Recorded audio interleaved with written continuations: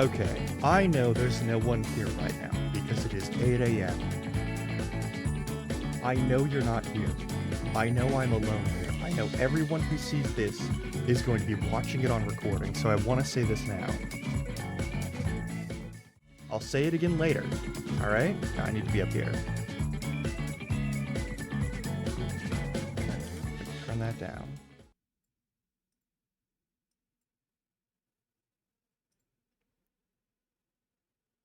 Don't fall for day one hype.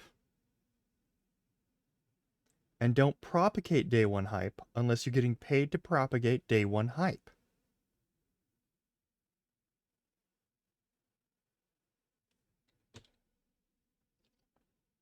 Don't fall for it. It's a trick to make you spend more money. Always. Even if it's a good crew. Even if it's a good company. It's still a company. Everything here is built to make you obsess over day one hype and FOMO. Stop falling for it. Your life is your own. Okay? Okay. Now that that's done, I'm going to sit back at my desk. And we're going to do our thing here.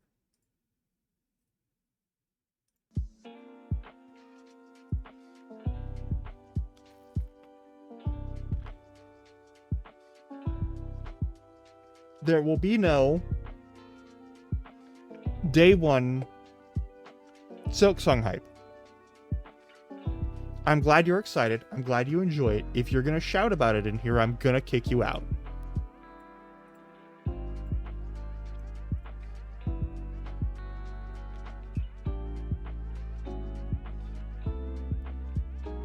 Because the right time to enjoy something is when you're able to enjoy it.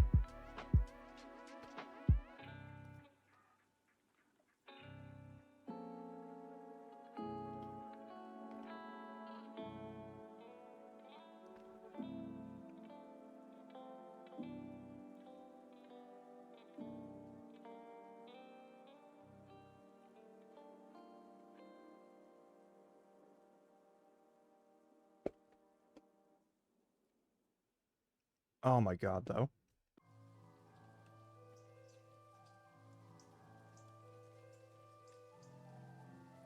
It's been a wild 3 days.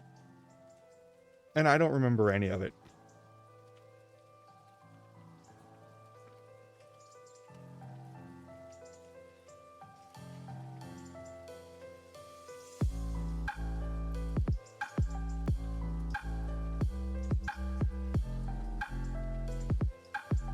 Like, the last 3.5 months, I've been running on nonstop adrenaline. And forcing myself to take a moment to actually stop, shut off every part of my body and brain.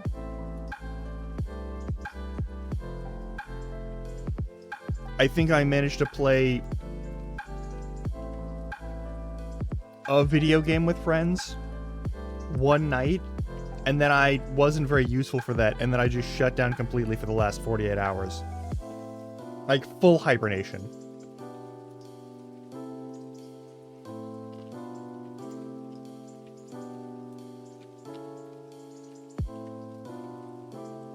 I don't even know for sure if I turned on this computer in the last 2 days.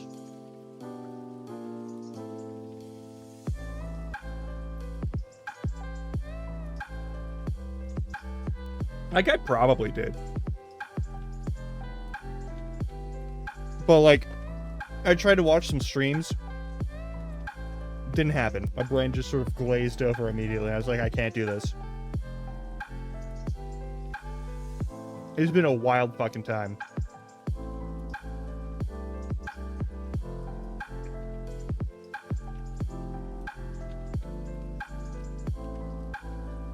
Goddamn.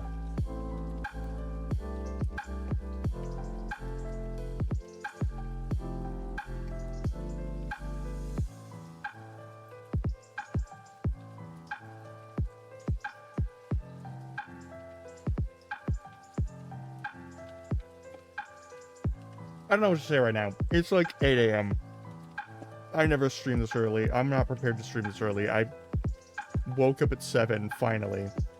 Like, I woke up as a morning person, fully refreshed and ready to go. And this is a wild fucking experience for me.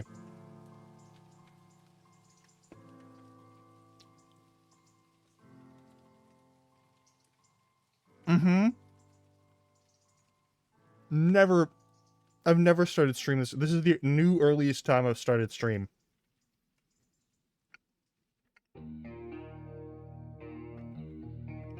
Also, good morning, Dawn.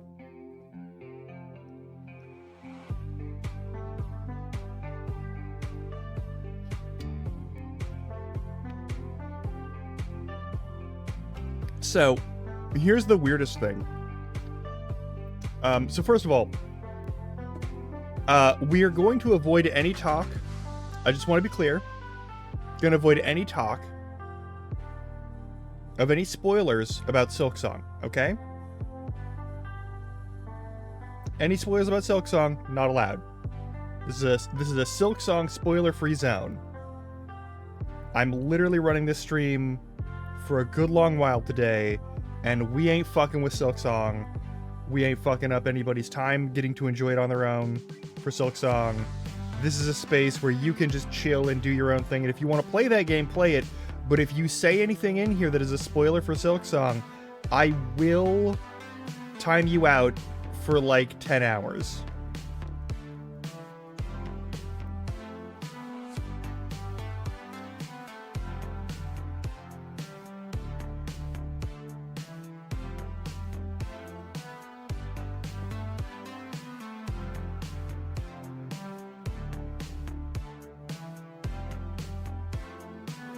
Just,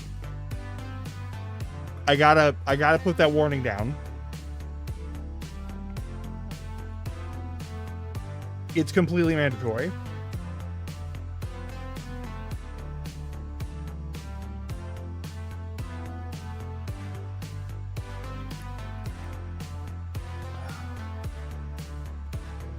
But yeah, I heard the loud meows. Is that creature over here? Are you trying to get up here? It looks like you knocked over a part of the divider, which is kind of impressive. Alright, well anyway.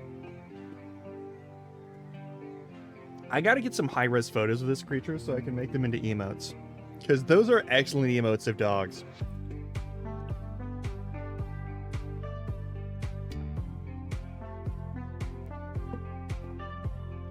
But yeah,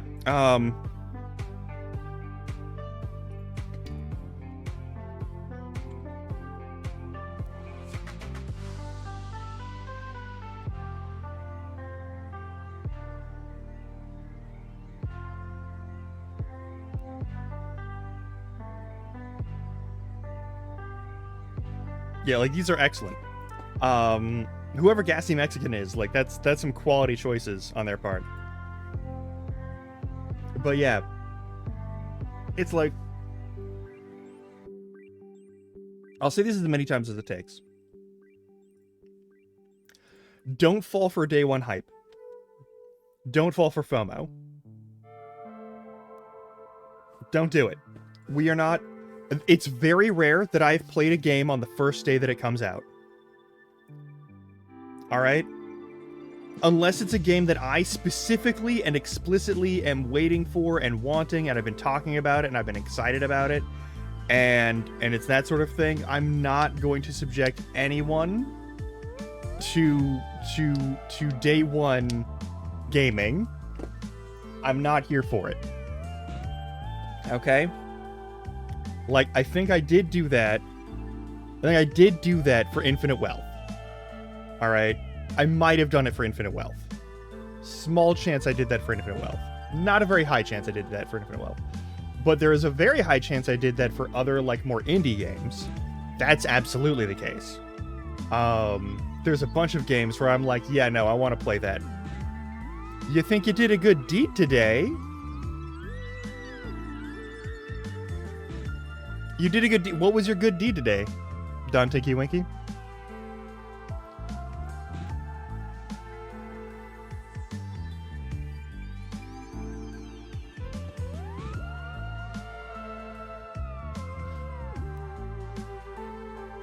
But, like, yeah, don't fall for day one hype.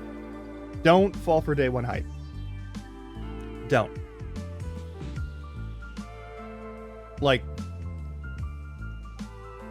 I'm pretty sure I could go click and purchase that game right now, and we could be playing Silksong right now if that was a goal I had today.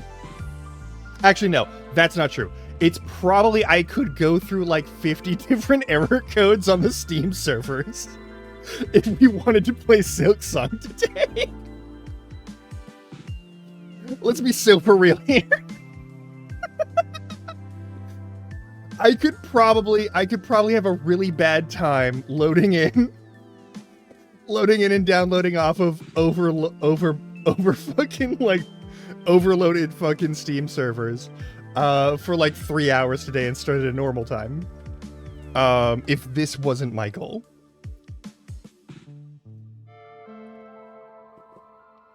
Fuck yeah. Good. Listen, that motherfucker needs some support and does not believe themselves worthy of it, so go and do the thing. Good.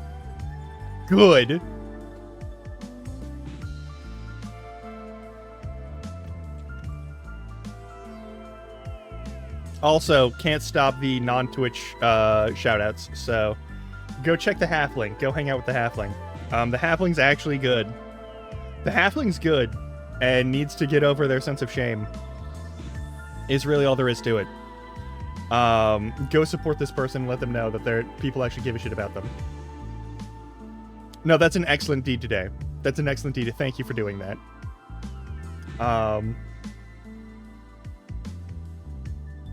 I've been gone for the last 3 days. Like, I haven't touched... Good.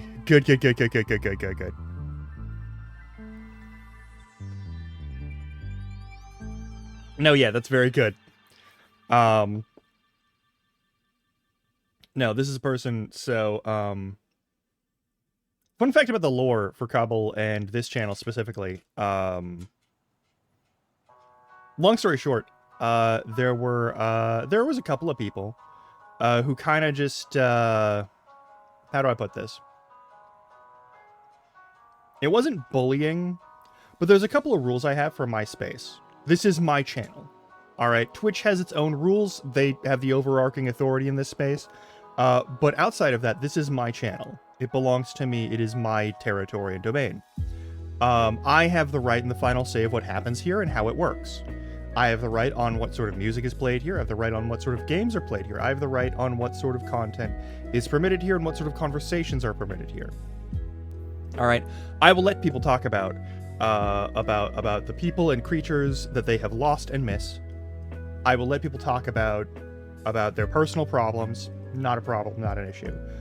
One thing I won't let people do is use this space in the way that I have been used in real life, which is to say, I will not let people use this space to hurt themselves. I will not let people use this space to bully other people or try and like push them out of an area that they actually feel like they might have some space where they can feel safe.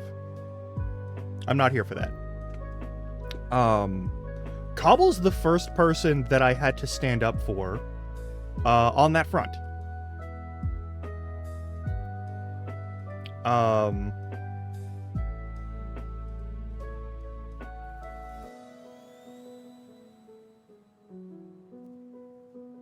And it was weird, and it was really unfortunate, and it sucked. Cause like the person, I basically was like, okay, no, that person's out immediately. You're making someone in this community uncomfortable, and you're trying to like be here in order to like passive aggressively like shove someone out of the area. That's not acceptable. I am not a turf war for you. My channel is not a turf war for you. Go fuck yourself.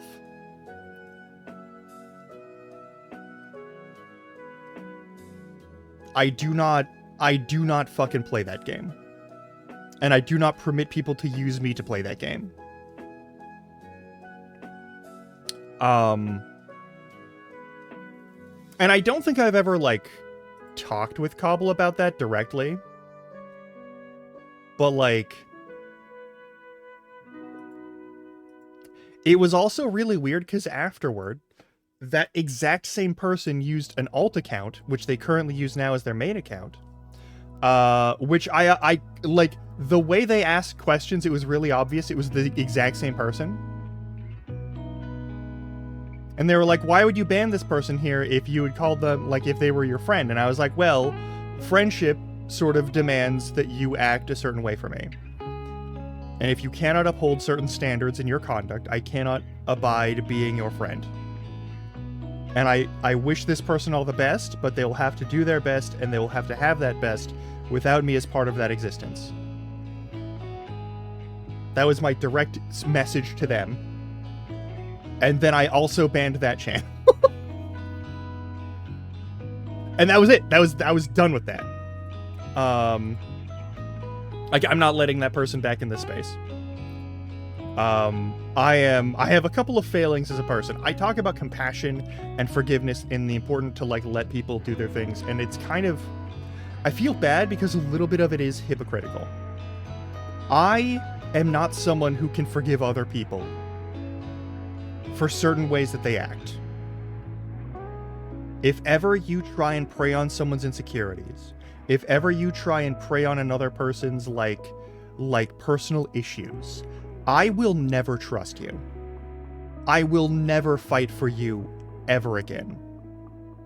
We will never actually be friends. We can be professional colleagues, and that is as far as it can go. The second you make a move that even looks like that's in your heart, I no longer trust you in any way, shape, or form. I can't. I've watched those people hurt the people I care about way too often.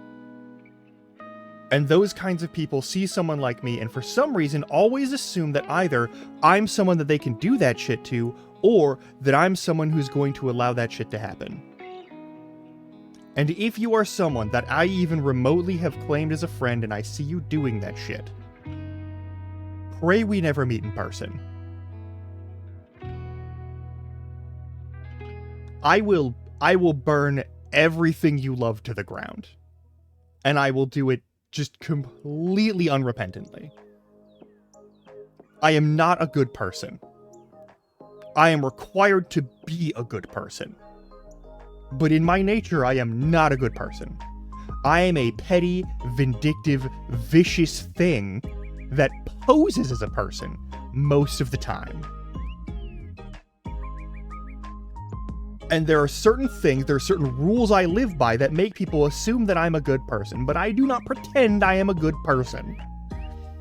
Yeah, it's like, it is an on-site thing. Like, you do that shit and I will. It's not even like it is on site. It is, I will wait. I will wait and I will burn you to the ground. Like, there are some people who pull this shit and it is very clearly a, hey, I'm gonna let the intrusive thoughts win today. And I'm gonna be the biggest bitch I can in the biggest way that I remember how to be. Because it's gonna be funny, right? It's never gonna be funny. It's never gonna be funny enough to be worth it. Don't fucking do it. Don't do it. Don't fucking do it. Anyway, but like, there are people that I have to deal with right now who are that kind of person.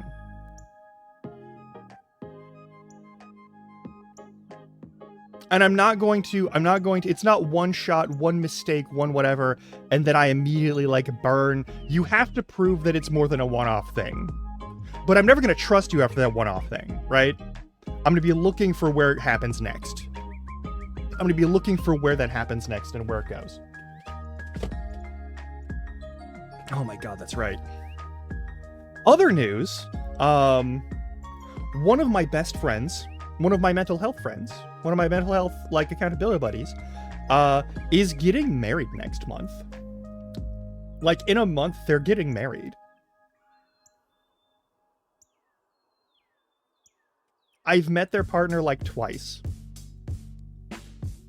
Just because COVID happened and like they got together with some during COVID and it's been a thing. And I'm actually really excited because they seem like a lovely person.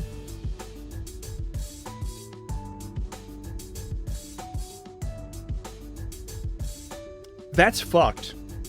Hey, to deal with two people in a project and then like, yeah, gaslighting, guilt tripping. I wouldn't give them gaslighting, guilt tripping. I would just hunt them down. I would just hunt them down. Like literally there's one of the worst things that I've done. I have I've done a lot of bad things IRL. I lived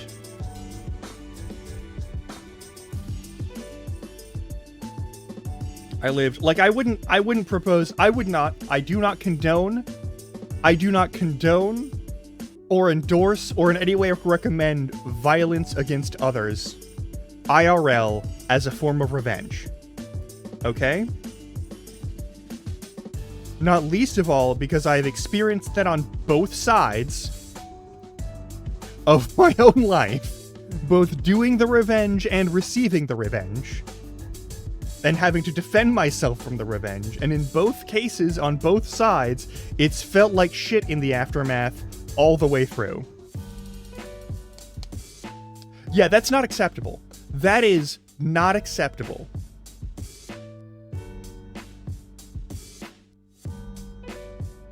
Also, I will note, if it's your work and it has your name on it, and it's still on the channel, you can report the channel on Instagram for having stolen work now. You can do that if you want to do maximum pettiness. That's not violence, that's just making sure that your work is only represented by a channel that you represent and is represented by you. That is a perfectly legal and reasonable and good choice, in my opinion, way to protect yourself from further bullshit. Like, you can report those posts and say you will take those out, or you'll be removed from Instagram for breaking terms of service. Oh, good. Okay. But in any case, yeah, no. I'm glad you have good defense on that. That is deeply fucked and not cool and should not be a thing that people have to deal with. But yeah, no. I will also say, and this is very important, I take that shit seriously here. I have to. I've had a lot of people. Yeah, no, like, fuck that. Fuck that. Fuck that. Fuck that person. Fuck that. Fuck everything about that. No, like, you can't be doing that shit. Like, I'm gonna talk about this real quick.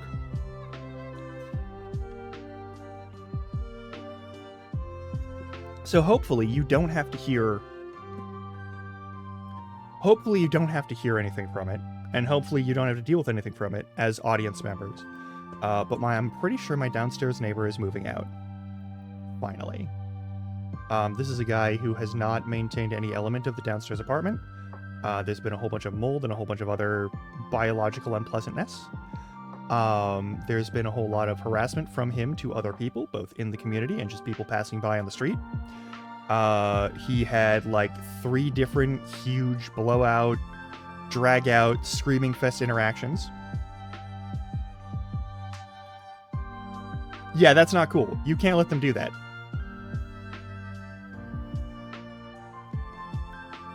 Yeah, don't let them pull that bullshit. Fuck that bullshit. No, I shut that shit down. I shut down a lot of bullshit very quickly and immediately whenever you get a chance. I also do my best to do that privately, just generally because, like, I don't think cancel culture is a good product of the internet. I think it is a cancer within our systems. And it is something that will sort of like pointlessly destroy people's lives and livelihoods for no good reason. And like, shitbags or not, a profession is a profession, right? And while you may lose some sort of group organization, you still have your own business. And you have the right to your own business, and you have the right to your own work. Yeah? And unfortunately, so do they. Yeah. Like, they have the right to their work and their business, and unfortunately, they have that right even if they're assholes. Their reputation, which is the thing that most people, especially entertainers and artists for entertainers on the internet, live off of, is our reputation. If you cannot uphold or abide by the things you say you will do, you cannot be trusted. If you cannot act right around people, even when the cameras are off, you cannot be trusted. Sup, Libby? Also, Libby, I've seen you playing a bunch of Minecraft. I hope that you have been enjoying it. Also, Libby's another fucking streamer around here, and I get to do this, which I'm sure you won't mind too terribly. Libby's a streamer here, and you should go check her out. She's great people. She's actually part of like she's part of the like the satellite group of like people that I hang out with. Not IRL, but like close. But yeah, Libby's cool. Also, thank you for the lurk. Also, Libby, I hope you're enjoying Minecraft. I'm sure you are. It's one of the most popular games for a reason, but like, I hope you're enjoying it.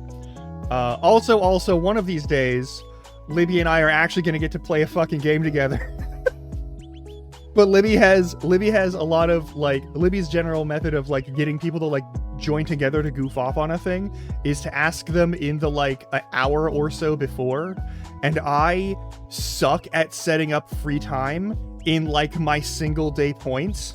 And every single time Libby has asked me to join her for like a group thing, there's been one time that I got to play Among Us with Libby and like her crew, and it was great. And it was because I had like a couple of hours free in that exact moment. And all the other times, it's always been like messaging me when I'm in the bathroom or already doing a different stream where I have other things planned out that we're going to do or like other stuff. And it sucks so bad. She's always like, yo, you got a minute? You free to do this thing? And I'm like, no, you gotta give me like a week advance warning. I'm so sorry. At least like a couple days so I can like change schedule out. It sucks. Because she's a lovely person and she's a delight to hang out with. And like, if you go watch her streams, you'll have a good time, guaranteed. But like, most of the time I'm just lurking ass bitch over there. But like, the other thing is like, I don't have just like, my day isn't fully free the whole day. Like, you'd think someone who is as unemployed as I am would have free time, and you would be incorrect in that.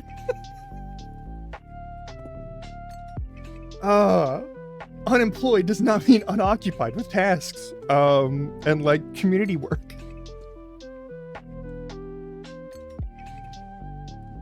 It sucks. One day, we're actually going to plan. I actually need to message Libby about like project stuff that I want to do.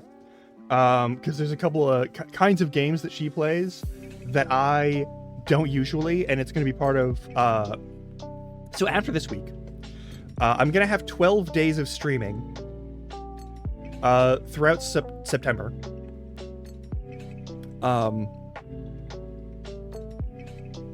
I was about to call that Sectember for some reason.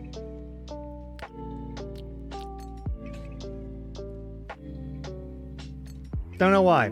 Anyway, September. The name of this month hasn't changed in over 1,000 years. Like, what the anyway. So, like, I have 12 streams that I've planned for the month of September. Basically, this week is the week where I do the planning stages of this, and I was going to do some of the planning during my 3 days off. The 3 days off turned into 3 days where I was basically unconscious. I roasted a chicken on Monday. I remember that. I also roasted a whole mountain of vegetables. Which are still in my fridge and still delicious, by the way, across like Monday and Tuesday. Like I just did a bunch of stuff with my oven over Monday and Tuesday. And anytime I wasn't doing that stuff, I double checked to make sure my oven was turned off so that I didn't just leave the fucking, like, the heating element on to, like, do whatever. And then I just, like, passed the fuck out. I don't think I even checked my messages properly over the last few days. I checked a couple of streams for, like, I think a total of, like, 2 hours over the course of the last, like, 3 days. I did a couple of things through, I was like, wow, I'm totally fucked up on, like, Monday or Tuesday. And then, like, yesterday, I was also like, wow, I'm totally fucked up today, too. What the fuck? And that was all of my social media interaction. I was gonna do stuff on social media. I was gonna DM a bunch of people. I still have a list of people to DM. To see if they're up for it. And see if they're down to do some stuff. But yeah, on the note of planning stuff, I have 12 streams that I have planned. We might get around... I don't expect all 12 streams to go down. I want to be clear about it. I do not expect all 12 streams to happen. I also know this Saturday and next Saturday, my brother... Well, this Sunday and next Sunday, my brother will not be available for Elden Ring. And this Saturday... possibly Emma will not be available for Date Everything. But I have tasks. So I'm gonna turn down the game chops real quick because I want to talk about this again. For any of you who did not show up to the last day of the August stream relay that I basically did, where I did as many hours as I could every day for streaming. And I missed 2 days, unfortunately. But I did like 29 of the 31 days, and I feel pretty good about that, all things considered, because I'd just done like every weekday of streaming, which is what we're basically going to go back to now, because that is pretty doable. After this week, I'm going to be streaming pretty much every weekday. The times will vary depending on certain factors, but the goal is 1 p.m. Pacific time every single weekday. I'm gonna have either like Wednesdays or Thursdays as like an off day at some point, and then we'll have an alternating weekend day, either Saturday or Sunday, depending on who's up for doing stuff. Wow, it wiggles when I'm doing hand gestures, and I'm doing hand gestures even though you can't see my... I really need to get the arm tracking working. That's all there is to it. I gotta get arm tracking on here.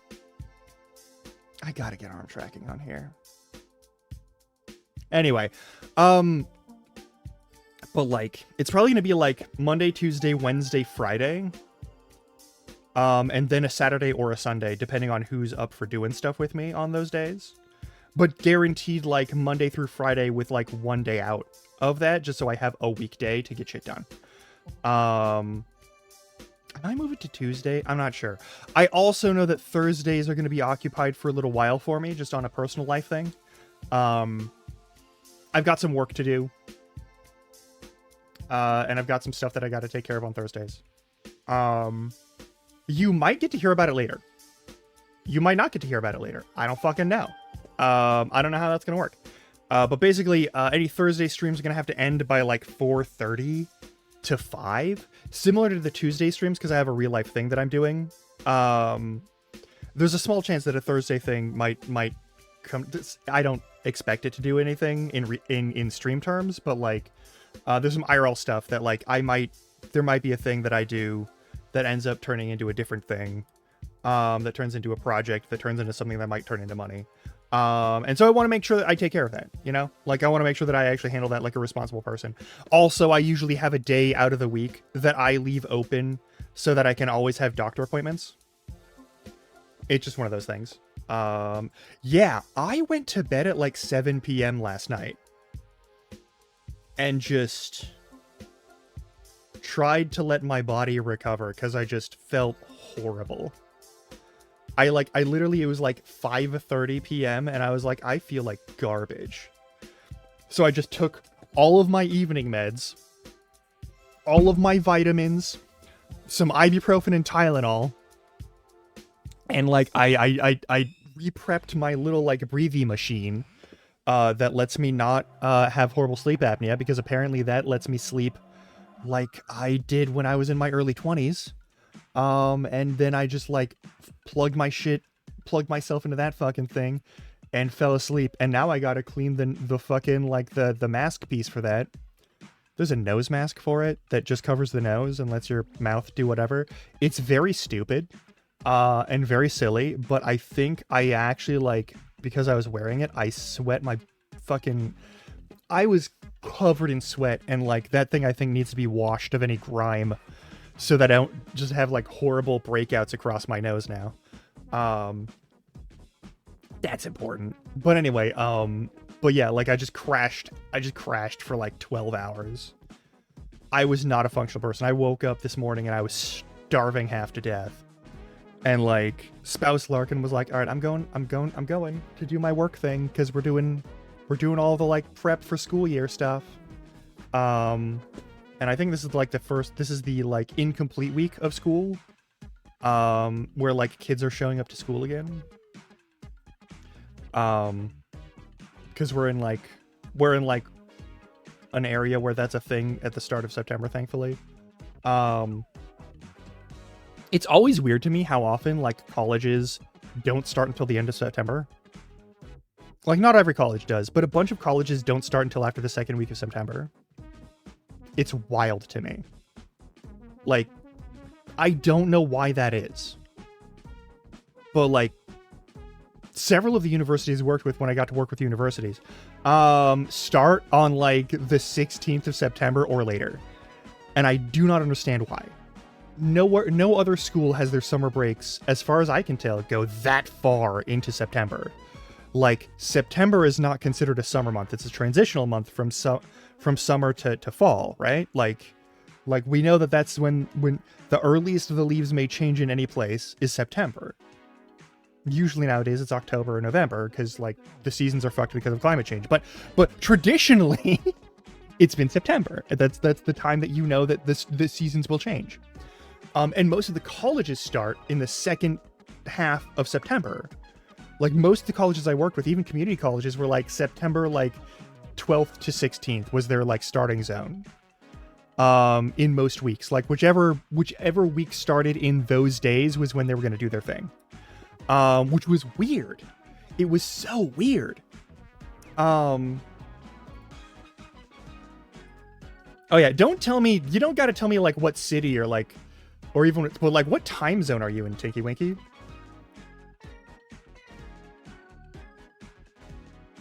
I'm actually very curious about this because I know that Leech is vaguely Central Time Zone, and I know Cobble is vaguely Eastern Time Zone, and I know Cobble has also doxed themselves to be in like New England, vaguely. Okay, cool. If you want to say country, go for it.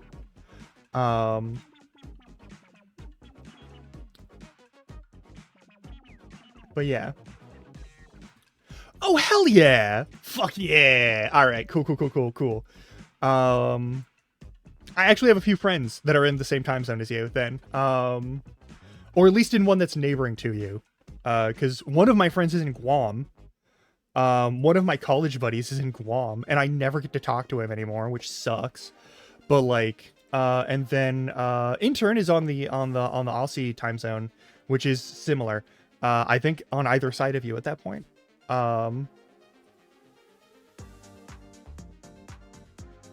Yeah! There's also like OG, who is I believe either Indo or Filipino, and yeah, there's a couple other people.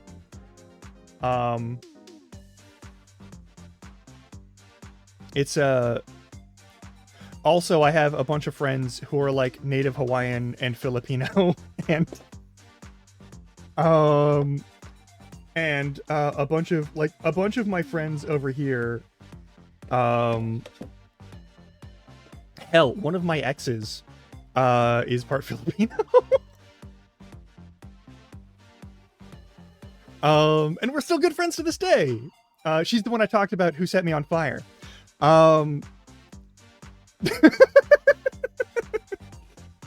Oh god, no, don't you fucking dare. Don't you fucking dare. I just said no nonsense. Alright. So, what the fuck? I checked that last night to see if they were opening it last night, and they weren't. Yeah, like... Everyone always freaks... Hey! Nave, what's up? How you doing? It's a morning stream. This is the earliest I've ever started stream. It was 8 a.m. Pacific, which 8 a.m. my time is really fucking early. The earliest before then has been like 9 a.m. I only was like alive this early because I slept for 12 hours and woke up at 7 a.m. It's been a great time. We've been really chill. I usually wake up pretty early, but I don't feel up to doing anything because my body is like, oh, by the way, everything's going to hurt. But I took all of my meds before I went to bed. And so I was sufficiently prepared to be awake today. It was great. It was fantastic. So I actually feel pretty okay despite the fact that I've been up since 7 a.m. But yeah, no,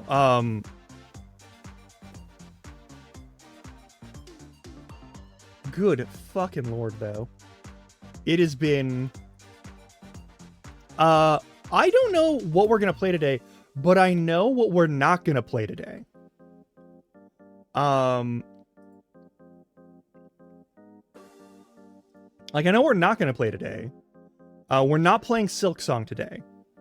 This is going to be a spoiler-free space for Silksong. Like, today at least, I'm gonna give you some grace and some peace and some patience. Yeah,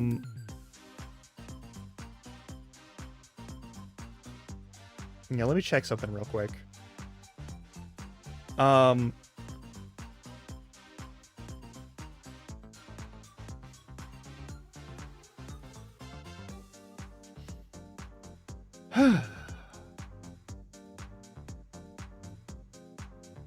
I do need to learn. Okay. I don't know. Why is my shit glitching out? Oh, yeah. I haven't even tried the initial mod pack. I'm so sorry. Like, I got wrapped up in a bunch of shit. What happened to my internet just now? Why are you dying? Are we good now? I think we're good now. That was a weird little, like, hiccup in my internet. For this connection. Hell yeah, yeah.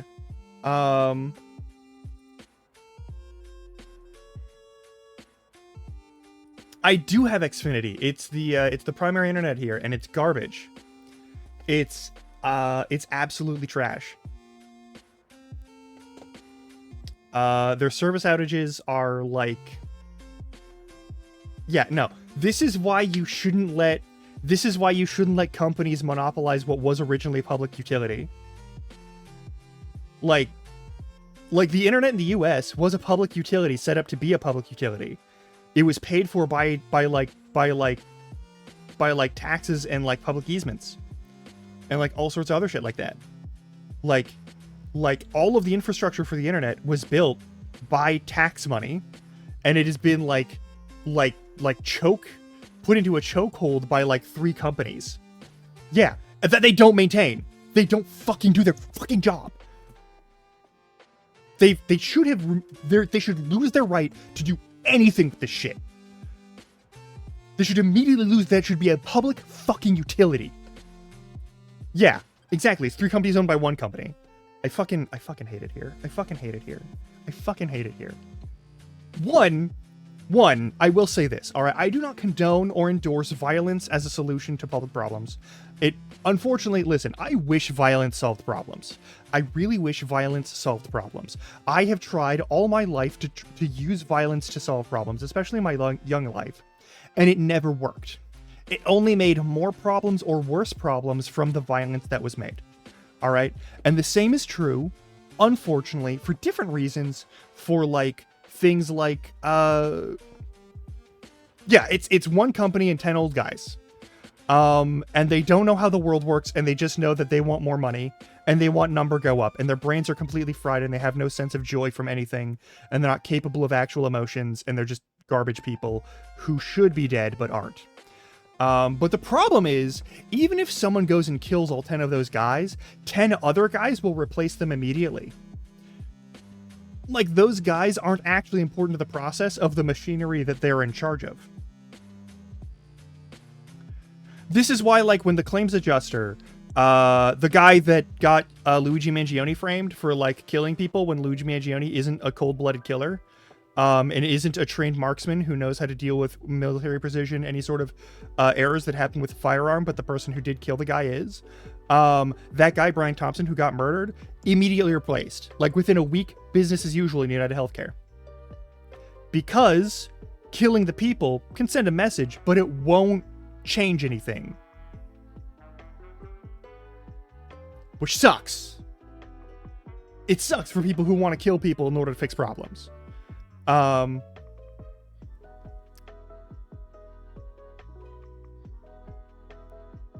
Here's the problem. Violence at a large enough scale causes change. It's not always change for the better. Like, when you look at the French Revolution, for an example, a bunch of people got guillotined, but most of them weren't the actual aristocracy who was in charge of, like, the famines and the unrest and the problems that caused the unrest for people. Most of those people got the fuck out of France and survived.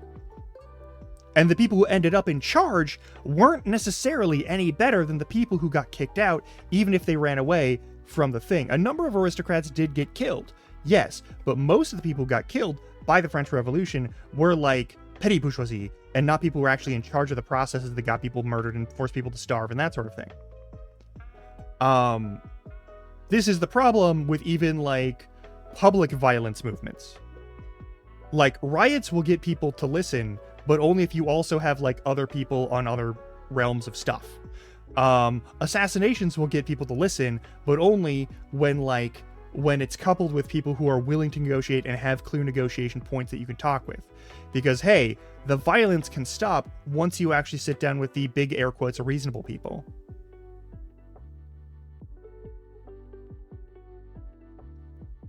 And that's how it's gotta be. Any amount of power will corrupt. Yes, and absolute power will absolutely corrupt. 100%. That's not news. But what I'm saying here is, I wish violence actually worked as well as people want to believe it does. It doesn't, unfortunately. And so, like, killing some asshole, right? Killing some horrible autocratic asshole who's ruining your entire government, like assassinating someone in power, especially if, like, there's already a clear system for, like, replacing that asshole with another asshole. Usually the asshole themselves is a figurehead or, like, some sort of, like, face point, but isn't actually like the like push point for that movement, right? And you see that time and again, especially with like fascist governments or like horrible terrorist organizations that are like super, especially like the super right-wing ones, like fucking, if someone goes and murders the head of the KKK, bottlenecking? No, we've already been through the explosive situation. The situation is constantly exploding. Like if you talk about like current events, especially like here in the US, I couldn't endorse any assassination attempt, mostly because I don't think they'll work. And also because like that's not really killing a public figure, no matter how like illegitimately they acquired their way in there, is a sort of like way of saying, hey, the system no longer works and it's time for like everyone to start killing everyone. And I don't think that's going to go well. We're not at open civil war or open revolt, right? Like, we're not there yet. We have some autocrats and some shitbags taking over a section of like the core of our government. And that's fucked. That is fucked. There are things that should be done that aren't being done right now because the people who are in power really like their power more than they like stirring the pot. Because they're cowards and because they're greedy. Yeah, listen, Nave, we will end up there. Whether I want us to, whether you want us to or not, we're going to end up there. And a lot of people are going to find out real quick where that situation goes. And the way it goes and where it goes is bad. There will be bloodshed in the streets, etc. and so forth, and it will suck. I'm not here to say that it doesn't. I'm not looking forward to my skill set as a person who was raised by absolute fucking, like, militant lunatics. I don't like that skill set is going to be relevant in any way in my society ever. Those people were supposed to remain lunatics. They were not supposed to be right. And I'm very bitter and very grumpy about it. I'm going to have to shake off the rust on my marksmanship training, and I'm going to have to shake off the rust on my close quarters combat training, and I'm not exactly pleased about it. I'm not happy about it. I was supposed to be able to look at that part of my life and say, wow, that was fucking crazy, and then never look back at it again. Like, it was supposed to be, wow, that was some wild shit that I had to go through in my life, in my early childhood and adolescence.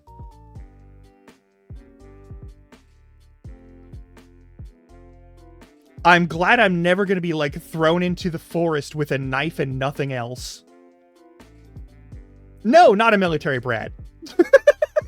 No, Nave. Not a military brat. Much worse. Much worse. I'll say this. I was raised by a raucous horde of lesbians and also a doomsday prepper. Or 5.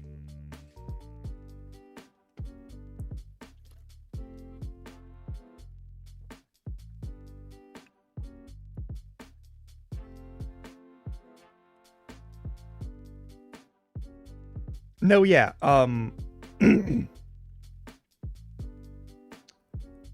also, we can talk about specific traumas if we want, but I'm going to avoid that today. But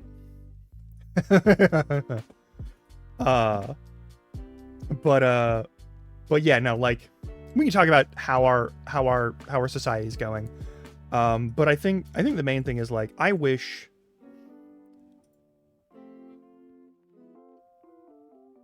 things had gone differently. And I'm just going to leave it there.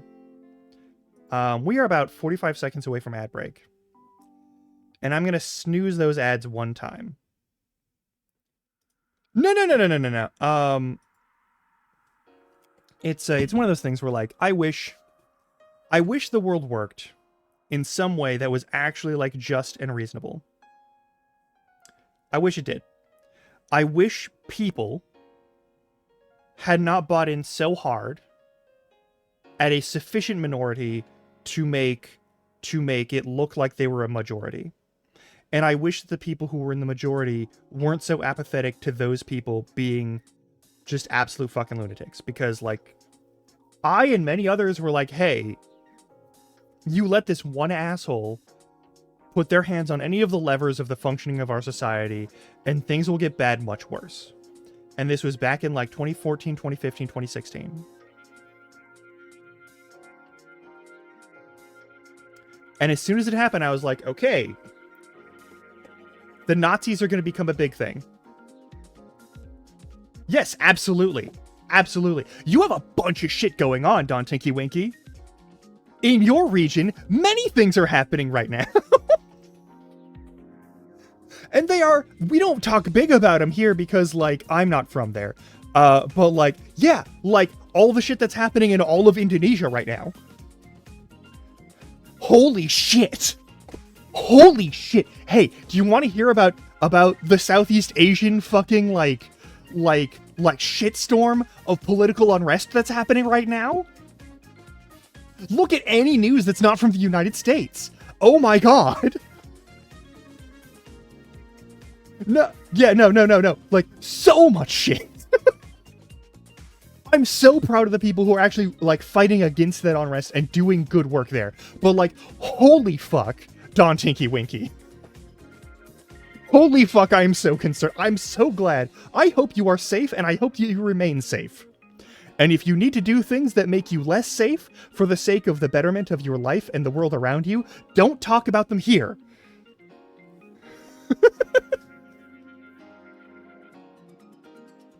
Yeah!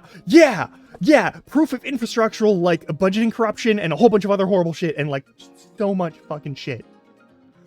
All of the things that are supposed to, like, make your society a safe place and a good place to live were, like, proven to be shams, and it was dog shit.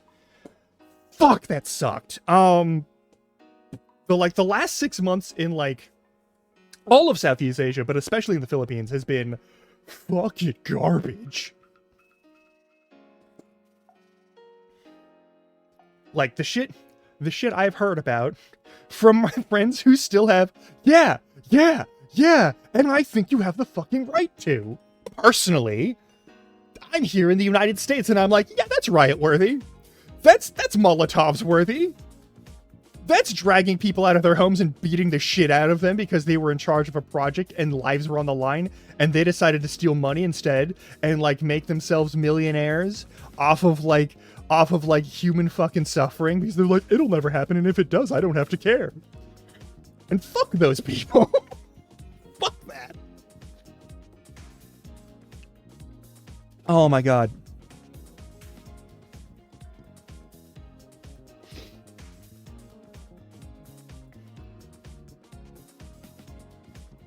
Yeah.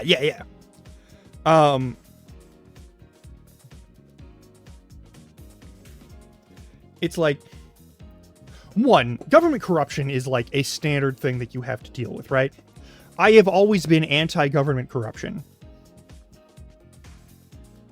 Like, I am opposed to the current administration of the United States because I don't think it's a legitimate administration. Not because of any sort of, like, voting horse shit, but because, like, there are basic rules that you're supposed to follow as an administration. You're supposed to work to the betterment of the American people. And they're just not doing that. They have no interest in that. They have every interest in strip mining every element and thing. Not everyone is, Knave. Not everyone is. A lot of people are like, that's just government and how it works. And I'm okay with that. And I deal with that. And I put up with it so long as it doesn't affect me personally. And they're not against it for its own sake.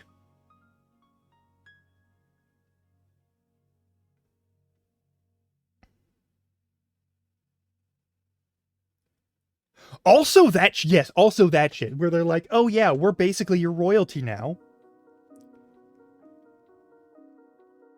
Like, acting like some sort of fucking influencers.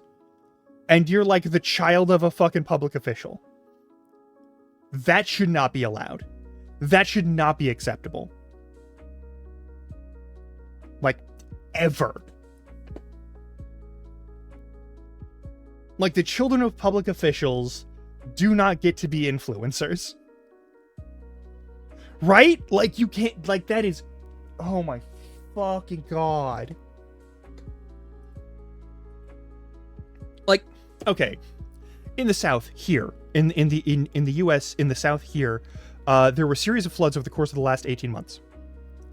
There's been a series of floods over the course of the last 18 months throughout the South, throughout Appalachia, and throughout a number of areas, and there have been a number of efforts to, like, support those things, and for similar reasons, where, like, levees and dikes and dams and safety procedures that were supposed to be in place were not in place, for similar reasons.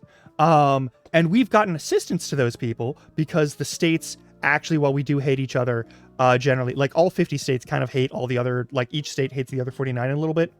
There's very few states that are, like, friendly and work together. Like, I think it's like Oregon and Washington and California, the West Coast states, kind of work together some of the time and have, like, a begrudging alliance against most of the rest of the other states to the east of them. But, like, yeah, no, it's fucking, oh my fucking god. Like, these people have proven over and over again that they cannot be trusted with any sort of, like, any sort of position of authority in any capacity. Like, you know the worst? Okay. The worst thing is, if the world was in a better condition, right? If the world was in a better condition, if the rest of the world, especially like the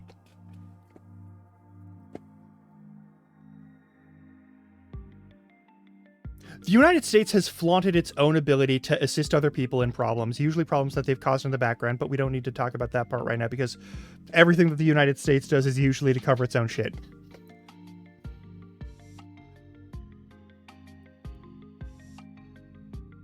Oh my fucking god. I hadn't heard about that one.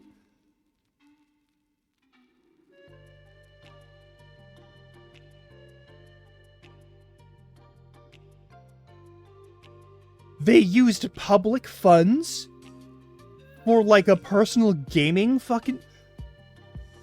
People are fucking dying.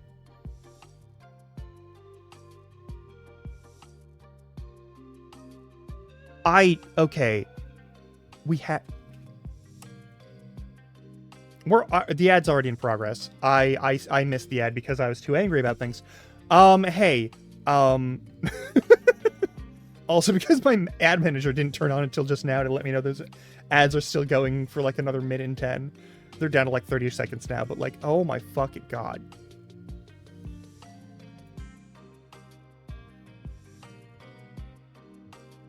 I don't even know if you can hear me right now. Hopefully you can.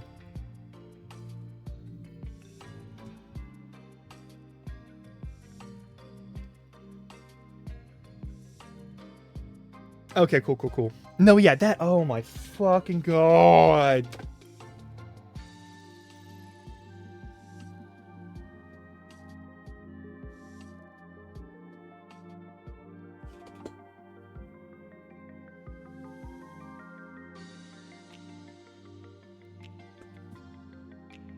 But yeah, there's like... You know, there's a number of non-government organizations that are stationed in the US that go to other places and help people. And could be here and could help you, if not for the fact that they've either been like stripped mined of any of the the public funding grants that they normally get, or any of that stuff. There's a bunch of like international groups that do the same thing. If they hadn't also been stripped mined of their funding from various countries that do so, there's like UN funding standards that have been removed that would be there to help people out. They could actually like keep people alive and do their fucking jobs to assist people. Through the goodwill of, like, humanity, you know, that sort of thing would have been cool.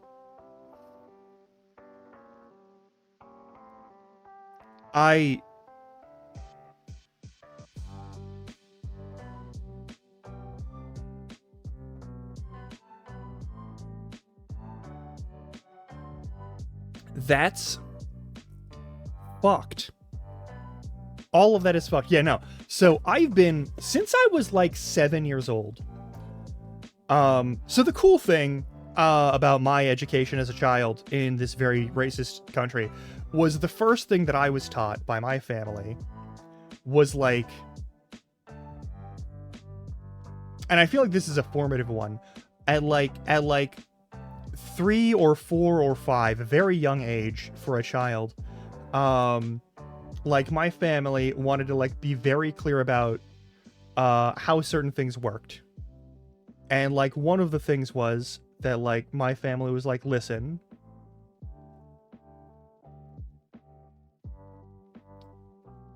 if you see someone and their skin is a different color, we need you to know that that's just like a chemical pigment in the skin that kind of depends on like how the last 20 ancestors, like how the last 20 grandparents, sets of grandparents behind those people were like, where they were in relation to like the equator, the middle of the earth where the sun hits all the time. You learned about that, right? And I was like, yeah.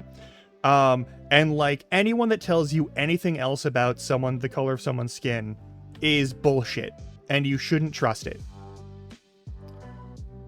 Anything that you hear from other people, you should not believe that, because it's literally just a pigment. And that sort of no bullshit education really went a long way for Tiny Grum, for Baby Grum. Cause like I've heard a bunch of the racist bullshit and I was like, that sounds like racist bullshit. And sure enough, it's been racist bullshit.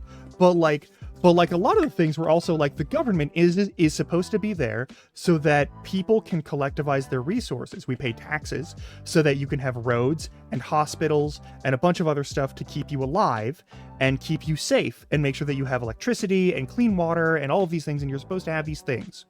And anytime the government doesn't do that, they're fucking up. And that was where my normal education ended.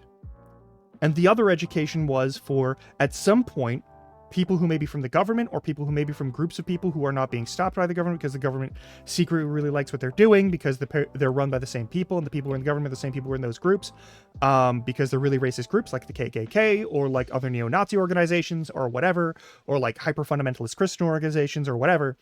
These people may want to kill you and you need to kill them better than they can kill you.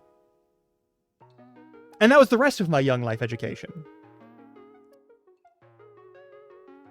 So my childhood was, don't believe racist horseshit. Remember that the government has one job and it's to support the people.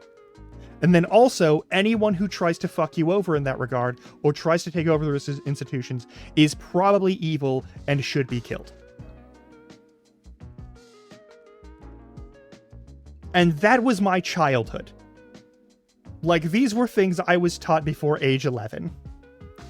That were, like, burned into my brain before age 11. Right?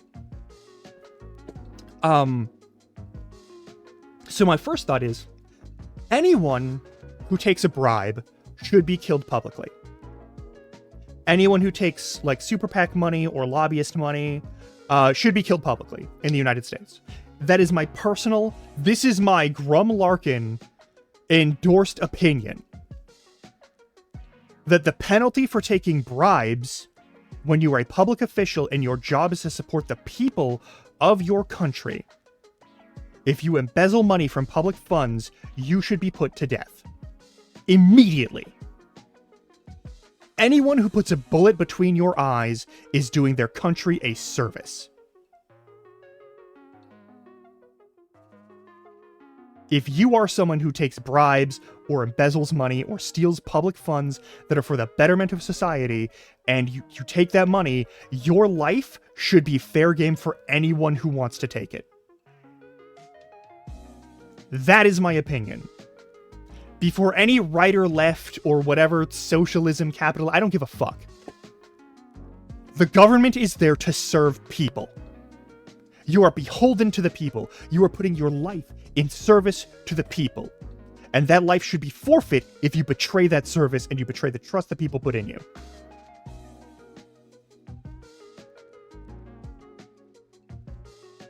That is an oath. And I, as a Fey creature, but also just as me, take oaths and promises and the words we say seriously. And you should have serious penalties on your life if you cannot uphold them or refuse to uphold them. If you can't uphold them because of other situations, like you're in a coma and then you can't sign off on emergency powers things or whatever because you're part of the disaster or whatever, like that's a different thing. But like if you're stealing money for fucking just your own enjoyment, you should be killed immediately. It should not be controversial to say that. That should be a thing. Anyone who, yeah, also the people who take vacations to escape the disasters of the place that they're in charge of and responsible for should also be killed.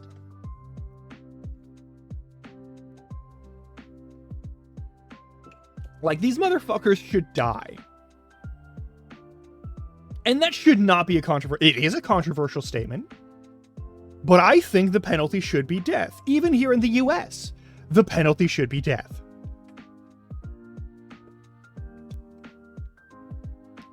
Yeah, probably wouldn't have stolen a bunch of money.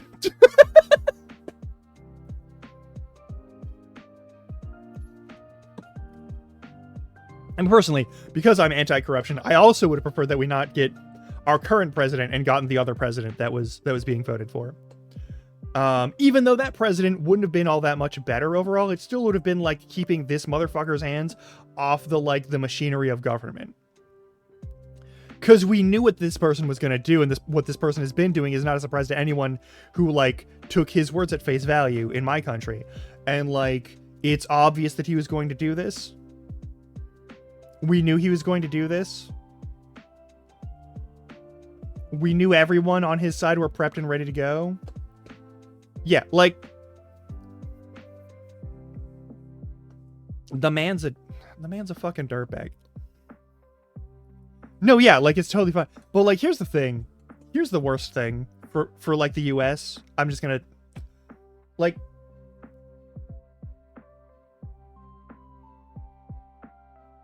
round one of this. Here's the thing. Donald Trump has been known since like the 70s and 80s in the business world as Don the Con. He's been a known scammer and con artist all of his professional life. He openly stated if he went into politics, it would be to avoid getting... Also that. Yeah, no, like,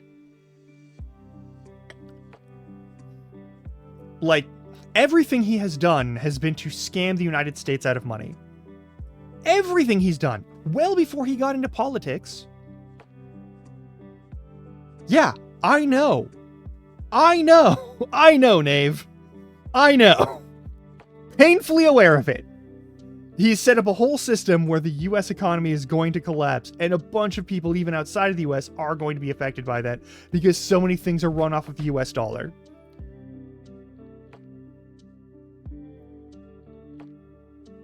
Like, a bunch of the Democratic corporatist jackasses decided to make sure that we got our imperial little fucking grubby hands into every economy. I know, and it's... oh my god. I hate it so much. I'm so fucking tired of it. And like, the problem is, and I'll say this, we've had this problem since Clinton, where like the Democrats have sold part and parcel off every public service and every support measure.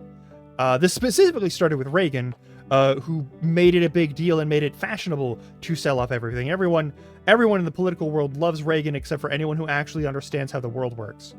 And anyone who understands how the world works is like, Reagan was a piece of shit and is burning in hell at this very moment and deserved to suffer a lot more while he was alive.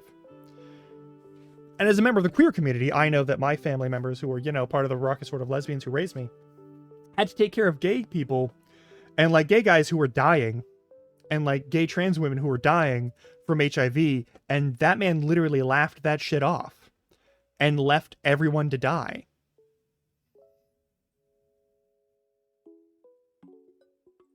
Oh, absolutely, absolutely. LBJ, Lyndon B. Johnson, garbage human being, terrible president, and also undid a shit ton of the civil rights work. Yeah.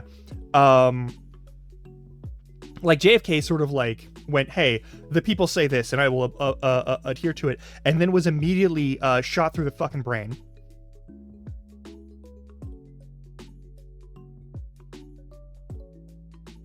Just, that's not suspicious. And then like Lyndon B. Johnson went and did a whole bunch of horseshit. And then after Lyndon B. Johnson, and there was Bush Sr. and Reagan, who did a bunch of other horseshit. And Reagan, the problem is that Reagan was similar to Trump in regards of like how much shit got pulled off and no one was held accountable. I mean, JFK wasn't perfect, but like JFK was at least starting to listen to some shit, you know? Oh, no, there's been plenty of good things that have been done by, like, the U.S. presidents, but I will say the U.S. presidency is not a place for good people to go. If you become president, you can say, hey, I did this, I did that, I did good things.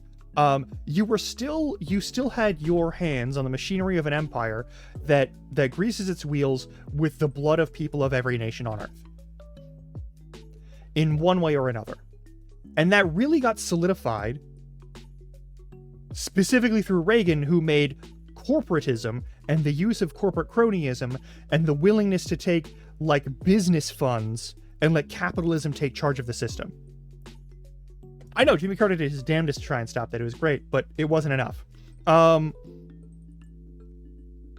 Yeah, like, you're never going to. Like, people think, Like, there's some people who are like, oh, you gotta vote for your president, you gotta vote for your president. And like, yeah, voting is important, but not for the presidents.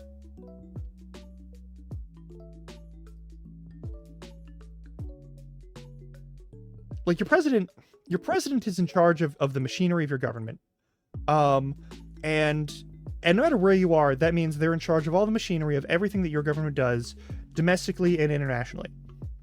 If you have anything involved internationally, they're in charge of it. What happened with Reagan specifically, and why I point out Reagan as the person who's like, that's the point where everything went to shit. Things were already on their way to going to shit, and Reagan was the person who catalyzed that and made sure it happened as fast as possible. And suddenly public money was able to be entered public money is able to be like given to private corporations easily and freely without a lot of oversight. And also like company money, like corporate private interest money, was able to be like shoved into public interests and given directly to public leaders. And since then, there have been very few public officials who are not, like in DC specifically, who are not in some way bought out by a company. There are very few, if any. And you can see certain people and they act like they're better than the others, and they usually ultimately aren't super good at that. I mean, trickle-down economics was not a system, it was a scam. And most people knew that. Yeah, no, and Tink, that's one of those things. People will choose against their own best interests if you get them to stop caring about each other and about people. Like, the reason Trump won a second term is because Biden didn't handle COVID correctly. Ultimately, that's what happened. Like,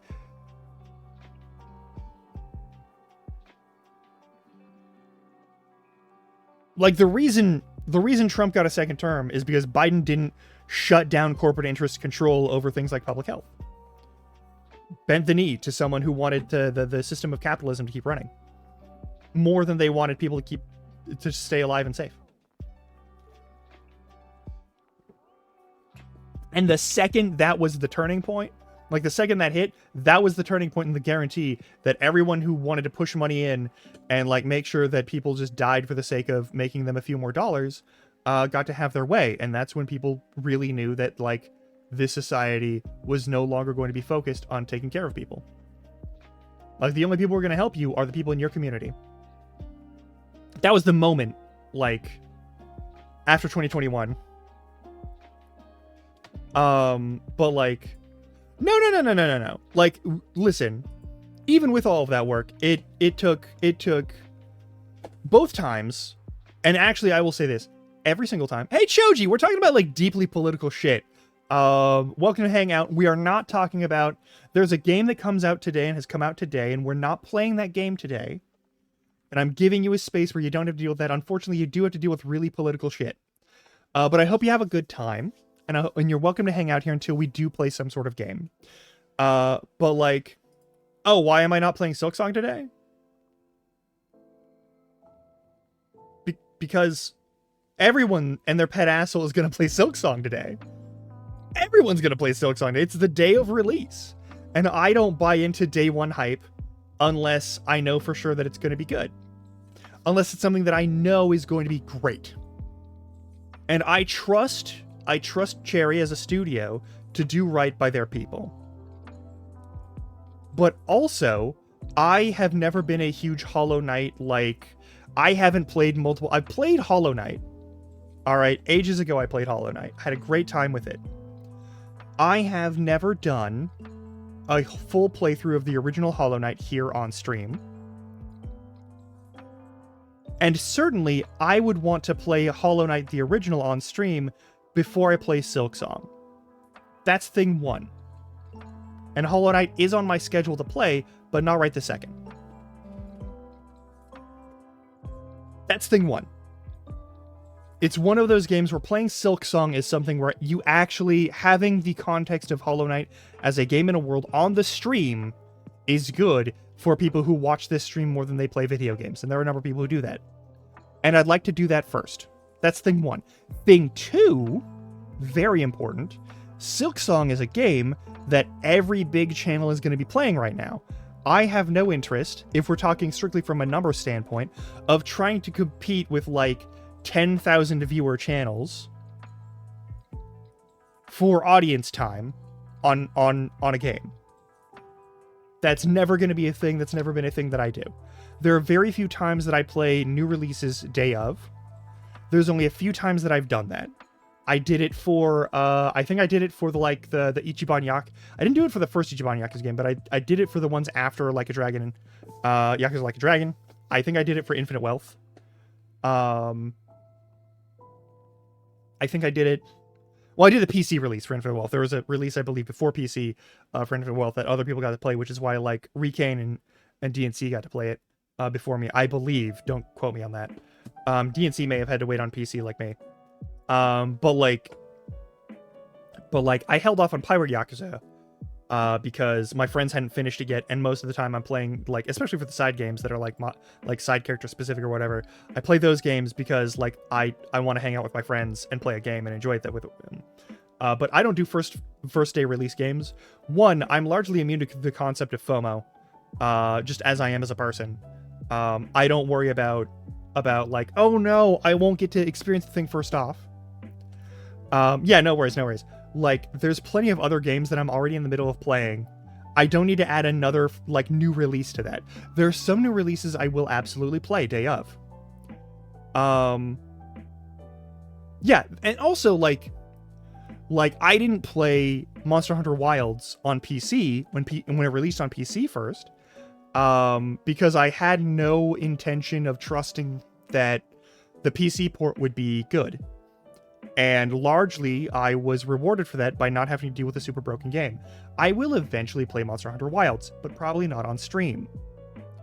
Yeah. The Ubisoft games. Good lord. The Assassin's Creed games do not play nice with PCs in the first place. The ports kind of suck. They don't work good. They literally do not work good. It is not really possible to run them in a windowed mode, even if you do all the things that would normally make something run in windowed mode, which is tragic and unfortunate, but it is what it is, and it is how it works. The other issue is, yeah, I love the Assassin's Creed series. Like, I never, like, beat any of those games, because I never got to hang out with people long enough to play them on, like, console. Because, like, all the times that I'd play them on console were, like, friends, and then they, like, I would move, or they would move, or, like, something would happen. And then the later games, like 3 onward, like, I just didn't get to play anymore because I was in college and shit. Or I was in post-college and working for a living and that sort of thing. But like, I love the Assassin's Creed games. Recane even, like...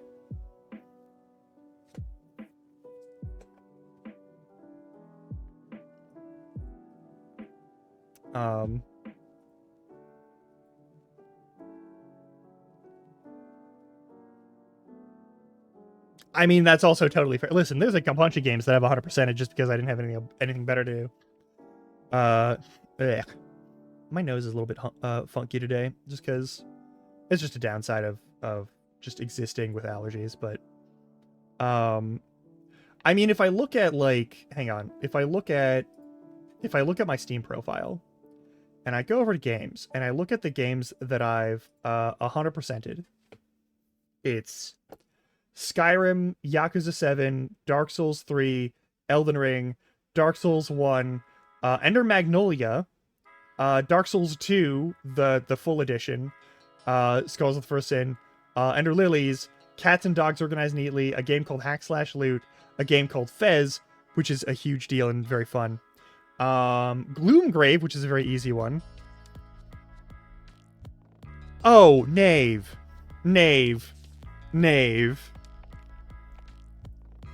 I love the Dark Souls games. But if you think that I'm playing them like all of the masochists play them, you are mistaken. There's 3 rules to Dark Souls. There's 3 rules. Alright? The first one is... make sure that you know the stats you need to level at base. Make sure those are leveled. And only after those are fully leveled do you go into the bigger attack stats or whatever fancy stats. That's rule 1. Level thoroughly. Level appropriately. Level matters so much more in that game than any others.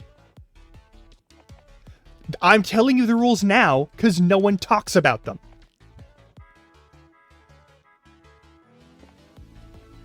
That's totally fair. Listen, that is completely reasonable and fair. Okay? You have every right to be mad at these games. The tutorials always have, like, especially for Dark Souls 1, the tutorial is a brutal fucking awful fucking machine. That turns happiness into, like, a void of sorrow. Demon's Souls was the same. And I started on Demon's Souls. Alright, rule 1 is level thoroughly. Alright? Rule 2 is there is always a move that you can make.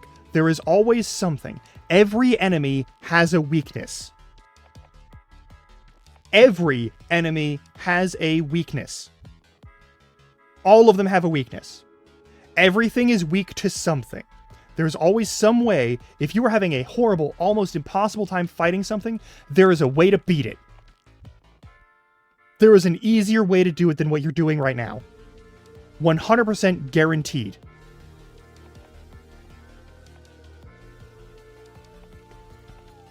That's fair. That's fine. The first rule is leveling thoroughly fixes most of the problems that people have with the difficulty of Dark Souls. The built-in difficulty scale is your level and how much you're willing to do to, like, farm up the level to make things easier. It is an old school style RPG where grinding is actually a worthwhile endeavor sometimes. You don't have to, but it makes things easier. If you watch on Sundays, my brother and I play Elden Ring, you'll notice that we do a lot of things that other people who do their playthroughs don't do.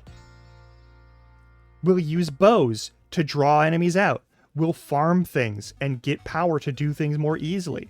We'll go through and make the thing work as well as possible. I will speak now of the two gentlemen of Miyazaki. The first is Hayao Miyazaki, the maker of Studio Ghibli. He is a grumpy, vicious, cruel man who has a warmth in his heart that demands that he do right by the world and to tell stories of the world. He is the gentlest of the two gentlemen of Miyazaki. The second is Hidetaka Miyazaki, a man who is delightful and filled with joy because he is able to engage in his weird fucking fetish in the Dark Souls games and in the other games he makes. The thing that you don't ever learn about the Dark Souls games, the Souls games in general, is that Hidetaka Miyazaki probably has some sort of snuff fetish, where he wants to get murdered real good, and it's a thing that he's super into.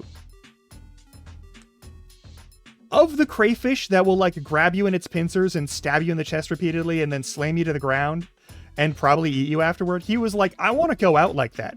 That's how I want to die. In an interview. That's a direct quote. I've described the thing and his direct quote about it. When you learn that Dark Souls is about slapstick murder, and you are the slapstick murderee, the one who is murdered, a lot of the game makes a lot more sense. It is a game about bleak, dark comedy. About you getting murdered and being able to do things over and over again, like Wile E. Coyote. The game is hard, not because it's made to make you suffer, but because they put a lot of work into the funny death animations a lot of the time. You make the same death noise a lot of the time. Okay? That is what the Dark Souls games are about. They are a man who's horny about getting murked, making a game where you get murked in more and more cartoonish, goofy-ass ways. He's the kind of guy where if he had to jump off of a bridge to kill himself, not that you would want to, because he wouldn't, but if he did, he would be the person who would shout, "Do a flip! Who said that? Guess I gotta," and then would do the flip. That is what Hidetaka Miyazaki, the second gentleman of Miyazaki, is all about. That is his whole fucking situation. That is his thing, okay? And we are all just playing through a game that is technically his weird fetish. I don't think it's a sexual thing. I don't. I think it is him having watched way too many, like, Acme-style cartoons in his youth, and it having an effect on his brain that it didn't have on most other people. I think that's it. Maybe he watched them as a teenager and he was feeling certain things at the time, and maybe there is something sexual to it, but it's not my job to judge or assume. What I do know is that he really does like the idea of dying in a silly, horrible, gruesome way. Okay? He's here for it, and he's made peace with that, and he is a happy, jovial individual because no one is kink-shaming him about it, and no one ever has, and no one ever will, and the product that he has made turned out to be hugely successful, and it is also probably a little bit fetish bait in that specific regard. Also, there's like a barefoot lady in every single game, and that's gotta mean something to someone in that design team, and it might be Miyazaki and it might not, and I don't know, but I know it's somebody something on that team. Alright? I've spent too much time dealing with people who are big into, like, weird stuff. And feet, honestly, I'm not a fan, but, like, it's a body part. You know? It's a body part. I'm not here to kink shame people who have an obsession with a body part. Alright? You do what you want. I don't fucking care. I'm into weird shit. It ain't a body part, but I'm into weird shit. I'm not here to pretend otherwise. Like, I'm not here to kink shame. I'm not here to, like... But, like, the two gentlemen of Miyazaki are here to spread, like, joy and, like... Joy and, like a better understanding of the self. This is what the two gentlemen of Miyazaki they've tasked themselves with, is to bring joy and hope and life into a world. And they just go about it in very different ways. And I respect both of them. Dark Souls is thematically about a world that is beyond your scope and beyond your understanding, and doing what you can to fight for the sake of that world. And doing whatever it is that you think will make that world a better, safer place, if only for a minute, for the people that need it. To act within your own limitations for the sake of yourself and others. Because, like, if you become, like, Elden Lord in Elden Ring, what kingdom are you ruling over? A kingdom of, like, half-mad corpses and monstrosities. Everyone who was anyone else has already run away or died before death was suspended and made impossible. And you're just trying to make it so that death can return and that people can live their mortal lives and exist as people again, instead of, like, being stuck in this constant zone of waiting and wishing for a world to continue to move forward. A thing that has been held in stasis unnaturally for who knows how long through the powers of some very old, very, very shitty people. And I relate to that a lot. And it's the same with Dark Souls series stuff. Like, the Souls series is all about, like, letting life and death and the world in its more natural state continue again. And letting it rebuild and giving it a chance to do so for once. In a time where it hasn't had the chance to do so in a long time. Every Dark Souls is about that process. And each Dark Souls, you're playing a different person who solves the problem in different ways. And, like, that's a thing. But to talk about the first two things. So I'm talking about mitigating difficulty in the Dark Souls games. The first one is level thoroughly. The second is find and utilize every advantage you can, specifically when it returns to enemy weaknesses. And the third is to use every tool available to you to reach each boss. People will say, if you summon for Dark Souls, you're doing it wrong. And they're idiots. Alright? The mechanic was put there by the developers.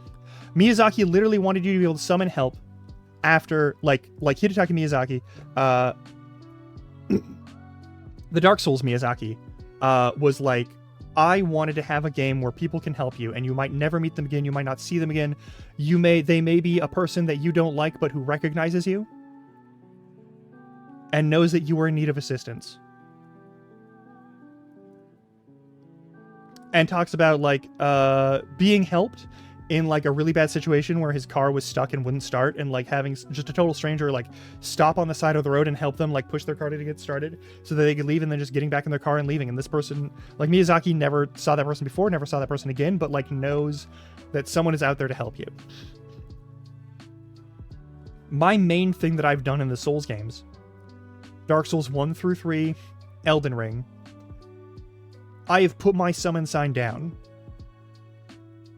to help other people.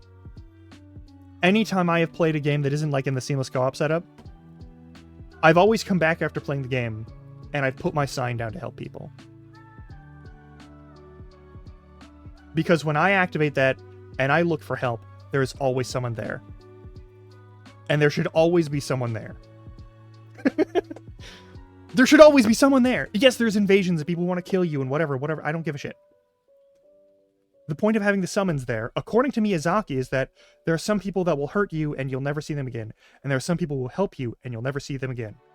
And that is part of life, and it is fair for that to be a part of life in this game as well. That's the point. That's the point of the summons. The point of having summons is that there are some people who are going to help you. And I've been one of them. I've put my sign down. I've put my sign down for some of the worst fucking boss fights in those games. I've put my sign down for Ornstein and Smo. I've put my sign down for, like, Smelter Demon and fucking Fume Knight and fucking like the Lothric brothers and goddamn like Slave Knight Gale and fucking Freed and like I've put my sign down for some of the worst fucking boss fights in these games, and every time someone has asked for help.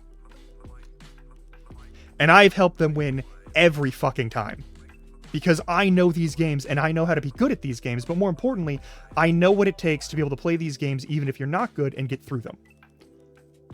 And sometimes that does mean asking for help. And there is no shame in that. That is the correct way to play the game. When you cannot win, when you cannot find an advantage, when you cannot make it work, there is someone there waiting to help you. That is how it should be in real life. That is how it is in Dark Souls. And anyone who's like, oh, if you summon, you're not a real gamer, fuck you. Fuck you. You're a stupid bitch and you don't know the reason that these games exist. You do not know the soul of the Souls games. You are an idiot and you are a fucking poser. Summon your shit. Take every advantage you can.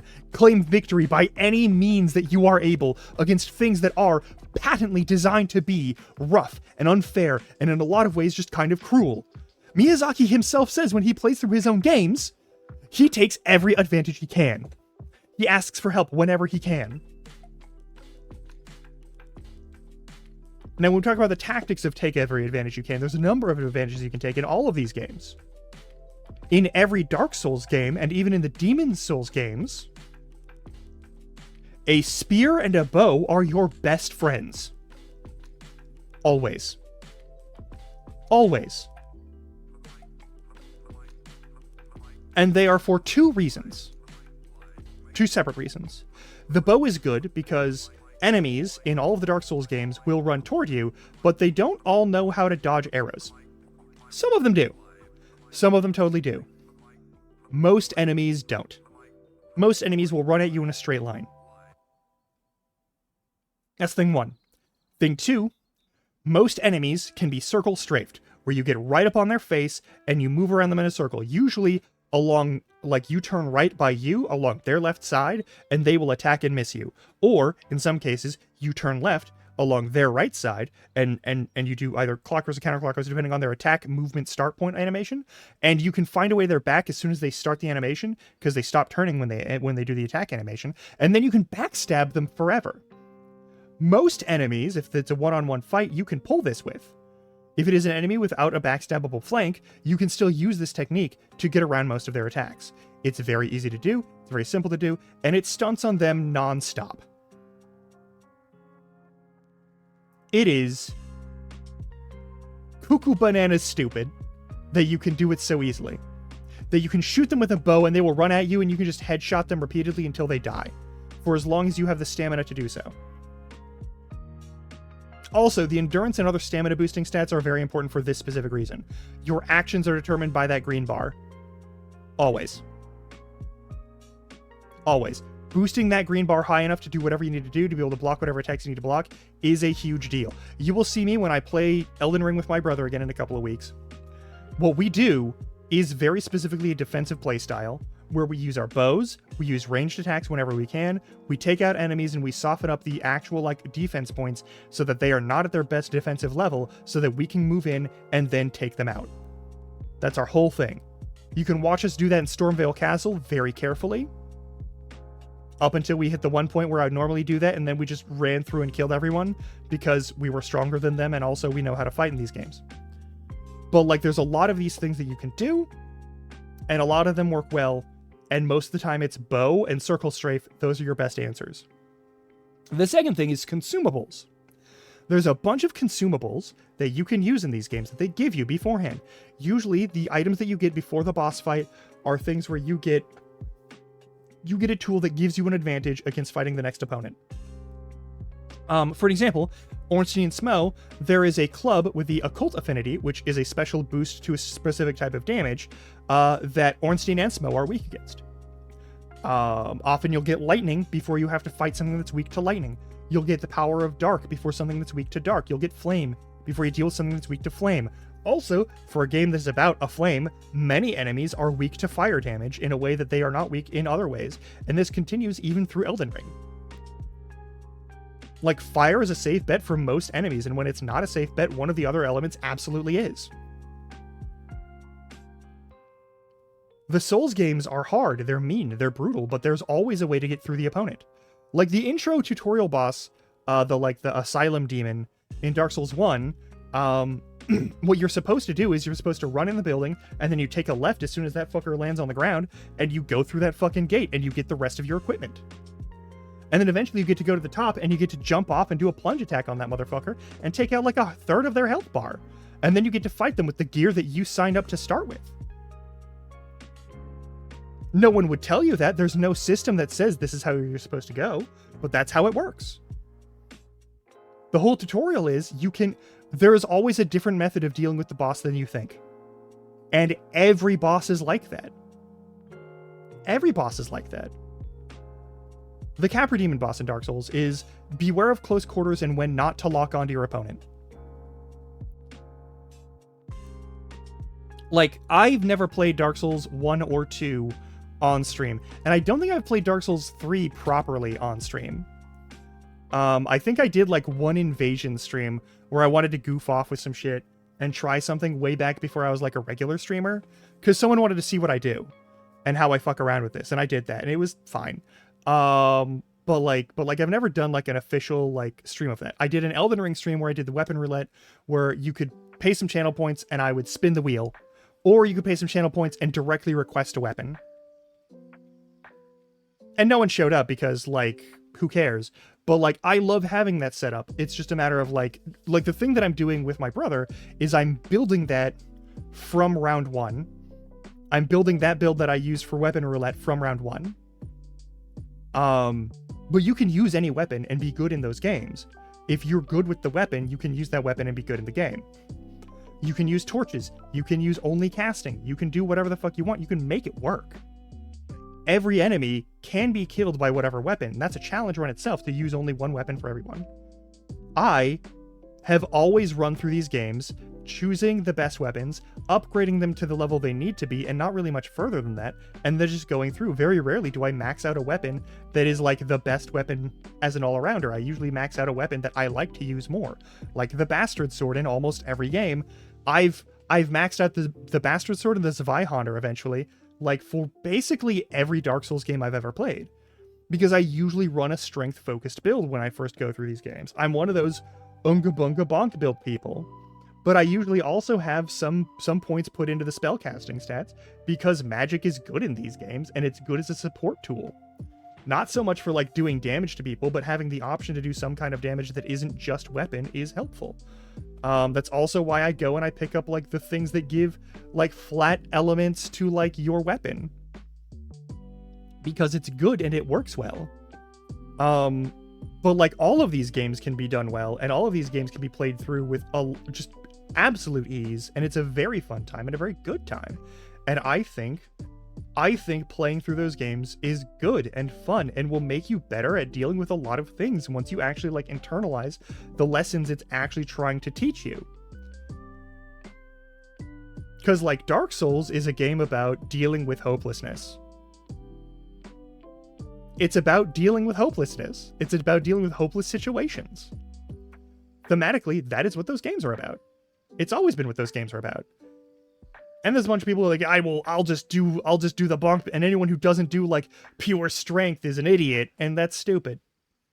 Those people are stupid and are missing the point. They're engaging in a challenge run for themselves, and they don't have to. There's tons of sections of these games where those people are like, that section sucks and it's bullshit and it shouldn't work that way, and that's a bad design choice, when it's just a design choice that they're running a specific build and they're unwilling to change their build or change their strategy to do it well. They're saying my way is best and any other way is wrong, and then it's kicking their ass because they're not willing to do it a better way or think of it in a different way. Which is one of the core lessons from Dark Souls, is learn to solve your problems. It's a whole fucking thing. Every Dark Souls is like that. The reason people hate Dark Souls 2, okay? The reason people hate Dark Souls 2 so much, the reason it gets so much hate, is because it puts you on an equal footing with your opponent on every level. All of the jank works both ways this time. And people hate that because a fair experience is not necessarily a good experience. The same like precision iframe requirements for your ability to dodge is also in your opponent's ability to dodge whenever they attack you and try to dodge. Like, it's the same thing. It's the exact same thing every time for Dark Souls 2. And Dark Souls 2 is janky. It's my favorite Dark Souls. I do not pretend it is the best game. It's the worst gameplay-wise of the Dark Souls games. It's still better than a lot of other games I've played. But it's the worst of the Dark Souls games. Okay? The jank in Dark Souls 2 is bad. It's bad. It's poorly made. It was not given enough time to cook, and it was not given enough time and enough focus to make all the mechanics work well. If they'd had the time and the money to actually do the thing correctly, Dark Souls 2 would be so much better. And there's a couple of mods that you can install in Dark Souls 2 that fixes those main problems in Dark Souls 2. And then you never have to care about it or worry about it ever again. Like two mods will fix your entire Dark Souls 2 experience. But also the Dark Souls games are famously like anti-mod, in that your account won't get like Valve or like Steam bans. But you can be banned in-game in the in-game servers for using any mods, even if they're just like texture mods. Meanwhile, the people use like cheats in multiplayer are free game because it's SQL injection, and there's not a good way to test for that without like kernel level anti-cheat, which is already a bullshit thing that Dark Souls was unwilling to implement in any way. And they implemented something sort of akin to it in like Elden Ring with the fucking easy anti-cheat bullshit, which is garbage and doesn't even stop cheaters half the time. It's its own thing. But like, which is also part of the reason why I just play on like seamless co-op most of the time for Elden Ring, because I'm trying to play with my friends, and like, also Elden Ring just isn't built for like invasions. It's just not. It's built to be like this epic adventure, but it's also built primarily to be a solo experience. Whereas the Dark Souls games themselves are all built primarily to be played alone, with only assistance only showing up when you really need it. Dark Souls 3 is the most that's open to... Hey! Hell yeah! I will also say, the DLC for Elden Ring does some really vicious shit. I also think Elden Ring's DLC is meant to be played after you've cleared the game once, and meant to be played through New Game Plus 1. Well, I hope that you enjoy Elden Ring, and if you would like to play it, you're welcome to hang out in the Discord. I will probably set up, after I finish the playthrough with my brother, I'll set up a time or a day where we don't normally do streams, where we can hang out and play through like seamless runs or whatever, and we can goof off with stuff. I will say for seamless co-op, I do use hacky cheats for two things, specifically for seamless co-op, and that's because of a couple of bugs that show up in seamless co-op. The first one is a map error, where whoever picks up the little, because there's a giant map that you can actually look at in Elden Ring, and they're set up with, there's these map steels, which are like statues with like writing on them. Hell yeah. But like Elden Ring, I use hacky cheats to give myself the maps so that anyone who joins my instance automatically has all of the maps, and so they can still pick up the things, but like they won't lose out on the thing while we're playing multiplayer. Because that's important, that everyone knows where stuff is. Also, getting to play with the map from minute one to let you know how big it is just really nice, especially when you like are someone who's a seasoned player playing with new players. It is the one thing that I will advocate using hacky cheat bullshit for. Just because if you're going to play seamless co-op, it's absolutely worth it to have those things on hand so that like if someone grabs the map steal and it disappears from your instance for whatever reason, you can still use the map. And you still get the map piece, and there's no worries about whether or not that map remains on your side of the thing. I think the hacky cheat thing that I use does also implement like all of the wet blades, which are the ways that you apply different like elements to your weapons. But those are also things that you can get with minimal progression through the game. Like, the first one you get is in the first boss castle. The second one you get is in the second boss castle. The third one you can get is in the third boss castle. The fourth one you can get is like a part of a quest line that you have to go through for like half of the quests that you want to get. If you want to get different endings, you have to go through that quest line to get like half of the endings to go right. And it's kind of important. And you get the fourth one there, and then the last one you get is like, where is it? Hang on, let me look up where that last wet blade is. Because the regular one is in Stormvale, the second one is in Raya Lucaria, the third one's in Redmane Castle, the fourth one is in Nokron, and what's the Holy Enlightening one? Hang on. I think it's in Leyndell, right? Like, it's in Leyndell, right? Yeah, it's in the Fortified Manor of Leyndell. Yeah, from the West Capital Rampart Manor, enter the roof near the Erdtree route. Yeah, it's in the Fortified Manor. It's in the place that would be normally Round Table Hold. Right?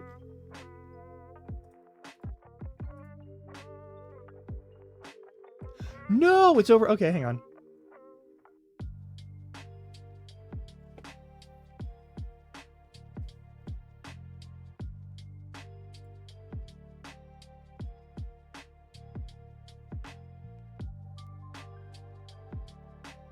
Oh, it might be. Hang on. Yeah, that might be it. I don't think it is, but it might be it. But yeah, like all the wet blades. So you get all the wet blades early. Woo! But like, you don't need to get all the items for free. My first weapon roulette I had to do on like New Game Plus 1 or New Game Plus 2. I don't remember which one. But basically I had to level out and max out I had to acquire and max out every weapon in the game. I cannot tell you how just like tedious the grind was to do that. And it was not worth it. And I am never going to like home make a weapon roulette run ever again. I will use hacky cheats to just give myself all of the weapons at whatever level. I will do that. I'm fine with that. If we do another weapon roulette on it, won't be a legit run, but I'm trying to do a legit build of the weapon roulette style build in this game that I'm playing with my brother on Sundays. And if you want to see that, I'm more than happy to do that. The only hacky cheat thing that you really need for like a regular run through Elden Ring Seamless Co-op is probably the one that gives you the maps.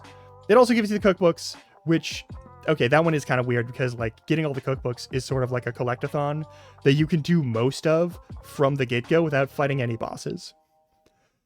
You can get like 75% of the cookbooks without fighting a single like actual progression boss, which I think is pretty neat. Like 3/4 of those motherfuckers you can just get your hands on, and then you can make most of the items in the game that you need to make. And you can farm all the materials for every item off of something. Like every single material that you would reasonably need to make other stuff, you can farm off of somebody once you gain access to that creature that you can farm. Even the stuff that's supposed to be rare or relatively unique, there's always like something that has like some way to get it if you're willing to dig around and find it. And the wikis are very helpful for Elden Ring for that regard, but like you can get items to like make your like status ailment boluses or like any of the recovery stuff, or like arrows. You can get materials for the arrows for free, no matter which kind they are. So you can get like a full quiver of like the super status effect arrows that I use all the time just by farming materials. That's doable, which I really appreciate about Elden Ring. Not every game in Dark Souls gives you that option, because most Dark Souls games don't give you crafting as an option. But in that case, yeah, you can make your own items, and you can make them.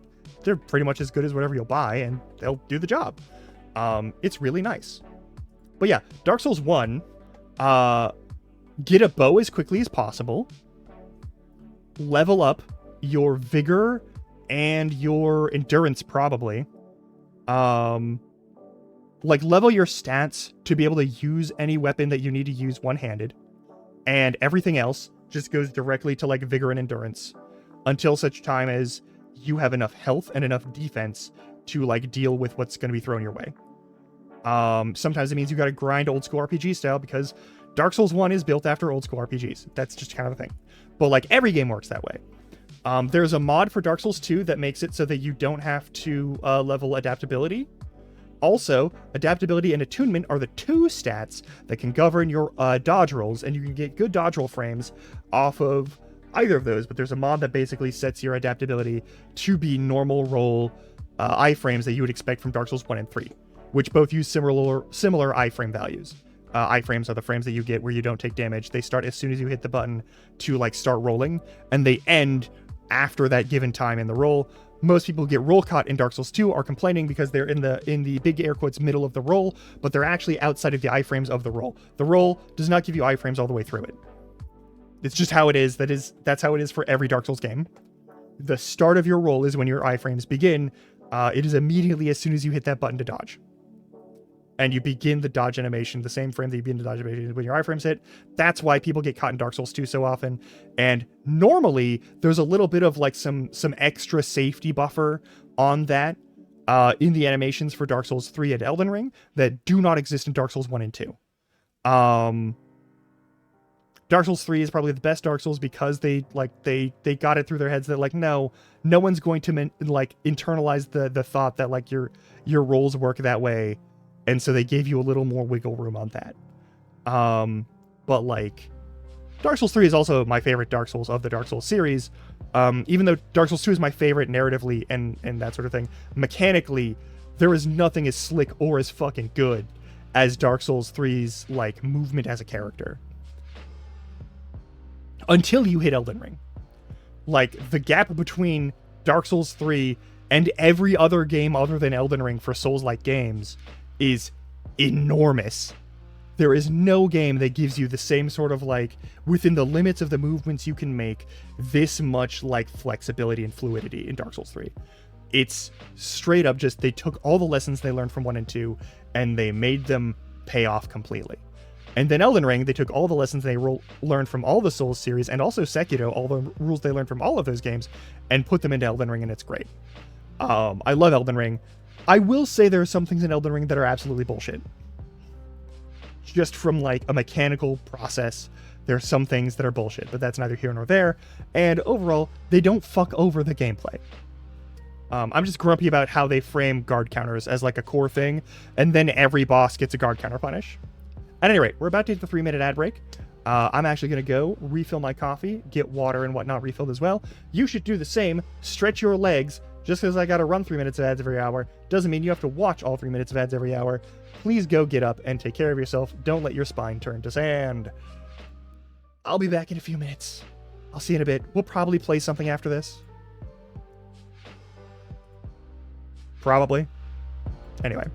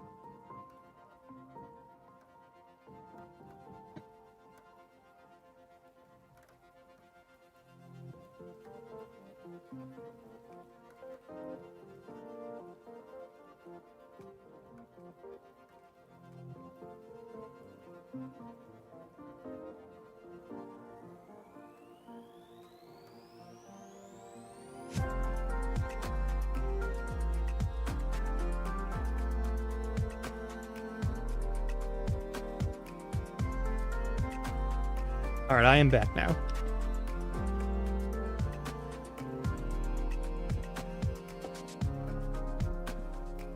Reheating coffee took longer than I thought it would.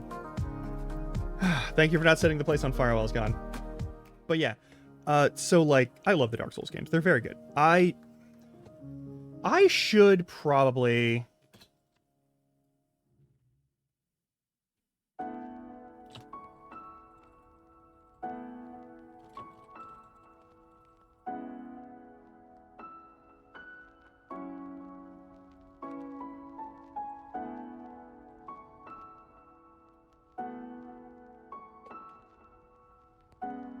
There we go. So yeah. Also, I'm glad that you've been enjoying me and my yapping. But yeah, it's just the Souls games have a very special place in my heart. Even if they're not, I will not pretend that they're the best games ever made. They're not. There's better games made, but like they're really good, and they were made with like a certain amount of like attention to detail for like a lot of weird little things that you wouldn't normally expect a game like that to have attention to the detail. But yeah, no.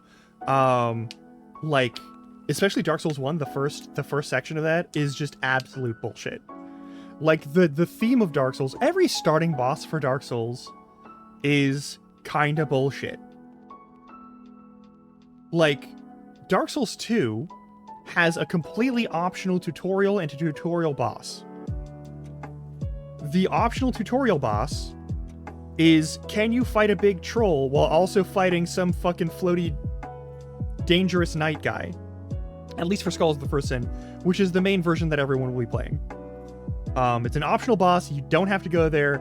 They are the only obstacle to free HRT because they guard the transgender coffin that you get into and get out of in order to trans your gender in game. Which is just a fun little tidbit on there. You know they put that in the beginning just so that they could have like a game test thing where they could see like the differences in the armors and how they fit on characters easily. But they left it there, and I'm so glad they did.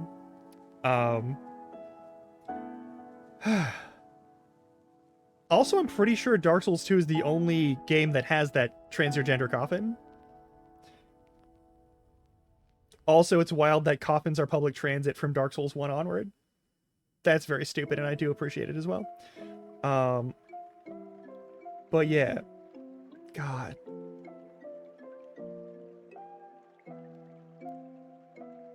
I could turn on Dark Souls 1 right now.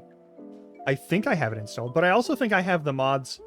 I think the problem is, if I start Dark Souls 1 right now, it's still plugged into all the mods that let you play with all the fucking Halo guns. I don't have it installed right now. Okay. I don't, never mind. Okay, so I'd have to install it. I think I only have Dark Souls 3, and I have Dark Souls 3 on Seamless Co-op installed. So that's a thing. Oh, that's a thing I could do too, hang on. Is there any way to do that? Is there any way to do that from this launcher, or do I have to use the shitty CurseForge launcher to check out Don Tinky Winky's mod pack? Let's find out real quick.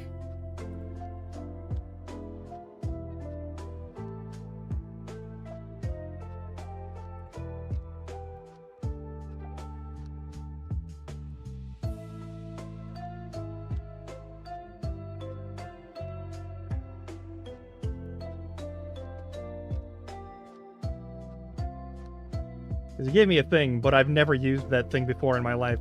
I don't... Also, Don Tinky Winky, I don't use the CurseForge launcher to launch Minecraft ever.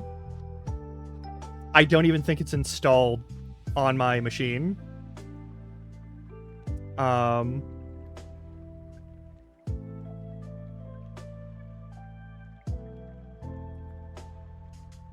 me check this real quick. Is there a way to plug in this? You gave me a code, right?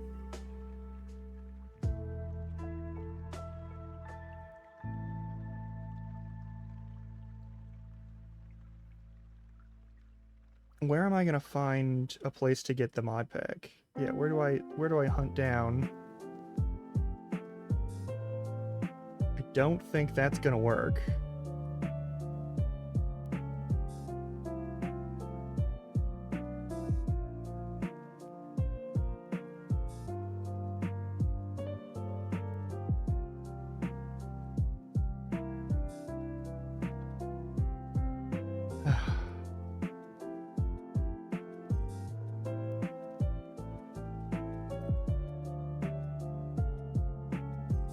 Look over at our DMs.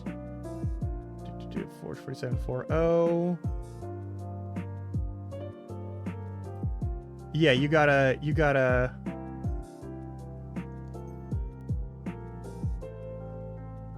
mod pack and use nap time plus additional mods. Nap time mod pack. Okay, let's find that.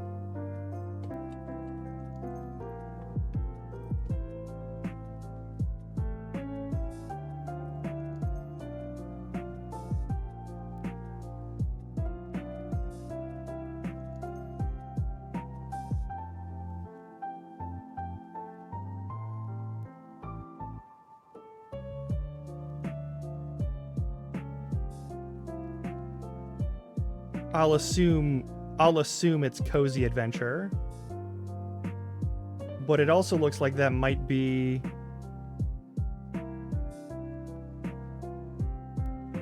Yeah, I'll fuck around with that.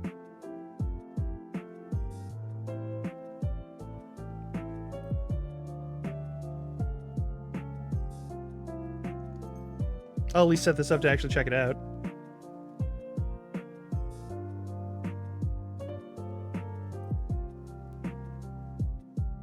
Because, yeah, it looks like...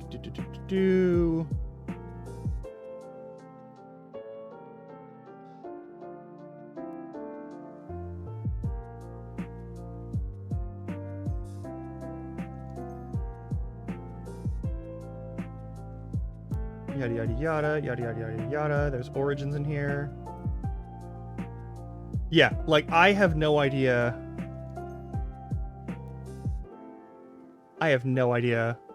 How I'm gonna get access to that through any sort of code on CurseForge, because I don't want to install the CurseForge launcher again. I don't. It's bad. It's bad and it hurts my soul. I probably have to do this with y'all, but yeah, I'm avoiding that. I'm gonna procrastinate that probably forever, and I'm very sorry. But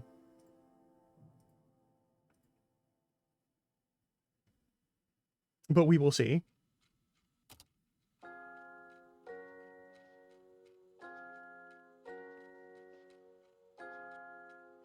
But yeah,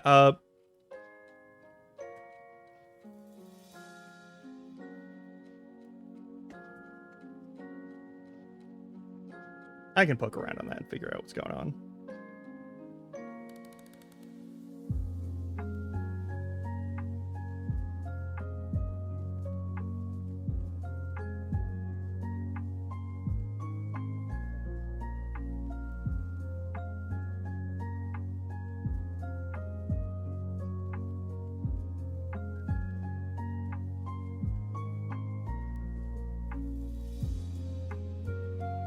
Poke me off stream for that. It's currently Thursday. It's been a while since we've played Digimon Survive. And I'm tempted to play Digimon Survive. I'm also tempted to play The Girl from Arcania. Both of those are very tempting.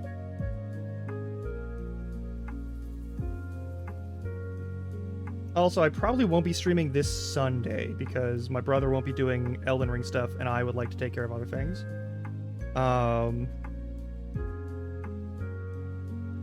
But that's its own business.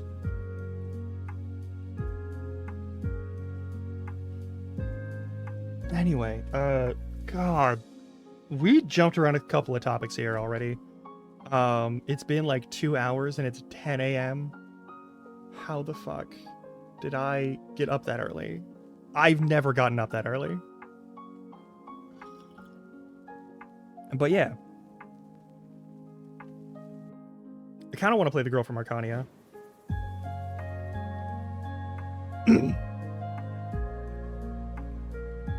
I kind of want to play The Girl from Arcania. Okay. I'll ask for custom stuff for the fucking cafe thing. The mod pack that you made, Don. Thank you.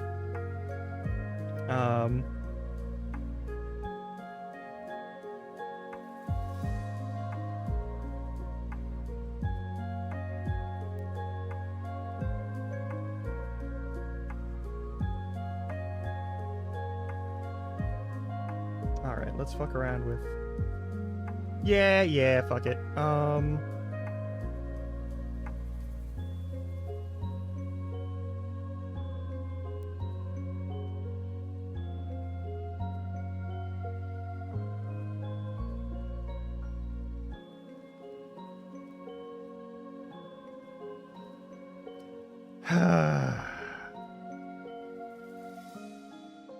Every time I click over and I see the news of various things, it's always like, what the fuck? Like, what the actual fuck? I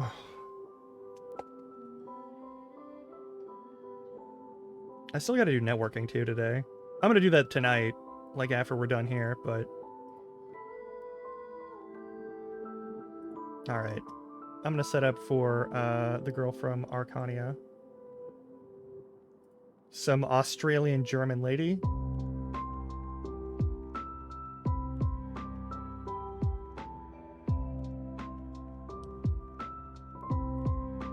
Alright, let's head over to the game section then. Might as fucking well.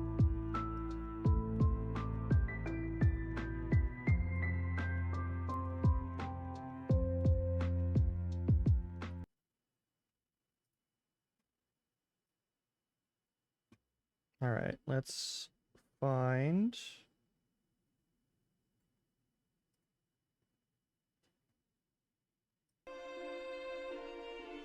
Okay, we've got audio there. Good. Also... Yeah, okay, cool.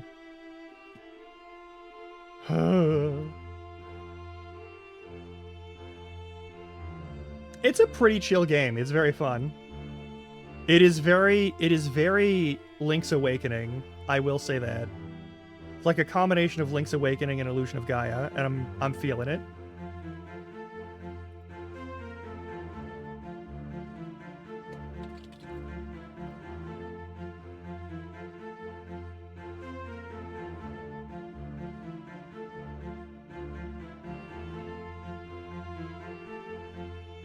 Make sure my controller works correctly. There we go. Perfect.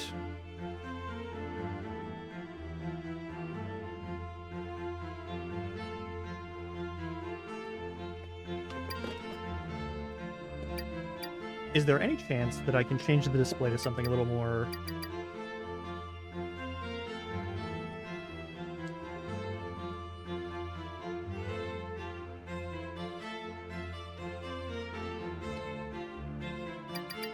That's better-ish.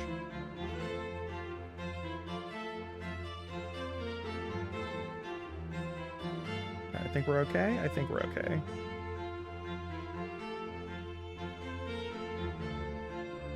We also have another Quest for Glory game to play, but I want to play this first. We played the first Quest for Glory. We got to finish that. I'm very pleased about that. I also want to know if anyone actually wants to watch me play those games more.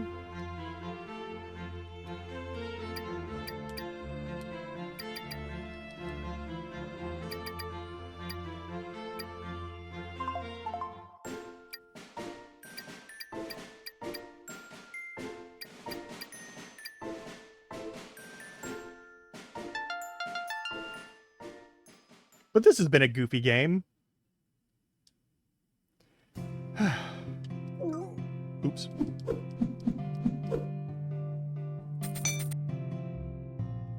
Okay, now we have a swimsuit, which means supposedly we can swim. There's also this path down here. Yeah, Costa Verde, City of Arcania, Porto Gandara, Upper Windberg. There's Upper Windberg. Which is going to be a mountain of some kind, and there's, like, stuff over here.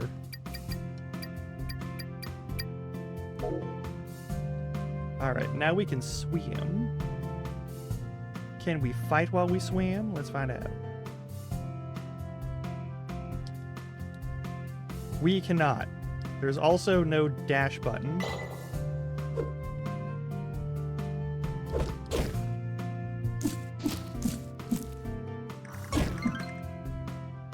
I don't know what's going on here. Someone at the door? Who could it be?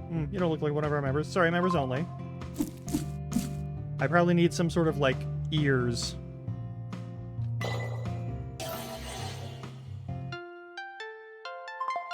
Perfect.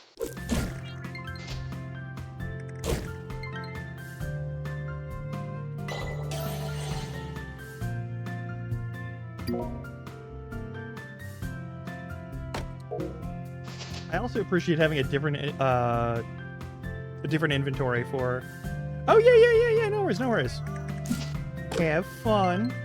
Take care.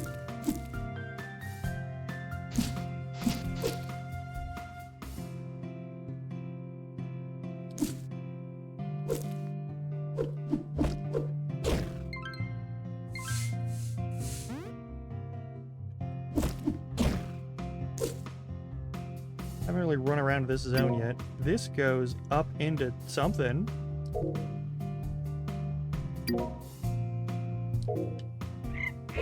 Nope.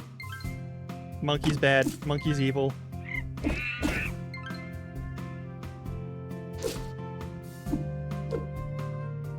I need something to smash rocks. Alright.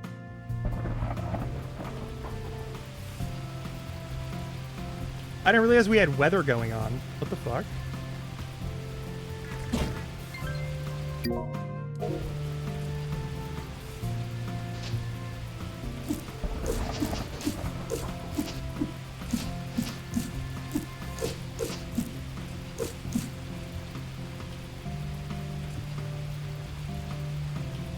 Can we fish? Is that allowed?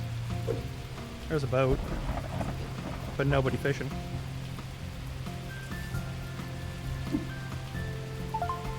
This has taken quite a liking to you, hasn't she? I wonder what makes you so special. Don't you just love the beach? I hope we stay in Arcania forever. Well, swimming at a time like this is probably unwise, but we're gonna do it anyway. Also, they can return to the researcher people and do that thing.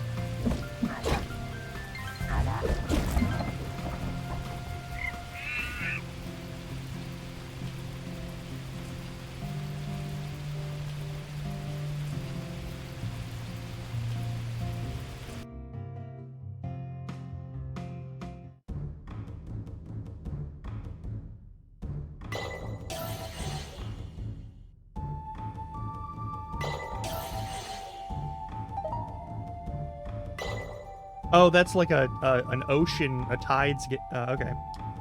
Okay. So once we hit both locks, then it'll actually shut off? That's cool.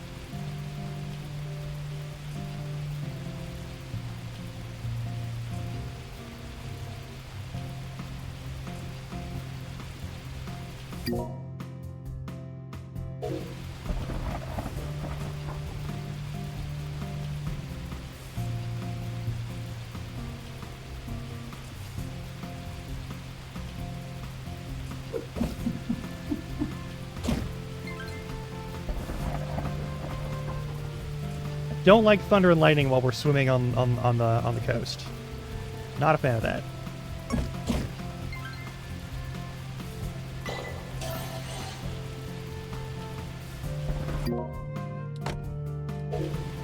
Cool. Neat. Fun. Little shack on the beach, it looks like.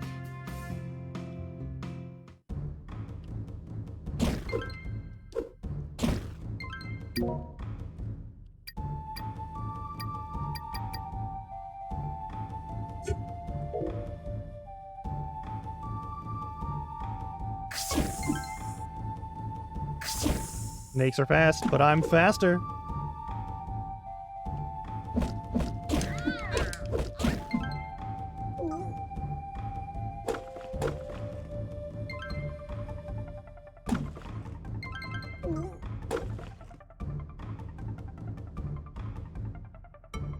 Yes, cat.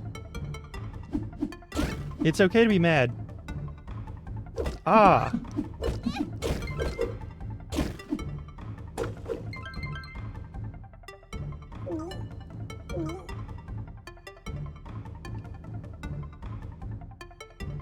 Okay, so both of these are like different directions and paths that we can take, and they probably lead to different locations and treasures. Or at least, different things that need doing. The mines are special, and we need something to break rocks.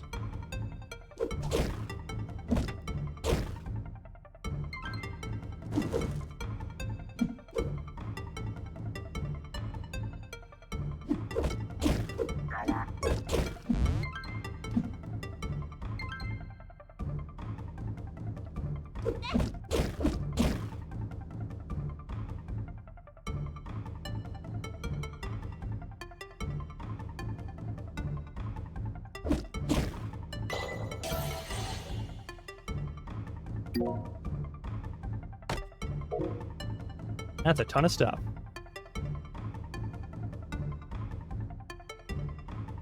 And more stuff to mine also. But that's later. Okay, so this just brings us back around. Okay, so it's a big loop in there. That's fine.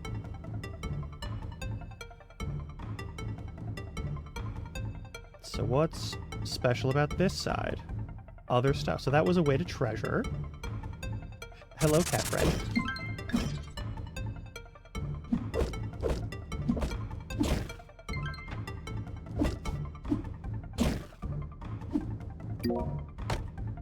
Okay, that's just about everything.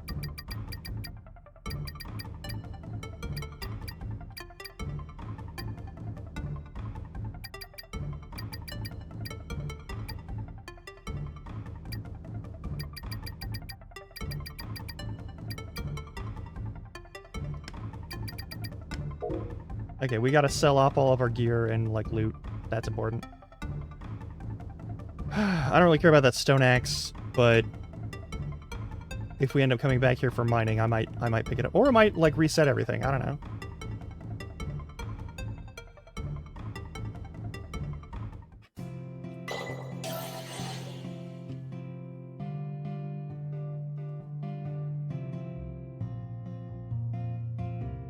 Okay, let's go back to town, I guess.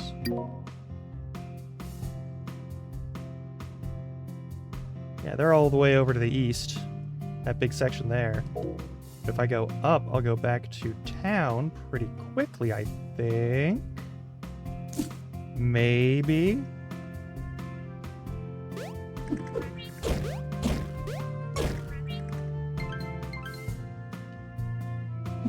We can also look for that one person who was like, hey, do the thing, but don't kill mine. Yep, it's super simple.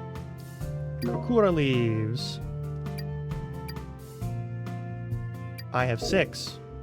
Alright. Just have to pick them up. That's all there is to it. But yeah, let's sell off our stuff and see if we can actually upgrade our weapon again.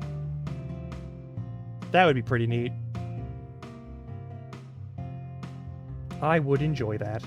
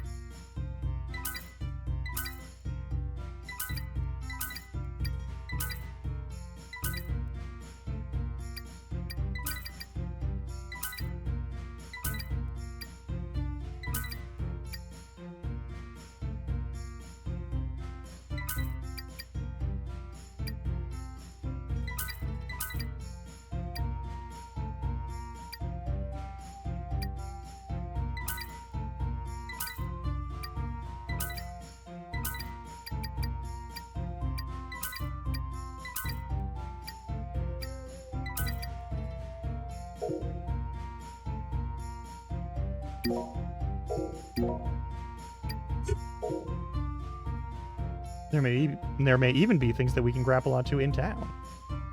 Who knows?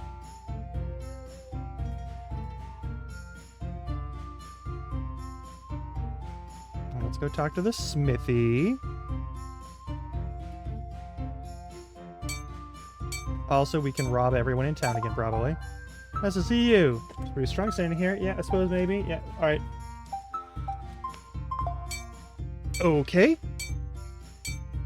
so it's still gonna be a minute. And it's respawned.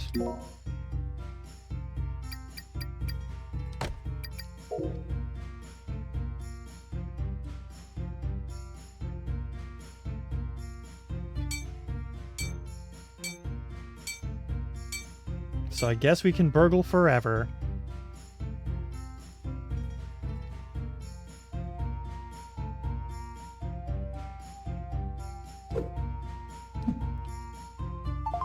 So this is work relief for the day. We're gonna back to jumping off the gap in the wall. It's so much fun.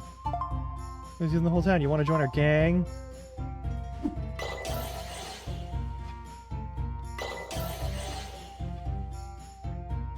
I just danced on someone's grave. Probably our mom, which is probably not great. Probably shouldn't do that anymore. Alright, do you have any new outfits for me?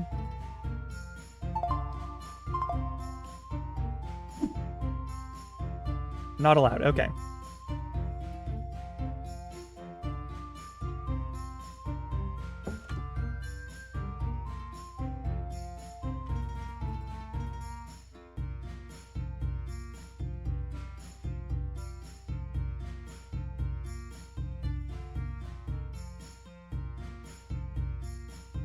Don't mind me just burgling. Just doing my normal burgling. Don't worry about it. I just destroyed your pottery. I'm so sorry. Still empty. No worries. Maybe only the Smithy's house has the chest that respawns. Who knows?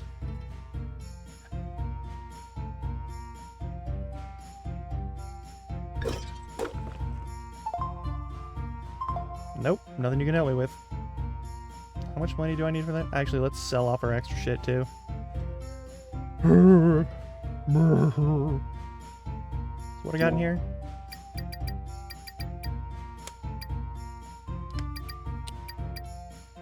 Probably need pelts for something later. And the steel we definitely need, and we'll definitely need charcoal and regular coal. Okay. Yeah, Necrocura pendant, local spices we probably need at some point. If I had to guess, we'll probably need stone at some point too.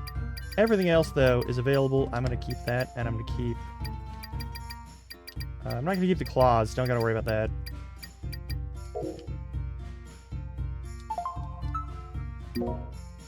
Alright, yeah.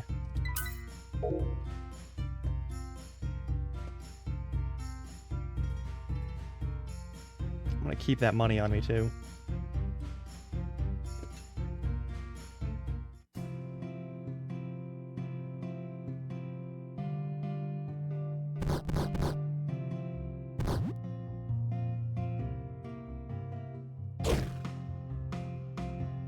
Moira.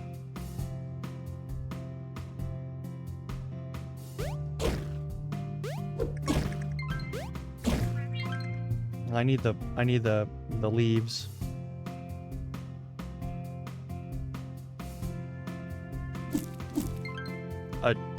Jungle cheese just sounds bad.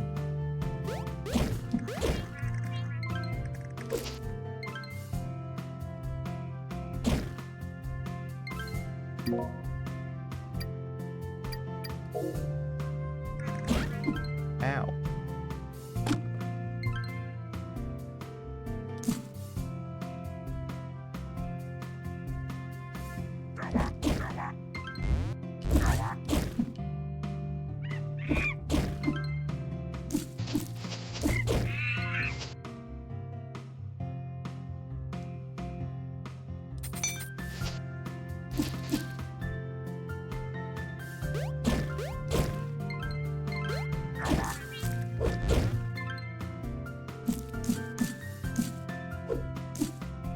We need something to break stone over here in order to get through here. Which means we need to progress the game. That's all there is to it. Alright.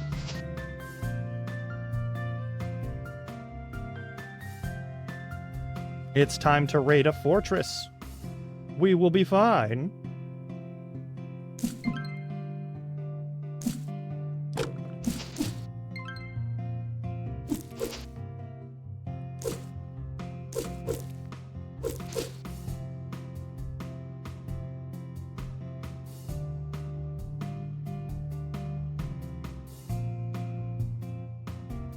believe this is the path forward then. Yeah. Thingy over there, but we gotta, like, climb up for it. Also, I suspect there's going to be enemies in the water at some point, and we have to do something in terms of, like, the power of the waves or something to get there and fight in the water.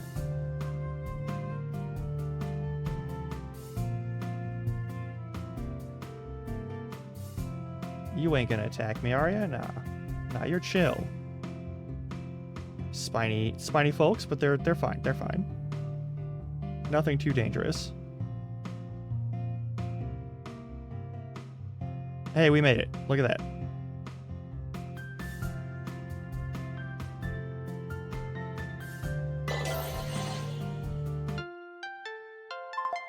Perfect. You can sell me bombs, you say? Bombs, you say? Bombs? Explosives? So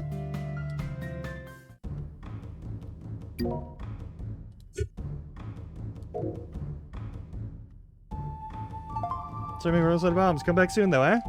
Alright, we'll come back for your bombs. Should probably not bring a lantern into, like, an explosive zone, though. That would probably be, the more I think about it, a bad idea.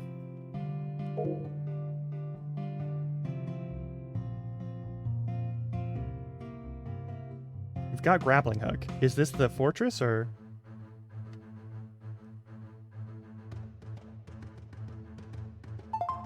You! Yes, you there! A Castilian pirate. I'm Marissa. Don't give me that. What the hell are you doing here? You don't think they weren't happy to see us?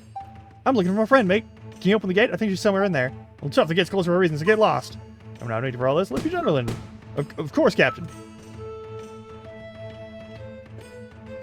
Oh, we're fighting? We fighting? Mauricio, you said? Captain Rafael Fidalgo Diaz de Castillo. Yeah, bro. I'm Marissa, the world's greatest treasure hunter. And this is Cappy. I don't like to ever keep a low profile, do ya? Of course not, mate. I want to be famous. Fame can be equally a blessing and a curse for those in uncivil professions such as ours, Marissa. Greetings, I'm Captain Rafael Fidalgo Diaz de Castillo, formerly of the Castilian Armada. However, the crew and I work much more independently these days. But tell me, what brings you to Yaratuane? We were told to prepare for visitors, but I had expectations of, I expected Marajoaran warriors, or perhaps German knights. Certainly not a girl in a pond rat. The nerve! I'm here looking for Ari, bro. Have you seen her? Ari? Who is this Ari? Well, she's about this tall, kind of tan skin, and she's really pretty. Oh, and she dances a lot, too. A dark and beautiful dancer. How very interesting. But you must mean the shaman girl, no? Yeah, bro, that's her. She's indeed here, but she's not taking visitors at the moment, I'm afraid. But I need to find her. And you have, but you cannot see her. A giant from Aslan, Zolato, has paid me a great sum of gold to hold the shaman girl. When the job is complete, he'll ship out me another handsome sum of gold. A marvelous arrangement, no? Zolato? Hardly marvelous at all, actually. You're never going to see that second payment. Oh? I take it Zolato didn't tell you what these girls are being used for? The Castilians are the ones he's after. He plans to summon a demon to wipe out your princess, her army, and probably you. What he doesn't realize is he'll likely wipe out all of Amazonia in the process, though I doubt he much cares. I no longer serve the princessa. Our pay under her was inconsistent. I know little of demons, but I have ever been a gambling man. I like to keep the odds in my favor, and right now Zolato holds the winning hand.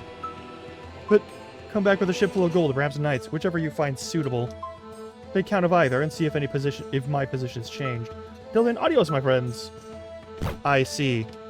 You're the captain. He wants me to be a gentleman, so I'm politely requesting that you piss off. What now? We know she's here, at least. Got this far, yeah? Wants to figure out where they're keeping Ari. Somewhat at the execution will be quite as straightforward. That gate looks quite substantial. I don't think we'll be bringing it down, and I can't imagine it opens via dancing. I can still hear you a lot down there. Stop your scheming. Sorry, don't mind us. Let's go. There's always a way around you. I mean, obviously.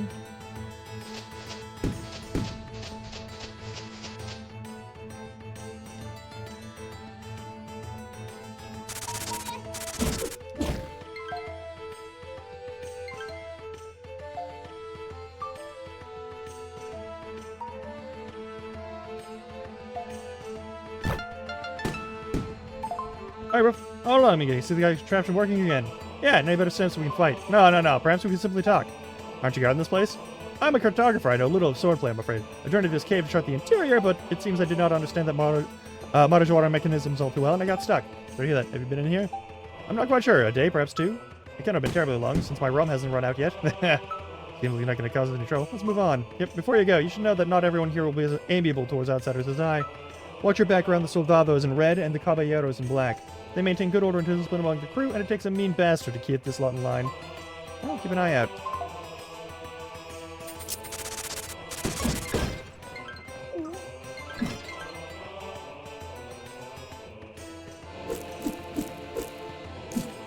Yeah, there's some of the motherfuckers there. Perfect.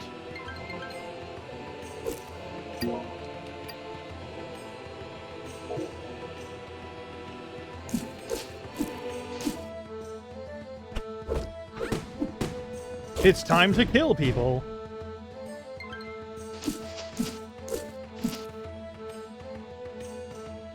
And monkeys. Also killing monkeys. Oh, there's a big bomb person. Alright, so that's some shit. I want to explore more of the, like, the zone, you know? I want to get all the loot I can. We're treasure hunters, after all. It'd be rude not to.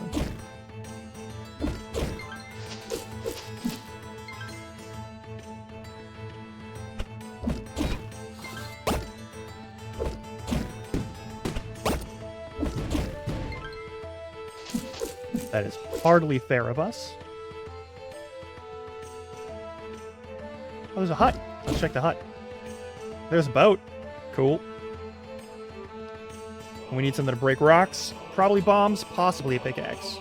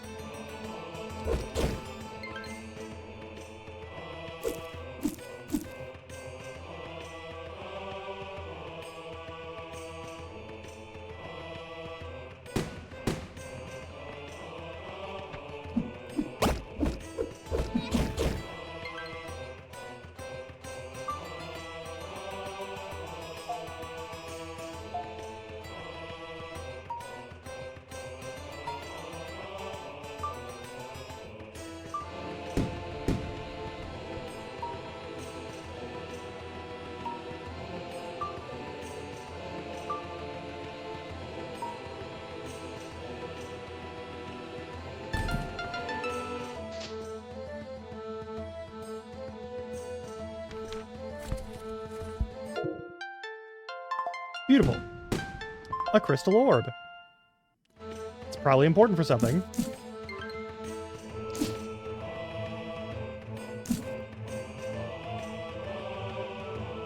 This is a very good musical number for fighting pirates, I must say. Big fan. The music in this game is not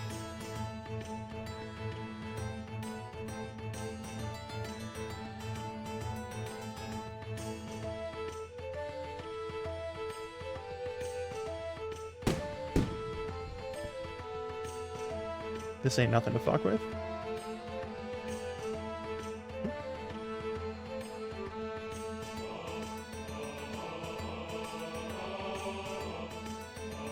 Cave.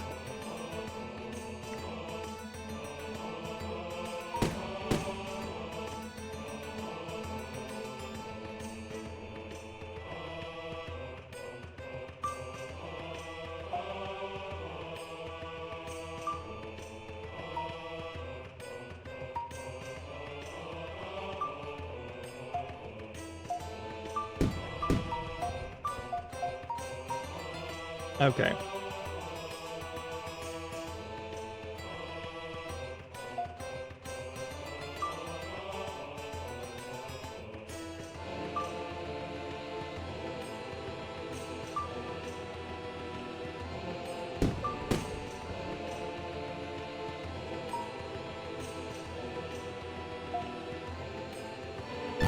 There we go.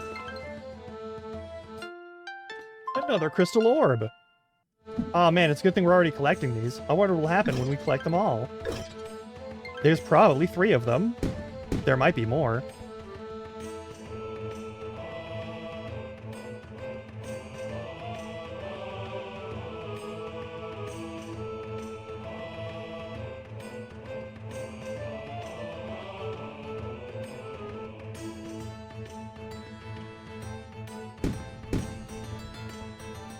Yeah, we didn't make it up there, but we don't gotta. Not right now. So we did the puzzle in here, right? No. Okay. So we need bombs or pickaxe.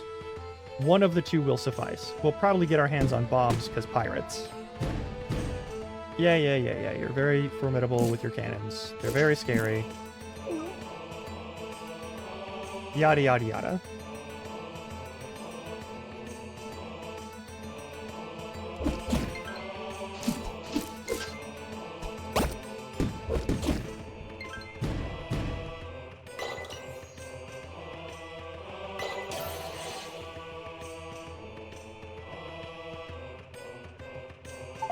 Hey! Hold on. You've been shooting at me. I suppose you could say that.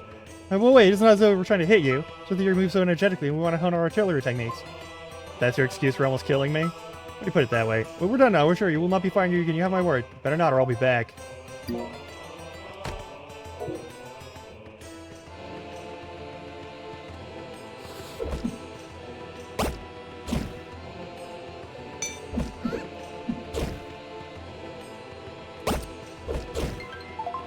Attention, crewmen! We discovered that the stone gate is operated with 4 crystals, each placed upon a pillar before the wall. For security, we have hidden these crystals throughout the island. Should you need to open the gate for any reason, speak with your officer. Or the captain of mankind hawking a crystal for rum shall receive 10 lashes. Cool. Cool. We need 2 more then. Alright.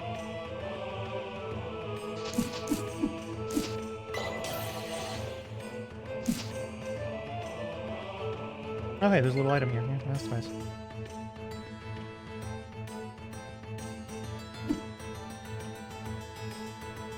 there a way down from there? Let's find out.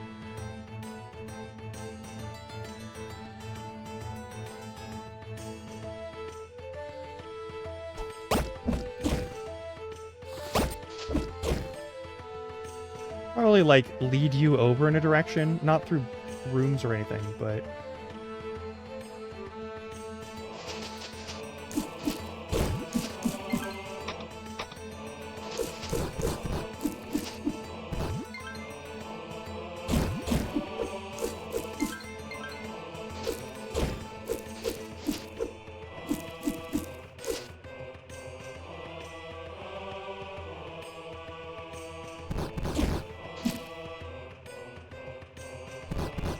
Nope, nothing there. Alright. I assume these guys spawn infinitely.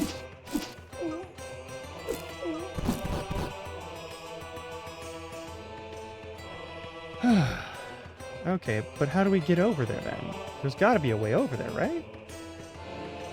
Like, surely there's a path over there. I guess we gotta find the key to this door.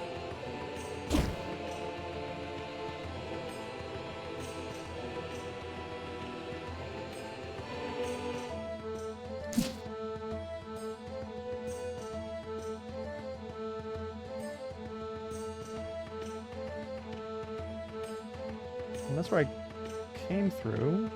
Here's another path. Ah, cool. Yeah, okay.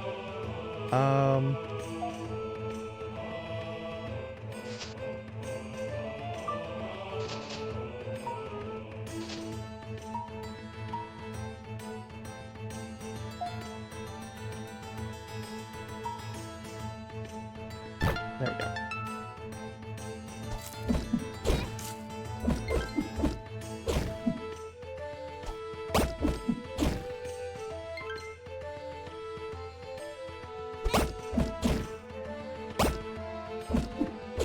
Yeah, being able to stun your enemy before you kill them is very nice, actually. That's real good.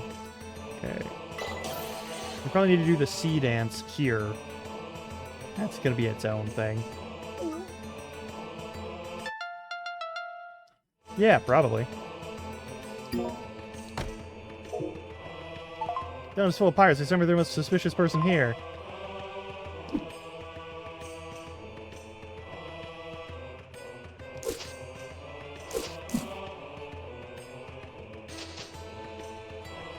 We need some way to blow stuff up and break things. That's all there is to it.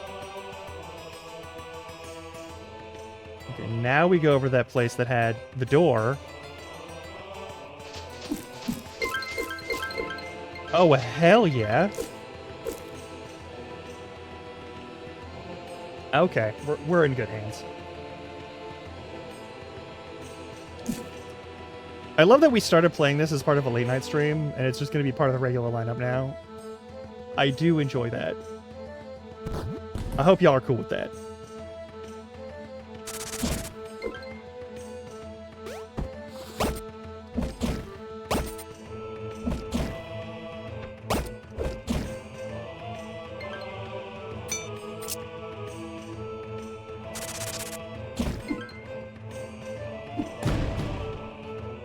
Okay. Explodey boxes. Critical explosive. There's a safe way to carry them.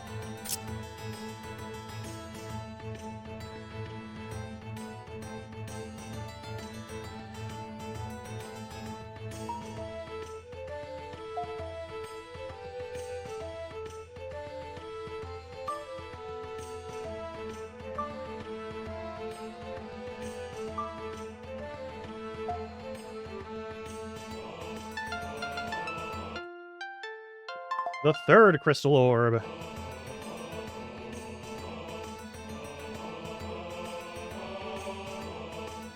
I just know what the hell are you in here? I kind of let myself in, bro. More making gunpowder in here. It's not safe for you to be lollygagging about. Go, get out. This is what Kat was talking about.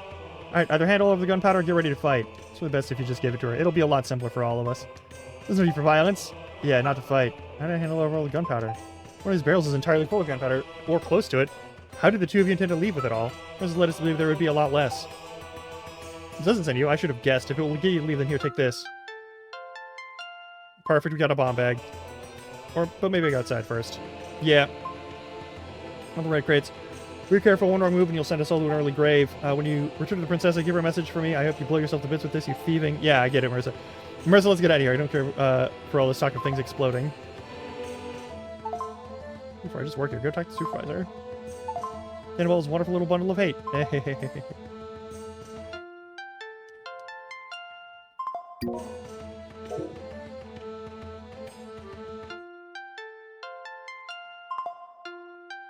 We now have bombs. Hooray, we have bombs! We have bombs!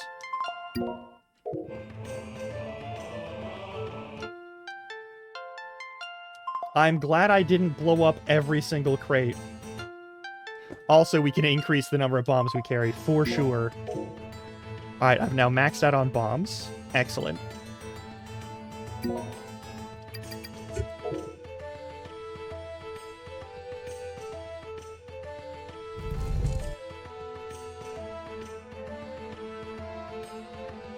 This should be the last of the things we need to pick up.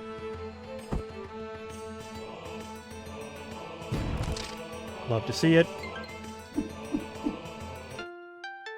There's the last of the crystal orbs. Perfect. Any chance that there's like a teleporty zone here? Also, we have to go back and kill those guys because they said they wouldn't shoot at us and then they shot at us.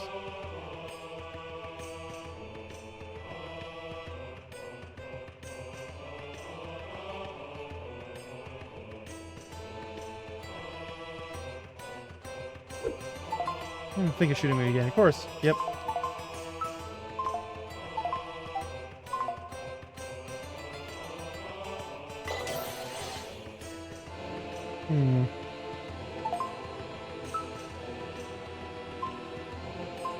Yeah, we already did this. Alright, alright. Love it.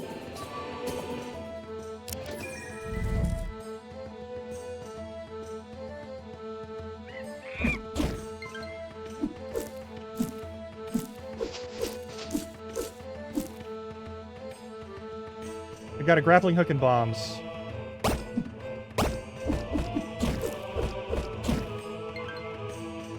And we can stun motherfuckers with the grappling hook, which makes combat way easier.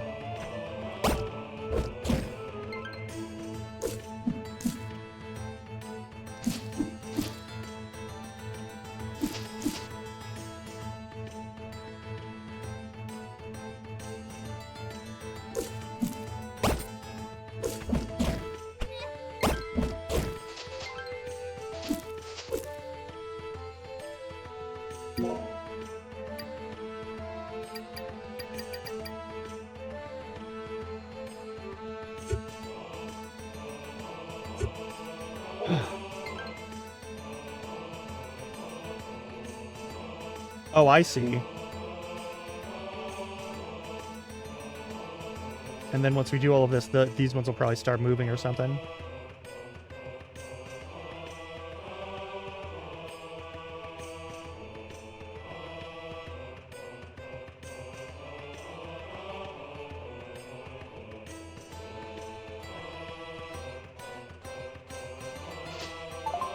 This song rum isn't the most exciting work, but it's certainly rewarding. Beautiful.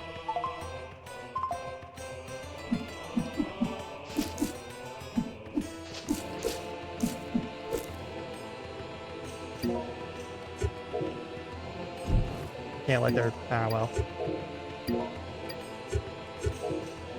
Okay. Well, that was a weird camera movement. Probably didn't need to happen at all. There's another spot up there, but it looks like a dead end. So maybe there's something hidden up there, or something that becomes unhidden later. Don't know for sure. Maybe I can blow up the wall there? Who knows? Let's check it out.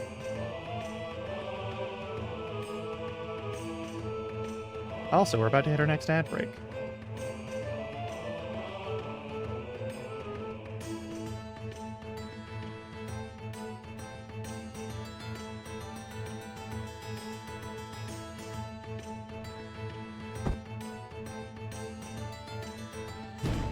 Nope. Nothing in that dead end right now.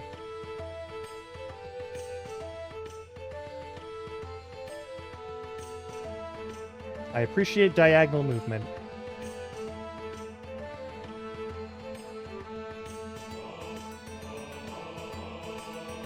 Alright, we definitely gotta find some way to, like, drop off all our shit, though. That's 100% a thing we gotta do. In the near future. Yeah, there's no shrinking that we're gonna do there. That's a path forward. That looks like a little bridge. That's fine. What's up here? Is this the way we came? Probably. Maybe not, but probably. Looks like a path anyway.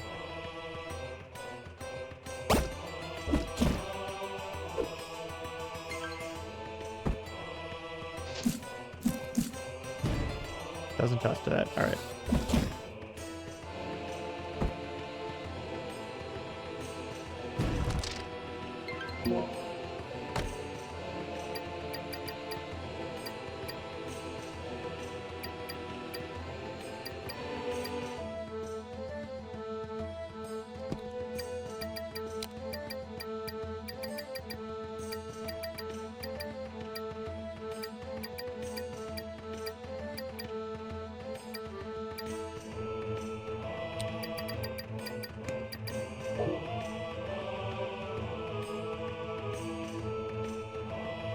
Hey, the shaman dress. We're going to like this for his museum. Wonderful. All right.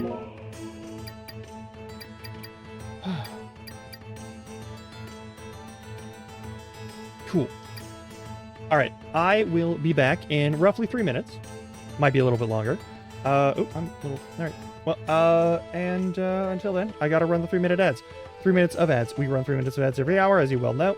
We run them so that you don't have to deal with them in the middle of the stream. Yada, yada, yada. I'll be back in 3 minutes. Just because I gotta run them doesn't mean you gotta watch them, though. So go stretch your legs, get water, snacks, or whatever else you've got to do. I'll see you in a little bit, all right? All right.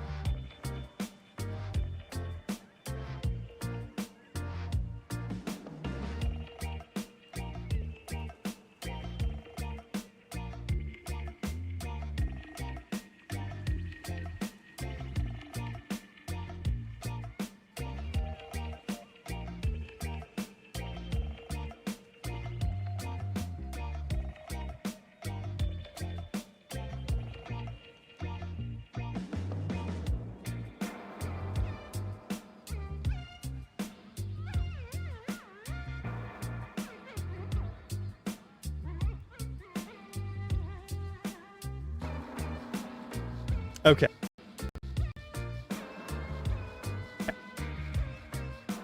Thank you for your patience. I had to deal with the cat being a little shit. Let's continue.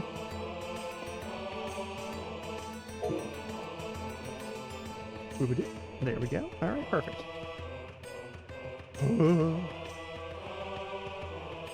All right, our loot bag is full, so I gotta find a way to, like, exit the zone, I guess, because, yeah, we're picking up items, but we're not doing a good job of it.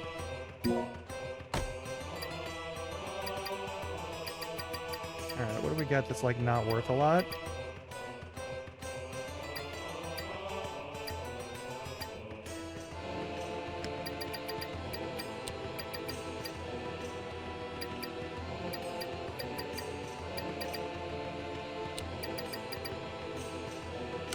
The slime might be useful later, who knows?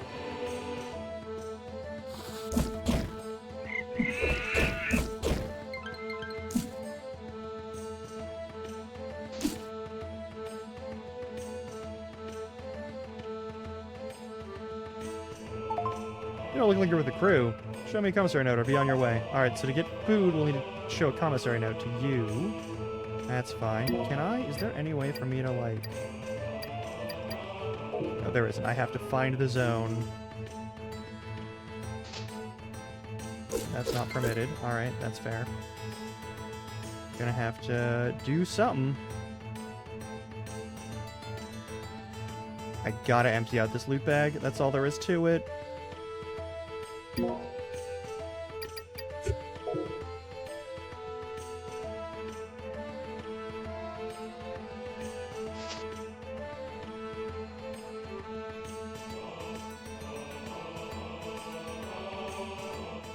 Alright, let's exit the zone and come right back.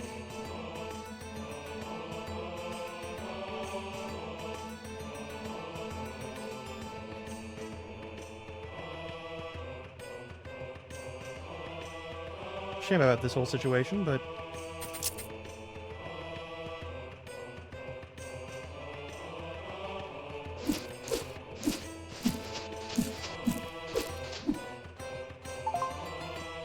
Oh, you're not welcome here. Yeah, whatever.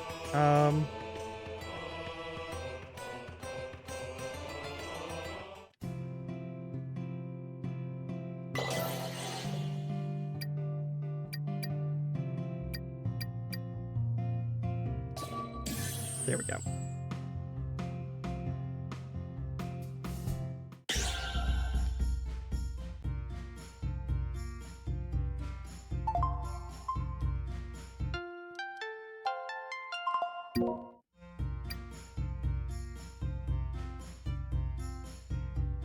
Where'd it go? Did it go into my chest, maybe? I hope it did.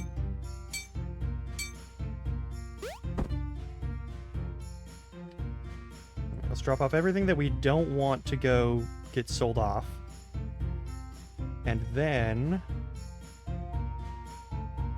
sell off everything else. We're gonna need probably these pelts. We're gonna need steel. Probably need stone at some point. Probably gonna need wheat. The quarter leaves, we now have 7. The berries, we have a full stack now. Okay, cool. The charcoal and the coal. Actually, the wheat we will sell. The guano we trade for iron. We might need jungle wood for something. And the local spices we probably need for something as well. Oija. Alright.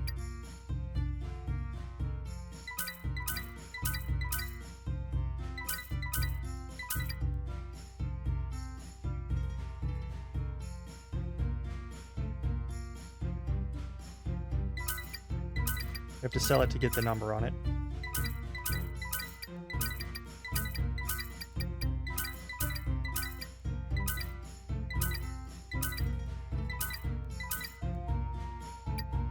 I think we need cave mushrooms for something. We may also need flame sacks for something. Those go in the chest. Something tells me we may require those things. Alright, now I can upgrade bomb bag capacity, almost certainly. Surely they'll let me upgrade my bomb bag capacity, right? It's just a money thing. We're not yet there? Okay. Well, that's fair, I guess. You got a boner? Oh! Hey, Robo! Welcome on in. Also, I love the sound alert there. I always forget that that's the continuing sub sound alert. Hey. Great to see you. I've been streaming the whole morning, which is probably the whole afternoon for you.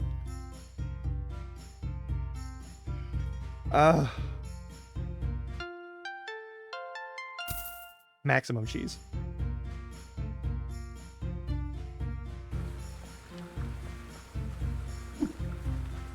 How is the you? You have been streaking it for 4 months. You should be very proud. I'm very grateful. Holy shit. Hang on, I gotta go buy more cheese. From the cheese merchants. That is something. I will take alive. I will take an alive Robo.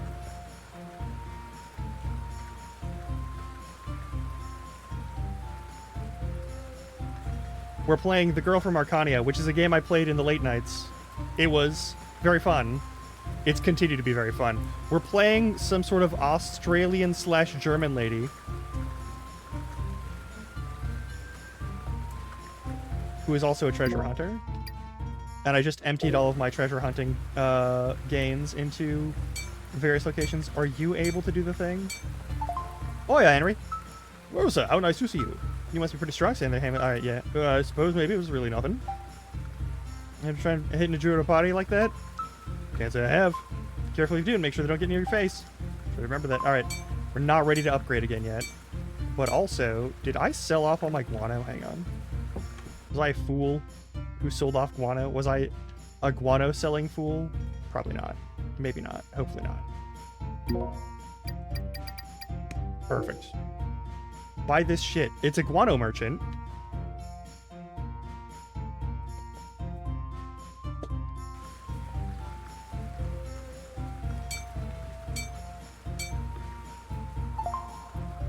I have.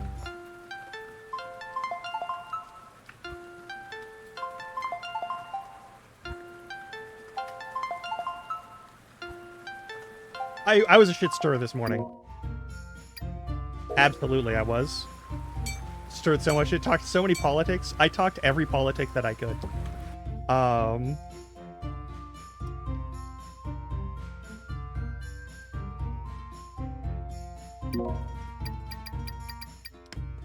Yeah. We need 3 more of these. Got 2 steel ingots, so that's something.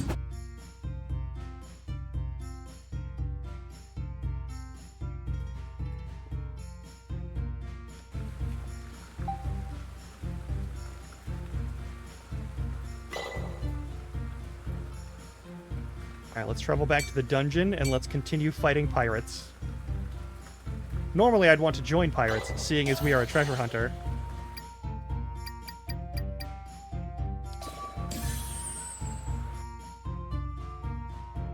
I know, I know.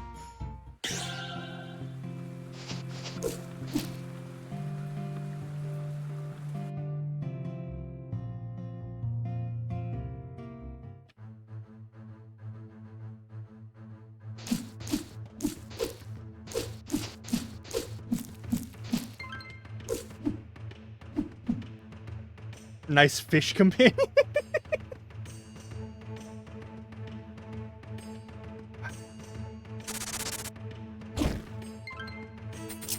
Capybara. It's just a capybara.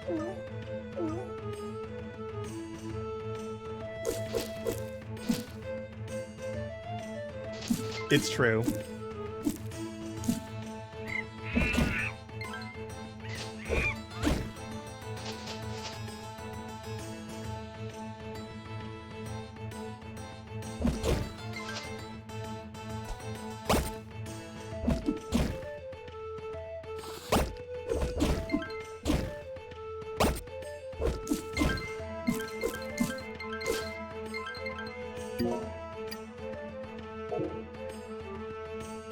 Free wheat?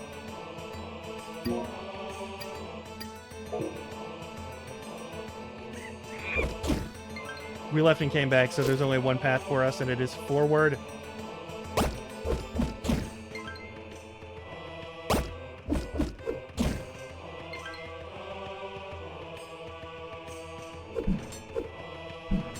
I gotta find a bigger key. Shit.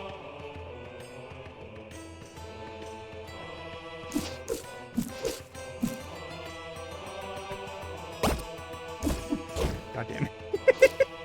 Is this a path forward? It is! Hooray! Surely there's a key somewhere in these directions, yes? Taking all those.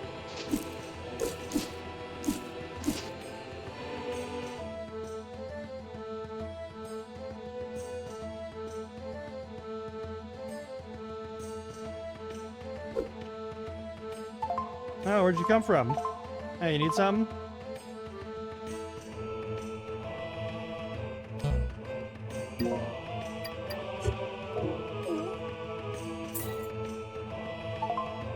Miguel Muerto, what an odd name. The dead cat. I don't know if a rat-catching feline this crew has ever known. Senor Tubby. I love cats. Can I see Tubby? Tubby's no longer with us. The sea can be a cruel place for a cat. I'm sorry to hear that, bro. You're going alright. Tubby lives in the hearts of us all. Gentlemen, a toast to Tubby! To Tubby!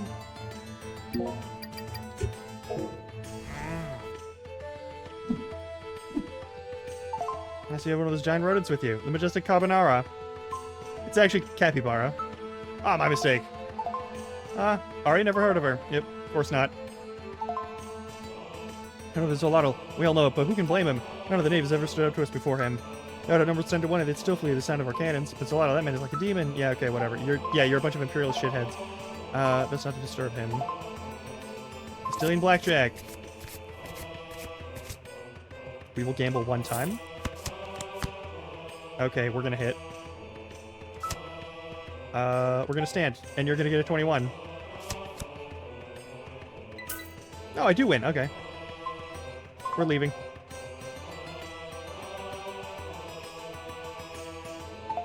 That's not to disturb him. Perfect. Sounds good. Sounds fair. Sounds reasonable. Alright, what's over this way?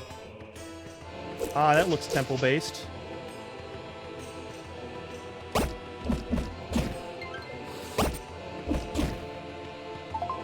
You fit a ball in here, yeah? We got 4 crystal orbs on the last visit. Beautiful, they were light would dance on them in the waves of the lake ocean. The pirates sold them figures. Alright. The difference between you and them is that they own a ship. Yeah, I know. Alright, we gotta get a crystal ball. And put it in there, because we found the other crystal orbs. We have to get the balls in order. Those Marajoarans are onto something with this place. Certainly beats living on the ship. Yeah, y'all are kind of shitbags, huh? How did you get here? Yeah, don't worry about it. Exactly. Alright, there's that section. So this is the way that we came from before. Perhaps this away? Oh, what do you got? Shaman girl, let's up. There was one being held inside the house at the top of this hill. Careful though, she'll talk your ear off.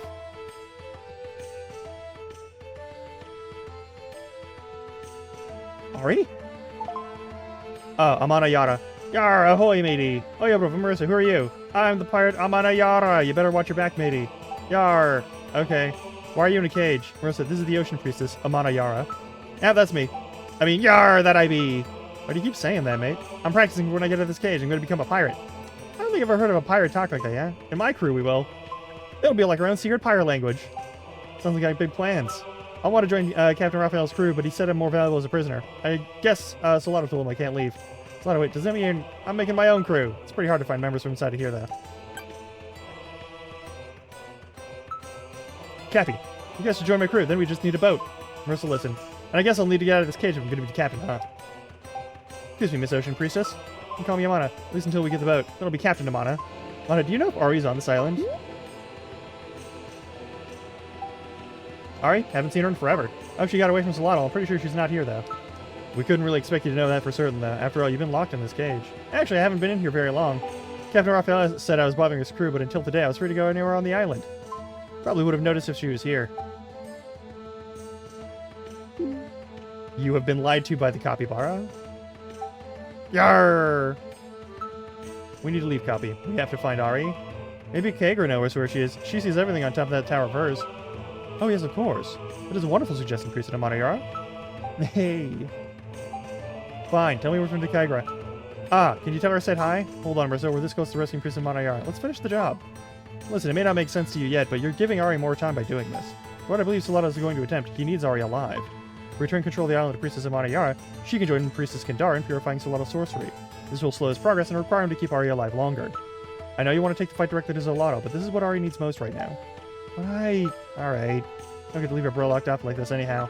Can I help me save Ari if I get you out of here? Yeah, I'll have it be... you have it on me, Arno, as a pirate. Sure, that's really... Ah, never mind. One more thing, you should take this.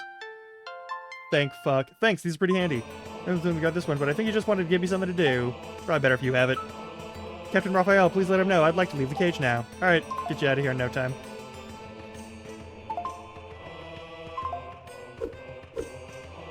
Can't kill that guy? That's fair.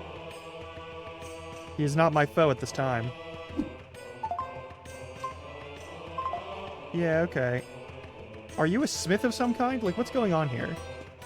I don't know what's going on. I'm concerned about what's going on here. Let's put the crystal ball in the socket where it belongs.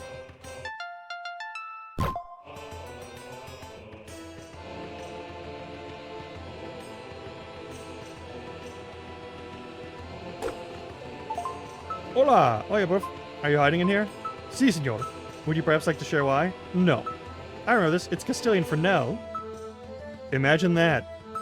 If the caballeros find me, I'll be beaten within an inch of my life. That's all I will tell you. Oh, you're the one the sign was talking about. Ah, you saw that. Oh, thanks for the hydrate the stretch. Drink some water.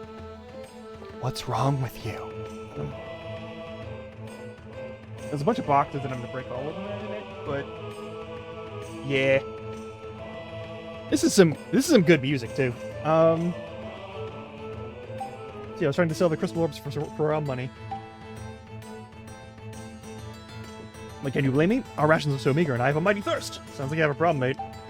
I can't go more rum without those damn caballeros by me. Can't you hear how dry my throat is? Could he perhaps bring you some water? Amigo, if God had meant us to drink water, he would not have made the sea salty. No, only rum will do. Why are you here, though? We're looking for Captain Rafael Fidalgo Diaz de Castilla. Oh, well, seems that you seem to have something you need. This is the key to the inner keep where the captain resides. However, we have to bring you rum first. Ah, you're quite intelligent for a capybara. I'm aware. All right, where do we get rum? Our pub, El Gato Muerto, is up the hill. You can buy rum there. I shall be waiting.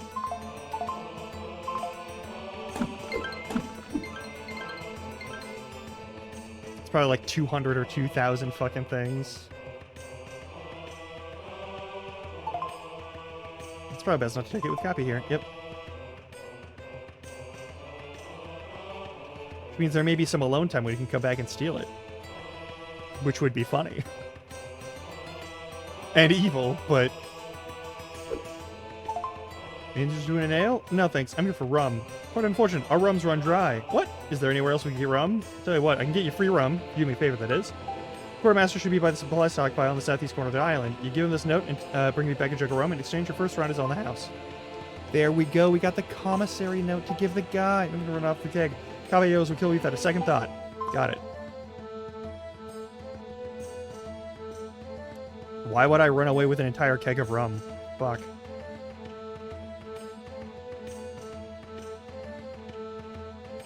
No one needs that much rum. Is it this way? Was it this way? I think it might be this way. I could be wrong, but I think it's... Is it down this way? Probably down this way. We're at the part where I get confused by map finding and path making. Path finding and map making, I mean. Is it that guy? No, it's not that guy. It's further left.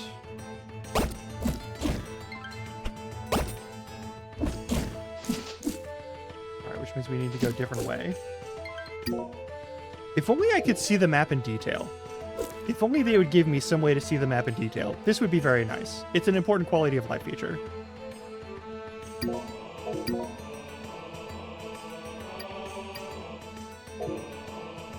There is no way to do that. There are no controls that do this. Shit. Okay, perhaps we just go this way and then we go down from the area that's there? Maybe? Is there a path down from a different location here? Maybe, possibly, hopefully. Probably not, but alright, we're checking. So the big path is just a full backtrack. We don't gotta do that. Is there perhaps a path to the right? They said southeast corner, so like presumably this is a direction we can go, yeah? Sorry, monkey. Sorry, monkey.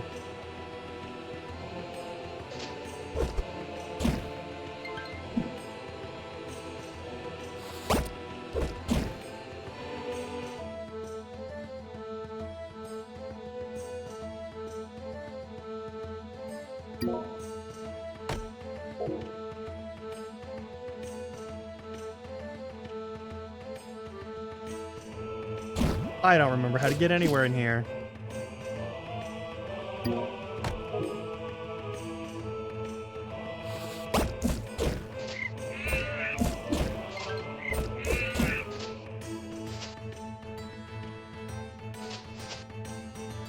This is it. Alright, cool.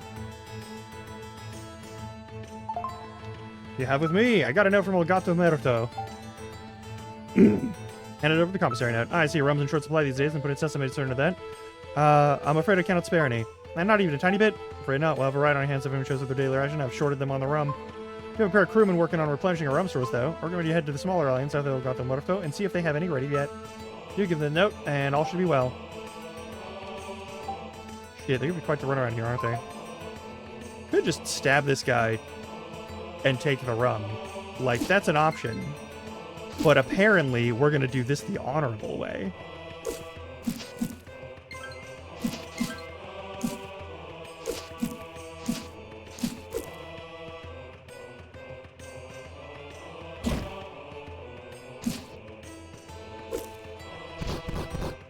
Yeah, yeah, yeah.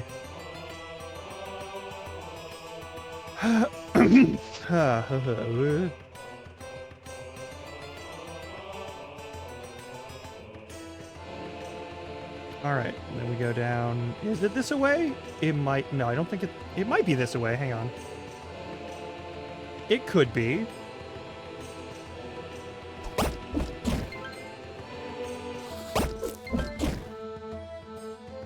Is it this way? It's probably not, right? Yeah, this is not the path, is it? This is the same fucking path that we just... Oh, no, hang on.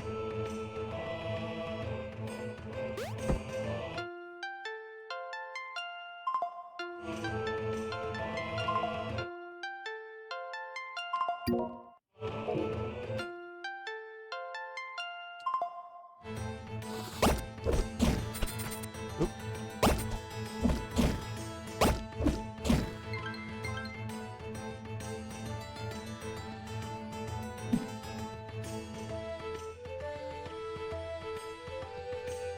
I should blow them up, but I'm not going to.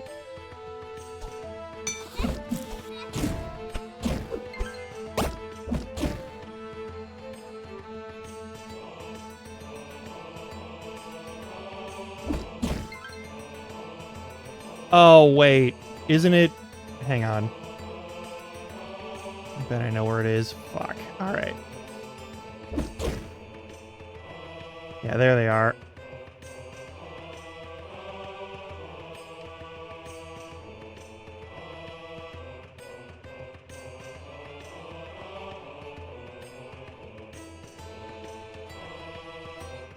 Yeah, there's your walkway. It's a little walkway there. Isn't it? Isn't it that one? It might not be that one.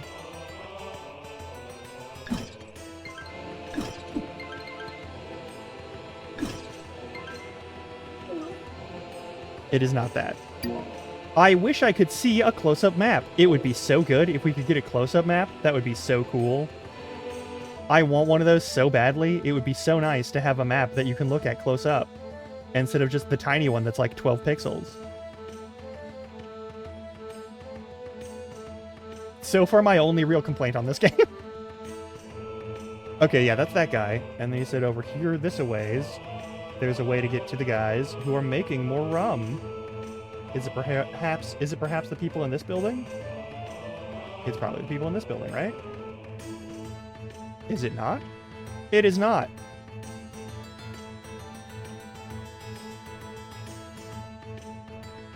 Where are the motherfuckers who make the rum?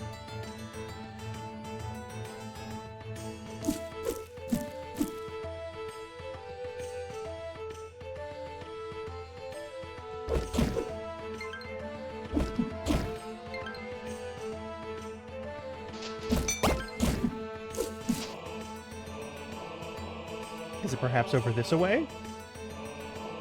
This is a cave. I vaguely remember a cave. I don't think it's this cave, because this is the entryway to the dungeon.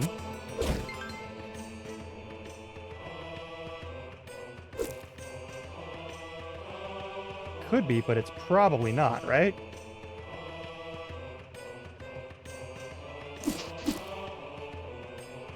Because this path is just directly...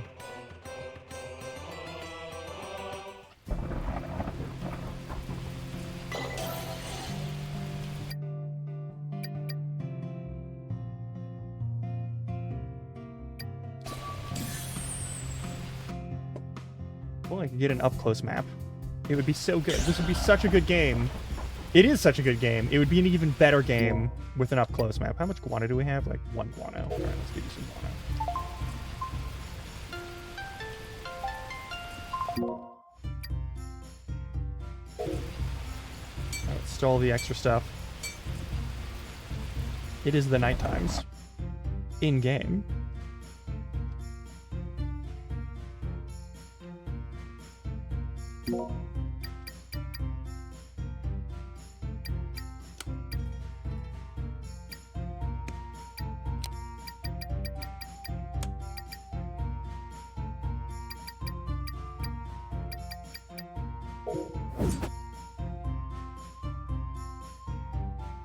Now let's make some fucking steel. I think I can make 1 steel.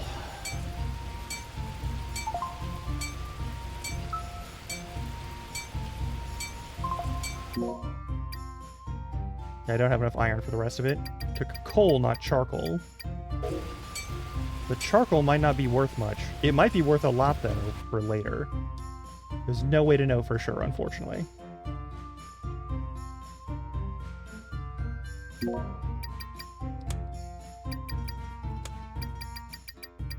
Yeah. Iron, steel, and bronze. The charcoal goes in. The coal goes in. Everything else is sellable, though, I think. 10 of these bushkin pelts. Judopati pelts, excuse me.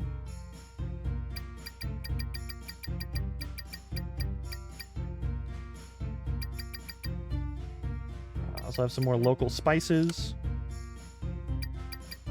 A papaya? That's fun.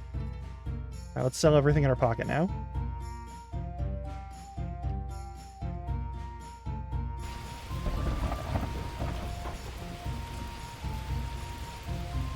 Actually, let's fill our pockets with loot from every other treasure chest that we can find that might have been refilled by the time we were gone.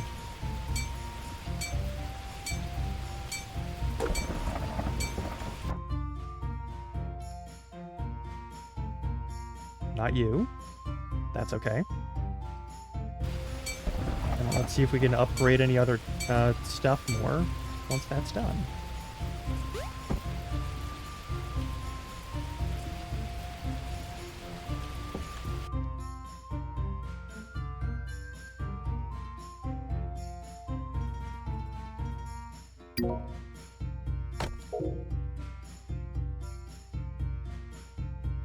They keep refilling these boxes, and I keep robbing them. It's constant burglary.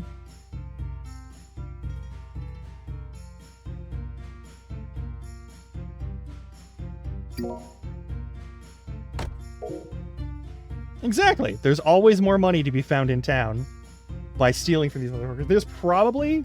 There's gotta be some kind of, like, horrible penalty for stealing from these people every possible time, right? There's gotta be.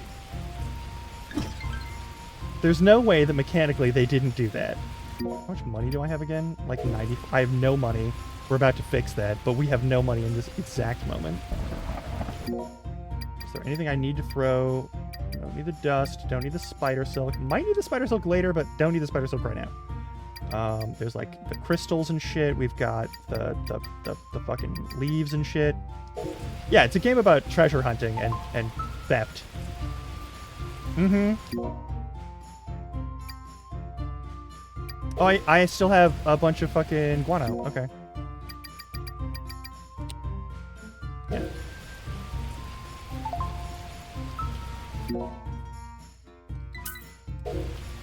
That's just under 500 from all that stuff. That's pretty great, actually.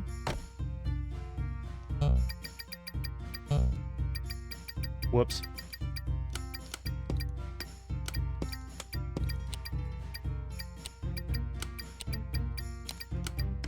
Get my hands on 3 more iron, which we have to do one at a time for some fucking reason.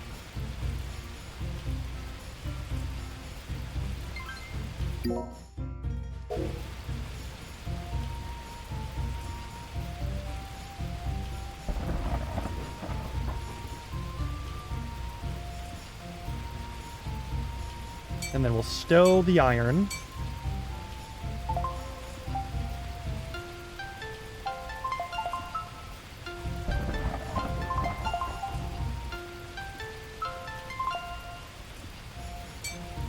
And then we'll just, you know,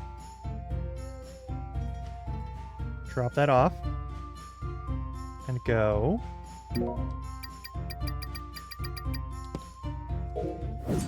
Technically, we have enough to do one more stealing it, but I'll wait on that until we know that we can actually advance our weapon upgrades.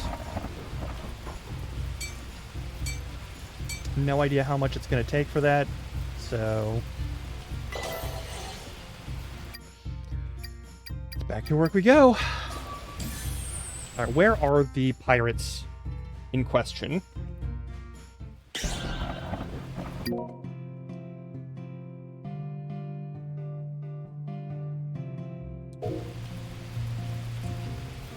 Now we gotta go through here. We gotta do pirate stuff.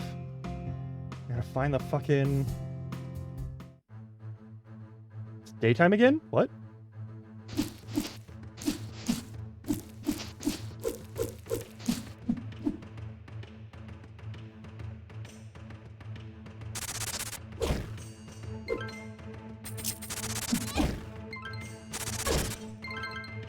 Some armor would probably be good.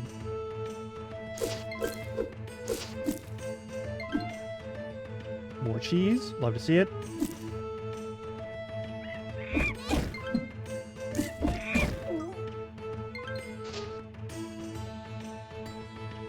Right, we go...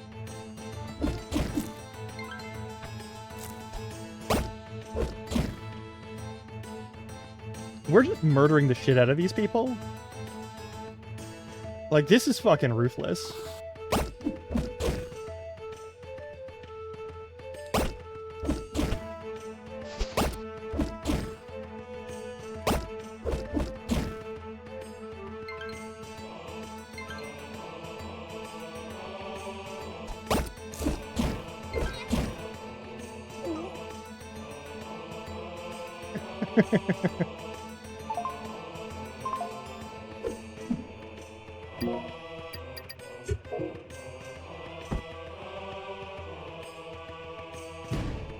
No? Okay. Well.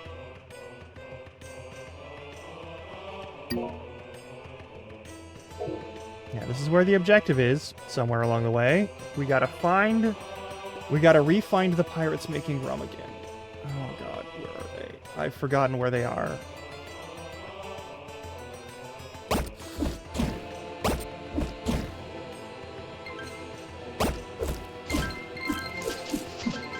A lot of coal. That's a lot of coal. Nice.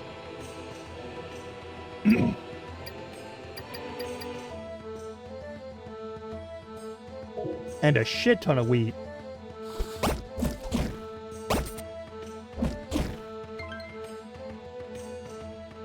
Is there any pathway down here? Probably not, right? Yeah, no. There's also no dodgy roll or any sort of like move fast technique, which is unfortunate, but we'll live. Alright, we've already went through here. Here's down here where we go through here.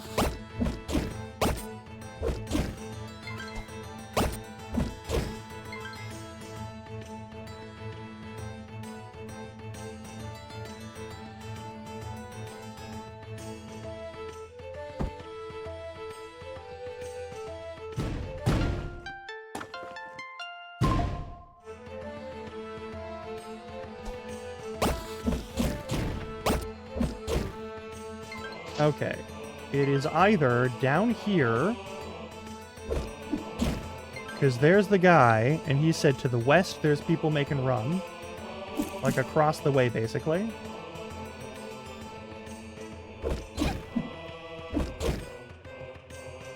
So I guess we go that way. Because I remember there's some dudes, like, camped out on a corner, and they're just doing a rum still with a tent. And there was a big fucking, like... There was a big fucking, like, obstacle course of urchins that I had to deal with. And it was a whole thing.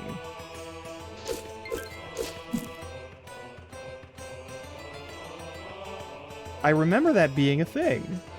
Where the fuck was that? It was not that far away. I gotta look through a map, hang on. I gotta find a map of this game, because I am losing my fucking mind. Nope.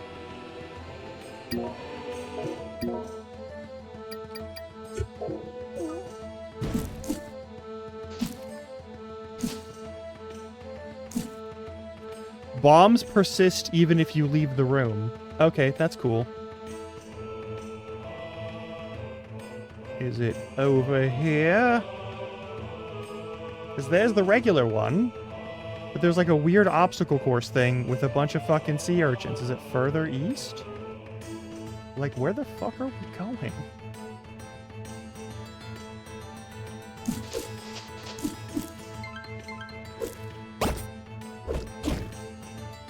Here's the monkey fight zone again. We already went through. Okay, I gotta find...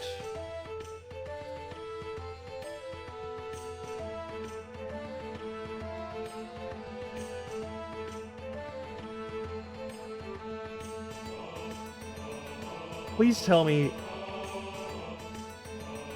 there's some kind of, like, major map for this. Please show me the world map in detail. Please tell me someone has done this.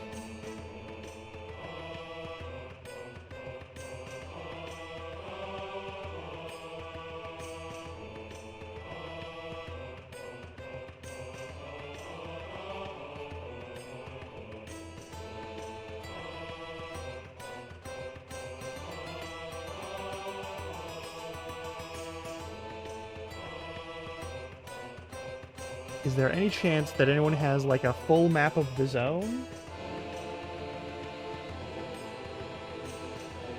Any chance? Is there, like, a guide, perhaps? Not important, not important, not important. I just want a world map. Please tell me there's somewhere to find a good world map. I just want the map. I just want... Yeah, there we go. Is this the map? Please tell me this is the map. No.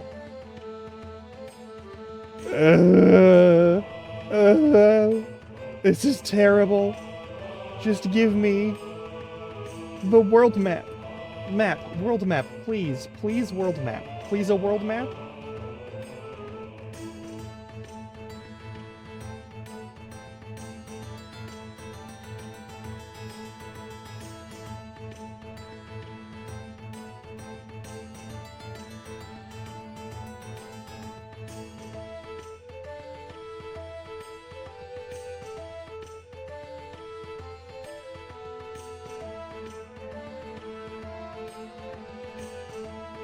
There is no map. This game is too new for there to be a map of it. Alright. Where are the lads? If I had to guess, they are perhaps west of our current location. But, like, where did I got to them pretty easily when I did the little, like, swimming puzzle. Right? So that should be an easy way to find it, but I don't... Why...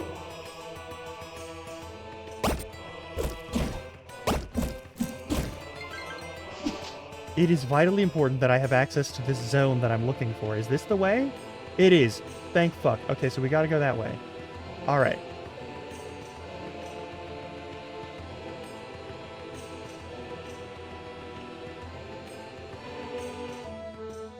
Ow. That's a huge knockback, too. That's ridiculous.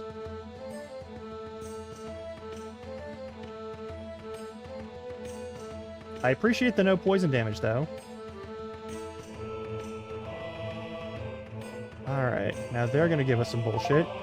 Listen, we watched you swim all the way out here. But the display that was, you wouldn't catch me dead swimming in that urchin-infested water. You were commenting earlier how lovely your swimsuit is. Thanks, mate, it's new. I got a note for Rum I was supposed to show ya. Yep. Oh, see, of course, we can take it as you need. We have great success distilling it as of late. Not a moment too soon. Things were beginning to look grim. Last time we all sobered up, half the Armada mutinied.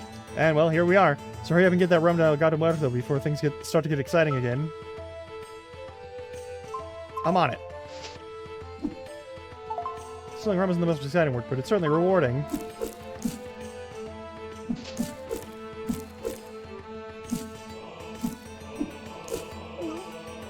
We don't have to swim all the way down because we can just come back up here. It's a weird camera glitch. Alright, now we go back to wherever the fuck those guys are. Back to the pub!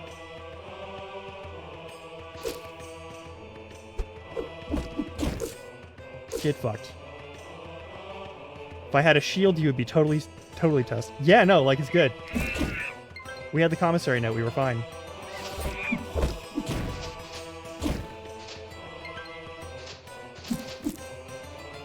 All this work just to get through here. And then... Oh, yeah.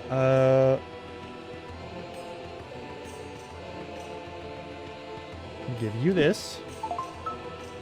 Yep. And your share is promised. The Stowaway's rum. Perfect. Hey, I'll play on the Here's another one, me. A jug of rum. Drinking to reduce pain temporarily. Sweet. We'll fuck with that another day.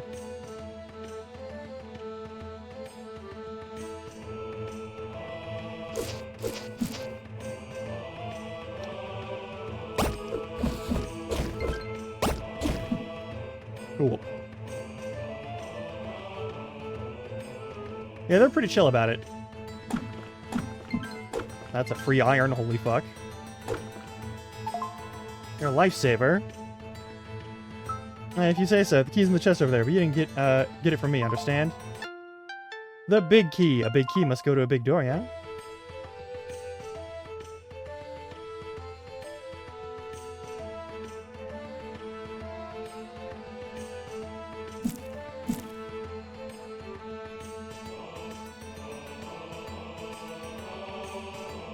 That's the dead end. Don't gotta worry about it.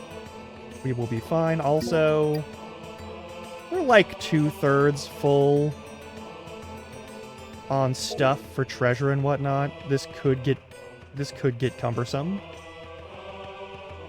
but I'm sure it'll be fine.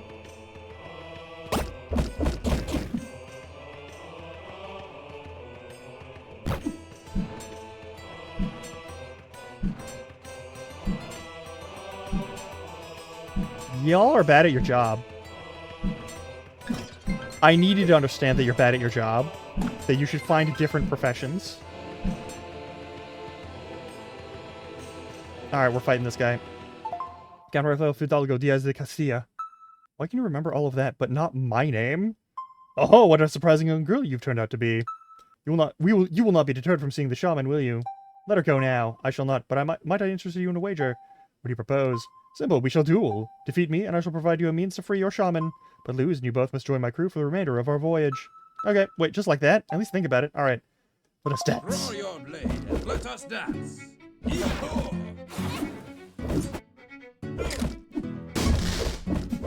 Ho-ho! Ho-ho! Ho-ho!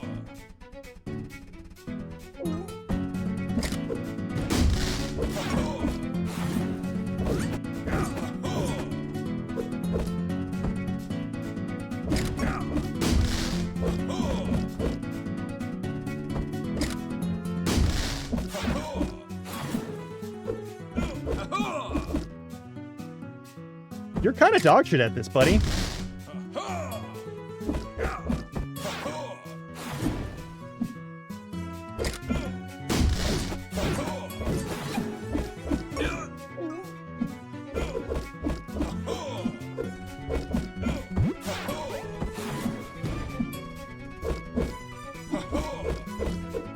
You've been bested by button spamming. Ah, you have won this round, Medusa. Zolota's gold is not worth dying for. Good, his feelings deserve to be hurt. And yet you'll find I still have an ace up my sleeve. Going back on our wager, are you? It is rather more complicated than that. This island is home to a great beast with flesh made from steel. Another Munuane construct, no doubt. Aete. As I understand it, he was meant to be some manner of protector for this place. That is until Solato brought the creature to heal. It's happened at Tia Iandor, too. It would seem that way. Given its nature as a protector, it seemed only sensible to give the key to your shaman's prison. But you'd let her go. I promised I would give you the means to free her. This just contains a magical artifact from Moraho. With it, your odds against Aete will be almost favorable. I shall go on ahead and open the gate to Aete's den for you, and we shall consider our wager satisfied. No way, you're staying with me till I make sure you kept your promise. Afraid that will not be the case. Mauricio of Arcania, my new friend, our time together is at an end. You may want to cover your eyes. Don't try anything, bruv. God damn it. My eyes! That was certainly rude. Though he did warn you. Where the heck did you run off to? I have a fantasy idea. It seems we have no choice but to confront another construct. Hopefully last time wasn't a fluke. Let's see where Raphael left us here and then head west to the ritual grounds.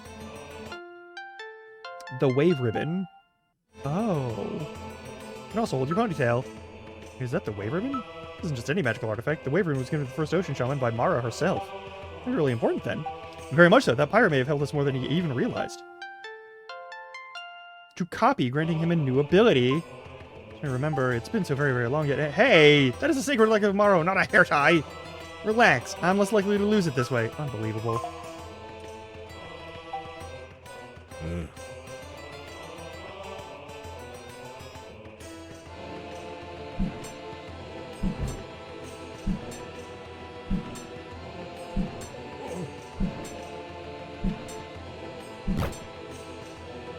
Gotta get in the water. Okay.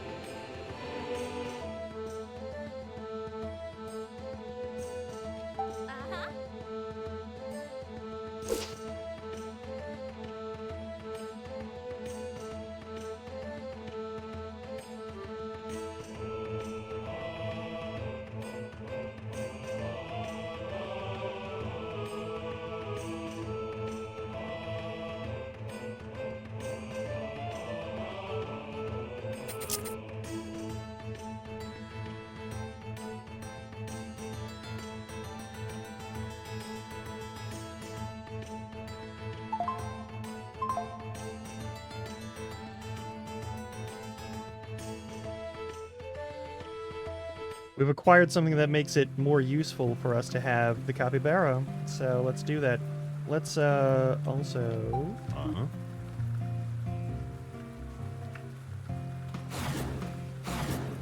Oh!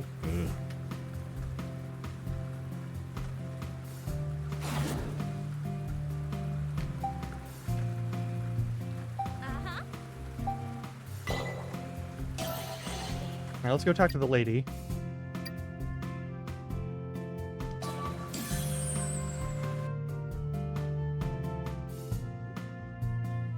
Not a difficult fight, even a little bit. Hang on, let's kill these guys.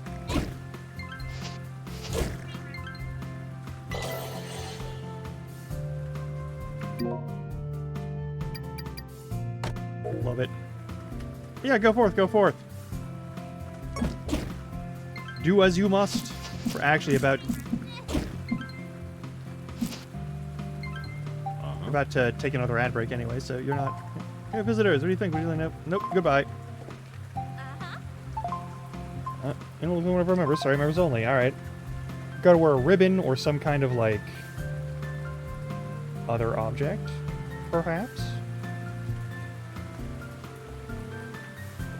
Go talk to the lady.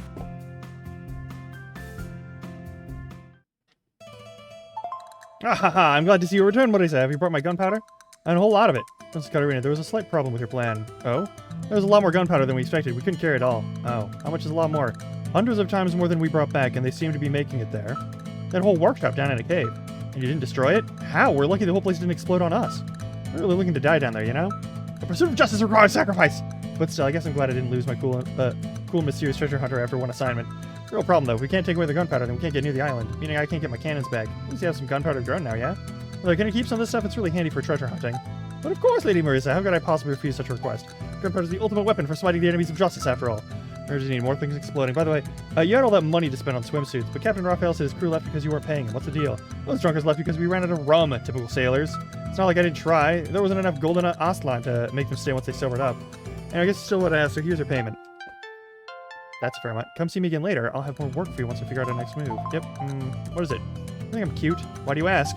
Don Inigo is always so formal with me. It's like he's not even interested. That, perhaps he feels there is too great a difference in your social status. My favorite book, The First Lance of Aragon, the knight Miguel falls in love with the princess he serves. No cannot live without her, and so he fights a duel to win her hand in marriage.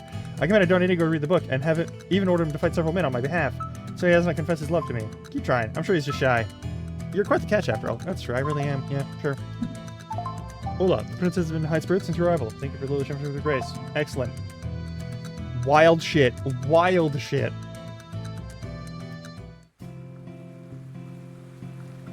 Now this is a great. This is Zelda-like, and it's very fun. We get a house of our own. We get a room of our own up top, right? Yeah. All right, we're like 30 seconds away from ad break.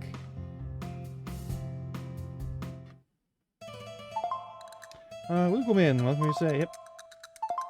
A Holy Crusade. I'm not sure that is her decision to make, but suppose we're truly grand. Sure. You're only here for as long as the money's good, which is fine, but also kind of weird that you're so hung up on. Oh well. Oh my god.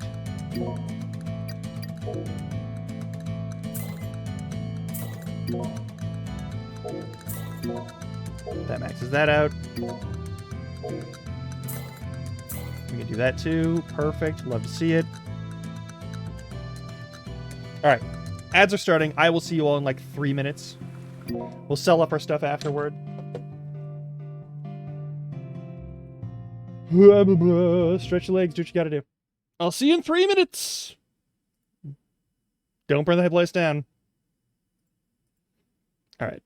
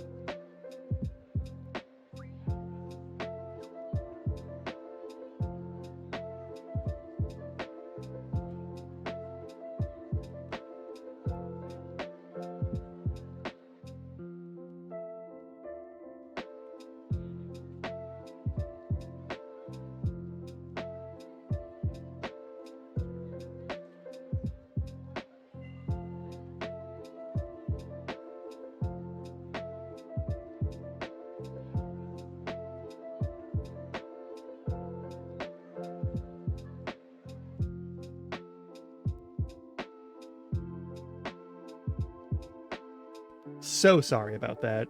That was bizarre. All right.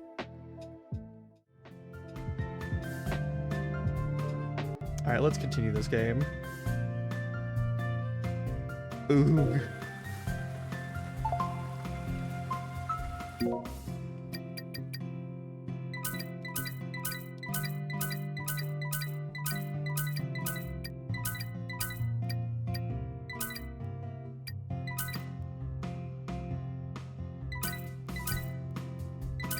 Thank you. I had a fascinating experience that I'd like to not share with anyone ever.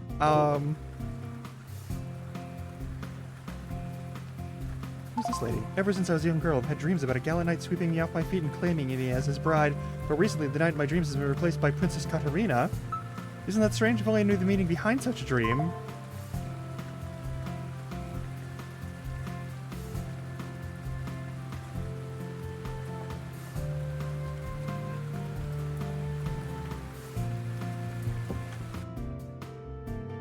It's called being gay. It's called being gay.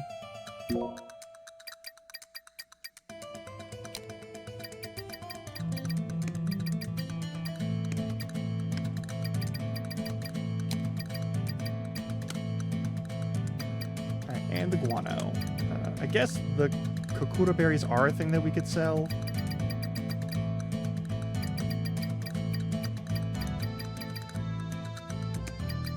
What's that again? Oh yeah, the flame sack. It's time for Lord removes his health. Nah, we're good. We don't need to take any naps right now. Oof. Ow.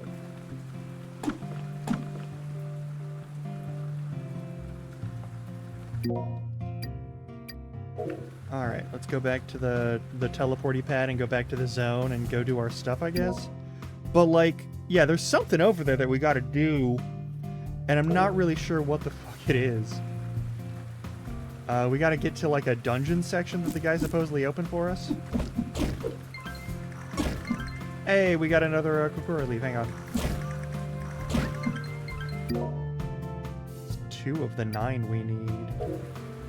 That's 2 of the 3 that we have left that we need. Yeah, it's already emptied. Cool.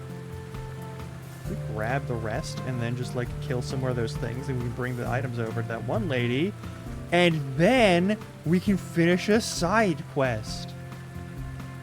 That would be pretty neat. I'm sure it'll give us some goodies.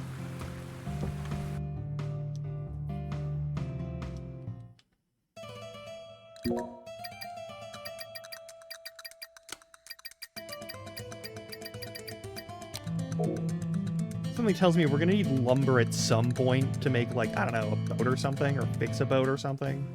Something in my head is telling me that's gonna be an important thing to do. There's no reason for me to believe that's the case, but, like...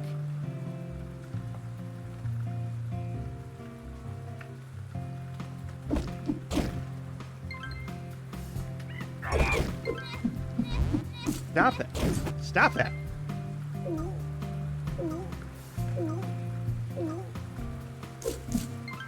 Fucking god-awful monkeys.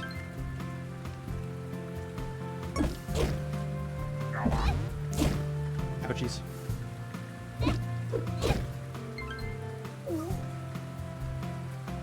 Where did all of my, like, knowledge of combat go? Where did my wisdom go?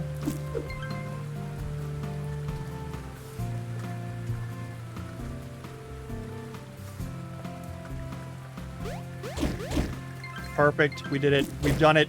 We've done it. Ooh. What's the game? If they've reopened for testing and whatnot. Alright, let's talk to this lady. Yep. I forgot to pick them up from the item box. Yeah, I did. I totally did. Okay.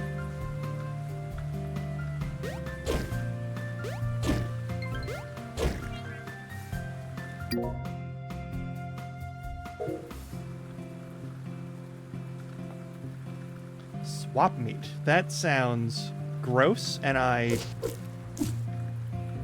not here to judge, but like I have an image in my head of what the main mechanic is here, and I'm only a little concerned, but I am more than 0% concerned. It's probably very fun though.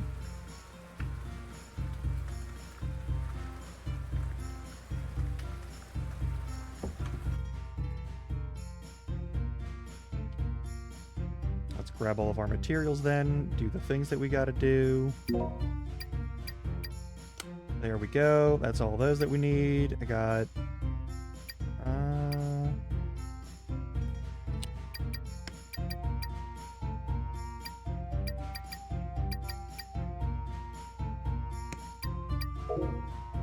and I'll sell the charcoal when we get there.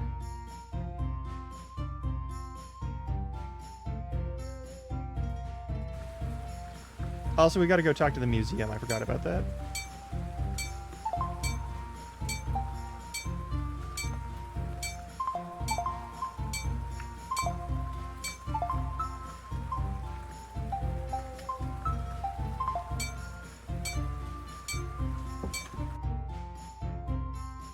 Ah, yes.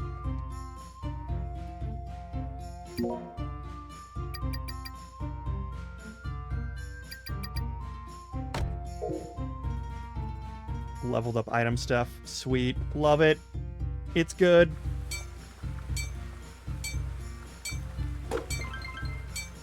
Alright, what was that?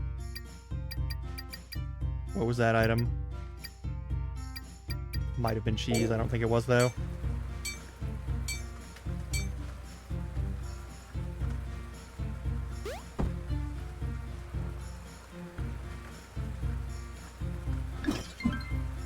Also, how much money do I have?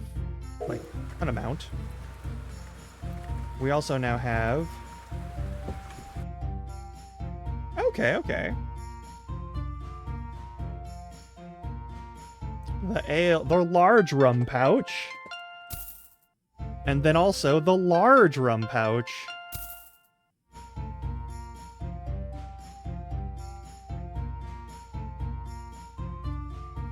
Borderlands More Wacky sounds pretty good, actually.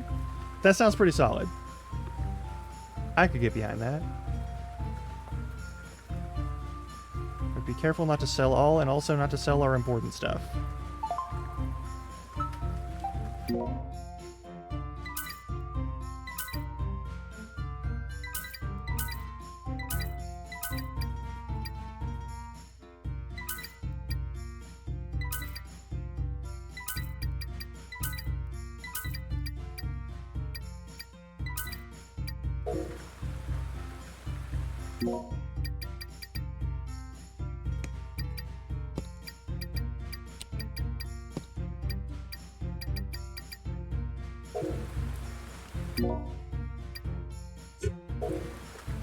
And now we go talk to the one lady, give her the 10 leaves, and then we're good to go. Oh, wait. There's still the library and such. There we go.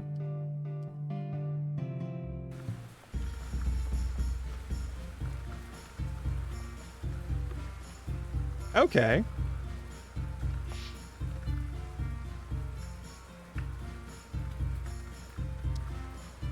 Like how the intro or tutorial or like rules person goes.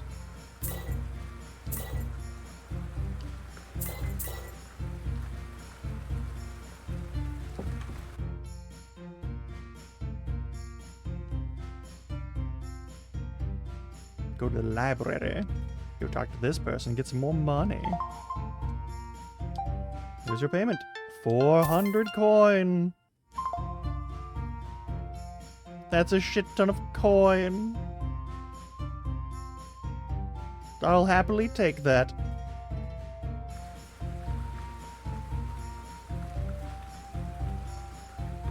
And then I believe we go over here. And we open up the museum and we go find us a little spot somewhere. And there's money in here, perhaps? Money? Beautiful. Love it. Alright, let's check the second floor. Yep. This is one of the pieces of Marajo are widely considered to be some of the most beautiful garments in the world. While the designs of many of these dresses are ancient, the materials have evolved over time. As with the creation of the city Arcania, Marajoarans have begun using Cathayan silk in their dressmaking, further signaling the power and prestige of their shamans. I have 1,200 money. Excellent.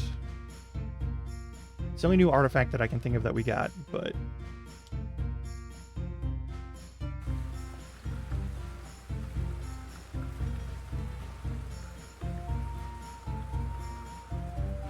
Oh, you can sell rum and bombs now! Hooray!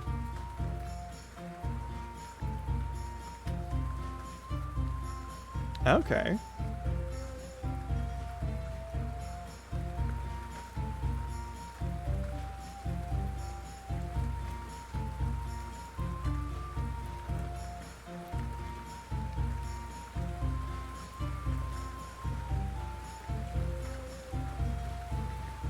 Probably should have used the fast travel over there.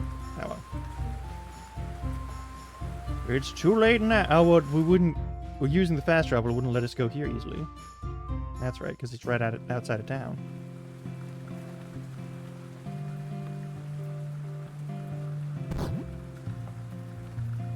Oop.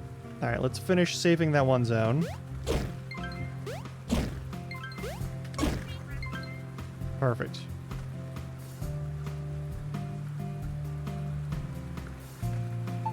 Hey, you're back. Got your leaves. Oh yeah, good job. You mentioned it'd be worth my while, yeah? Yeah, so here's the thing. We're not getting paid, are we? Come on, give me more credit than that. Promise I'll give you a good reward. I just didn't bring it with me is all. Well, it's not like either of us planned this little partnership, yeah? Yeah, so now what? Come to Master Arcturus' laboratory at the top of the hill, and Pura Yandara, I have something for you there. Carry a map as a treasure hunter. Let me mark the location for you. Pretty big stream you have to cross to get there. You'll need a way to get through the water, and our boat is only big enough for the two of us. Yeah, more like I want to see how determined you really are. Yeah, when you arrive, I'm going to get fetch my car and head back. See you soon, Worse, copy the treasure hunters. Perfect.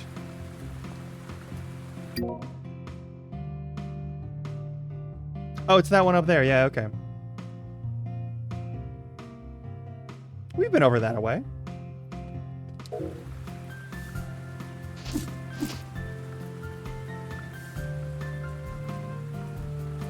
Okay, what the fuck is our reward for this, though? I actually do want to know what the reward is before we go any further in the actual dungeon.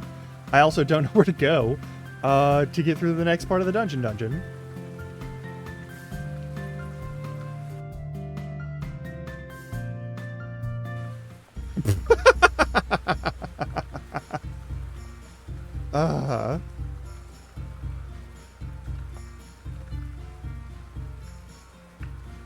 As long as it's only for the original Hollow Knight, that's fine. Also, we haven't played Hollow Knight on stream, though I've played it off stream.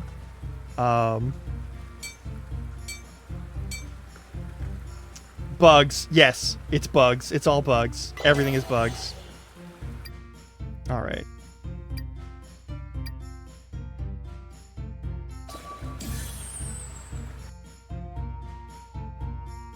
It's bugs, and then more bugs. Also, hey Apollo, what's up?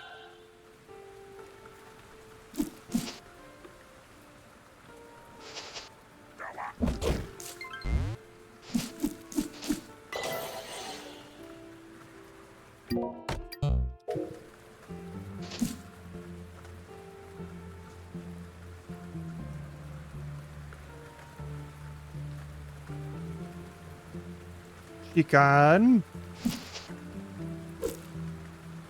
What do you got for me?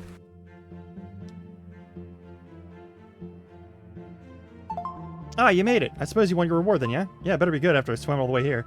First I make it worth a while. Here, this should hold you for a while. Here, anyway, I want to continue our partnership. The rewards will be even greater if you do. Have in mind. It's just so happens I've discovered new Yakomekawarasu using Kokora leaves. Kokora leaves are a natural stimulant property, basically an energetic, tingly feeling if you eat them. Popular among Marahorarans for that reason, yes. Right, so I thought, what if we extracted, condensed, and enhanced this stimulative essence? And that's how I created ether wine. That's pretty neat. So now what? It's boozy cocaine. Perfect. I want to sell ether when it's market in Arcania, but I need to make a new batch. Thing is, I don't have the ingredients I need.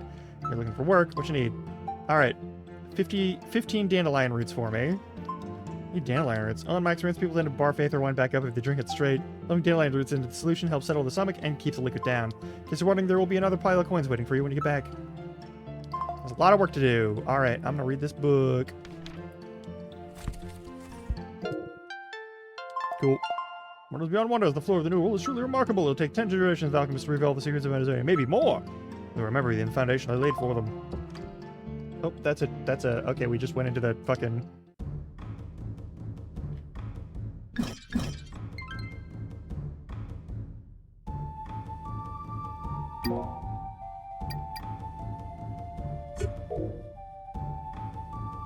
The fuck is that? The rosary beads. We're gonna like this for his museum.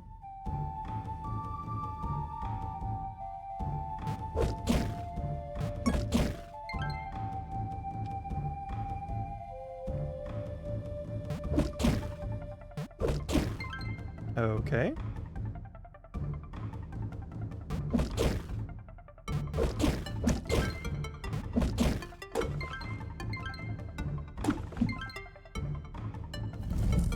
Oh, it's this side of the thing. Oh, it's this side of the mine.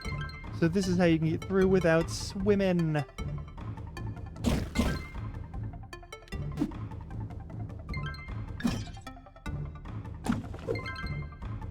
Okay, that's fine.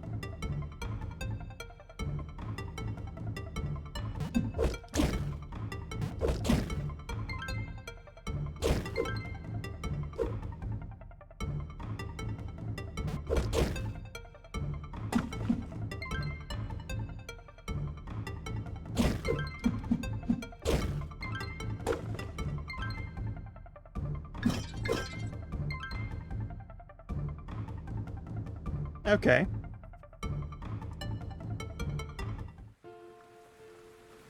Alright, there's another one of those little doorways. Don't know what the fuck they do. Yep. Nope. Alright, cool. We have to have some sort of, like, item for that. Actually, if we go back through there the fast way, we'll probably be able to do our thing pretty quickly, huh? Just go back to the fucking teleporty zone.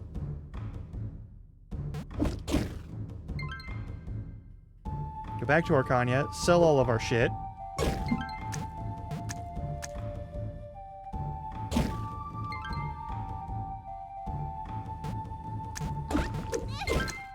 Ouchies.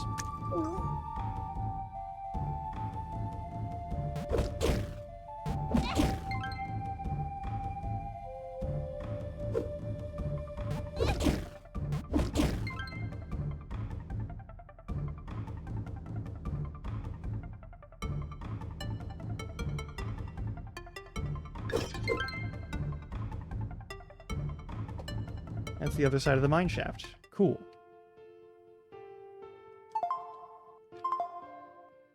That's totally doable. We'll get plenty of dandelion roots.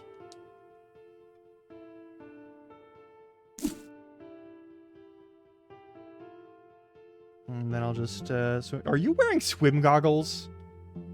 I think the capybara is wearing swim goggles. It's a free steal.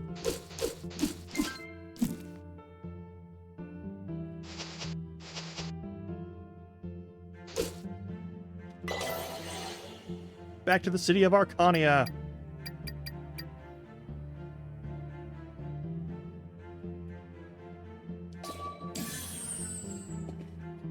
Alright, and we'll sell our shit, and then we'll go back to the actual dungeon place.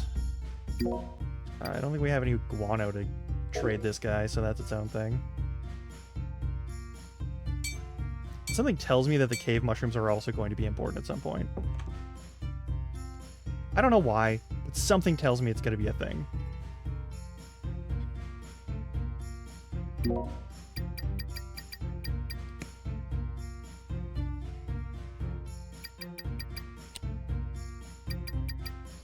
Like, those are going to be valuable eventually, right?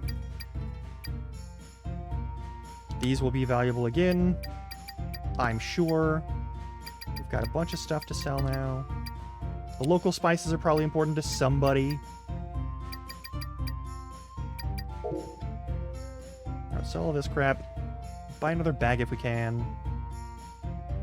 I'll probably buy another cheese bag. That seems important. Also, let's re-equip that. Also, we can just equip this.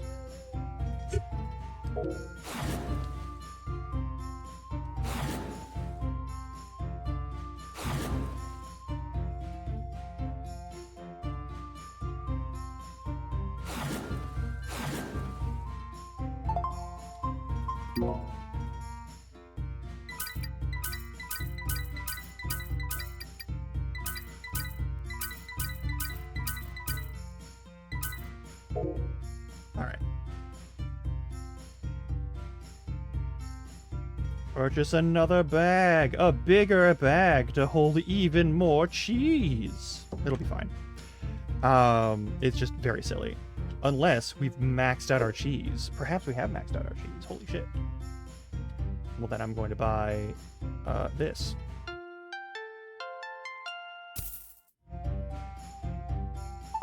Where's that? Oh yeah. Thanks so much for coming back. I was worried I was up to you last time. Nah, it's okay. Don't worry so much. We currently have new satchels in stock, so I hope you'll find something you like.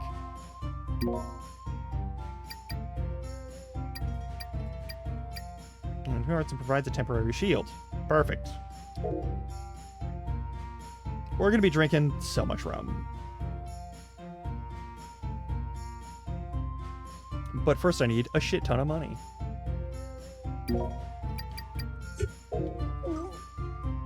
Also, if we can find a way to hold more explosives, that would be cool.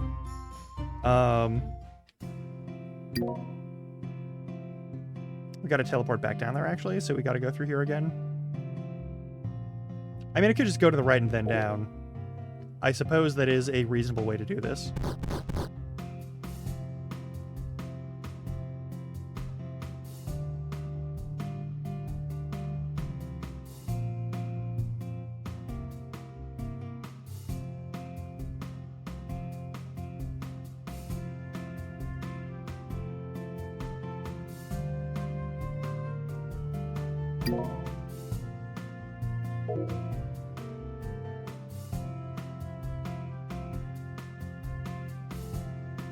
There's a dog.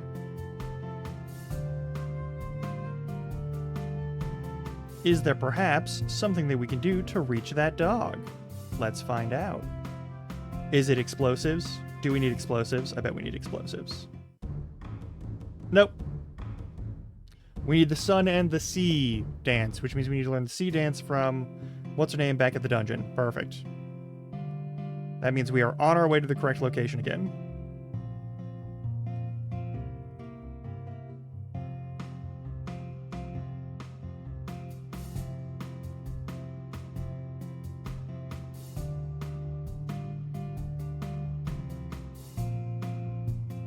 Also, what's over here?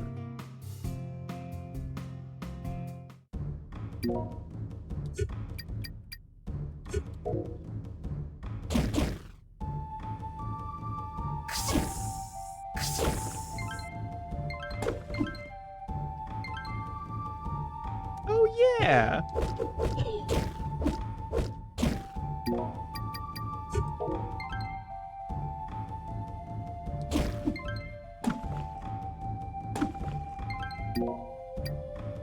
This way, we might actually need another fucking merchant stop.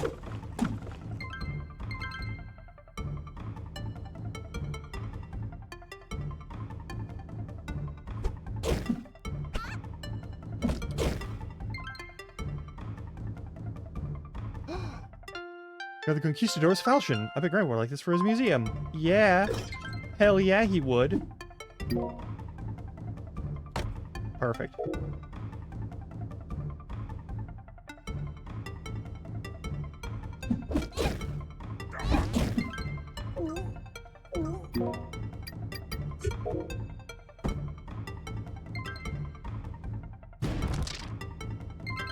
That's how it works. Alright, cool. Alright, this is gonna be a dead end no matter what, huh?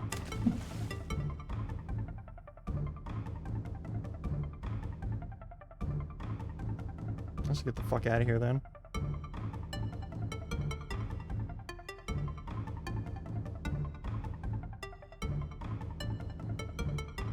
Unless...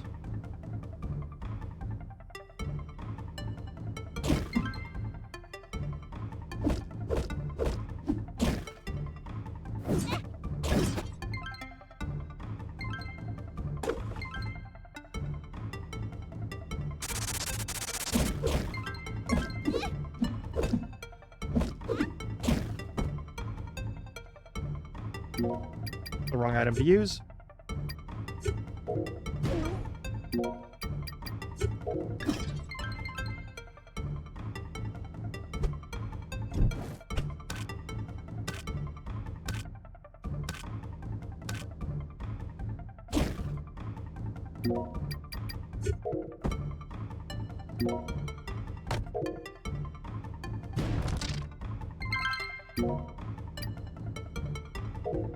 Perfect.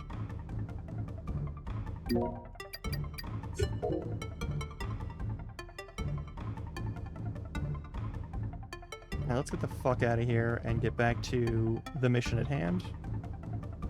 Which I think will require us to use some fast travel, sadly.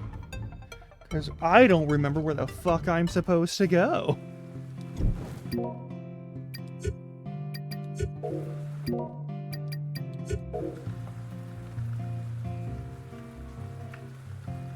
Stay back, crab.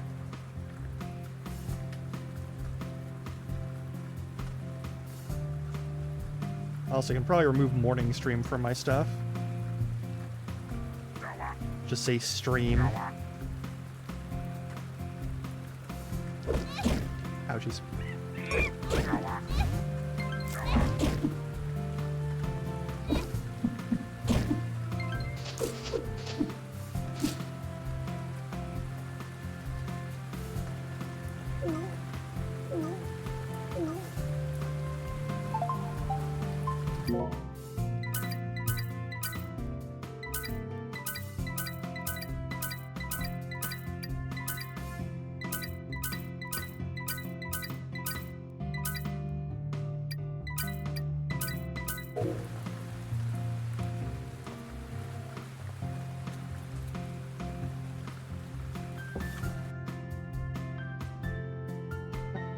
Ad start in 2 minutes. Holy shit.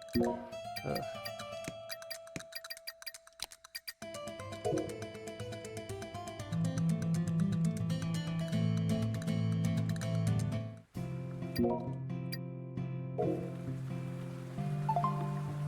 We've conquered half the continent by now because the phrases and the streets of Atlas. God, these people are horrible. I do not want them to succeed in their endeavor. What the fuck?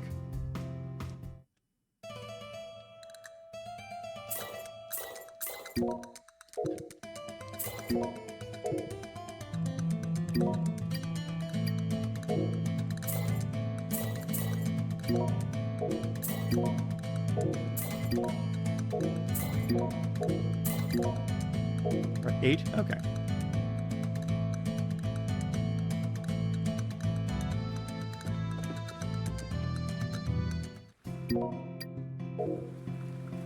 Okay.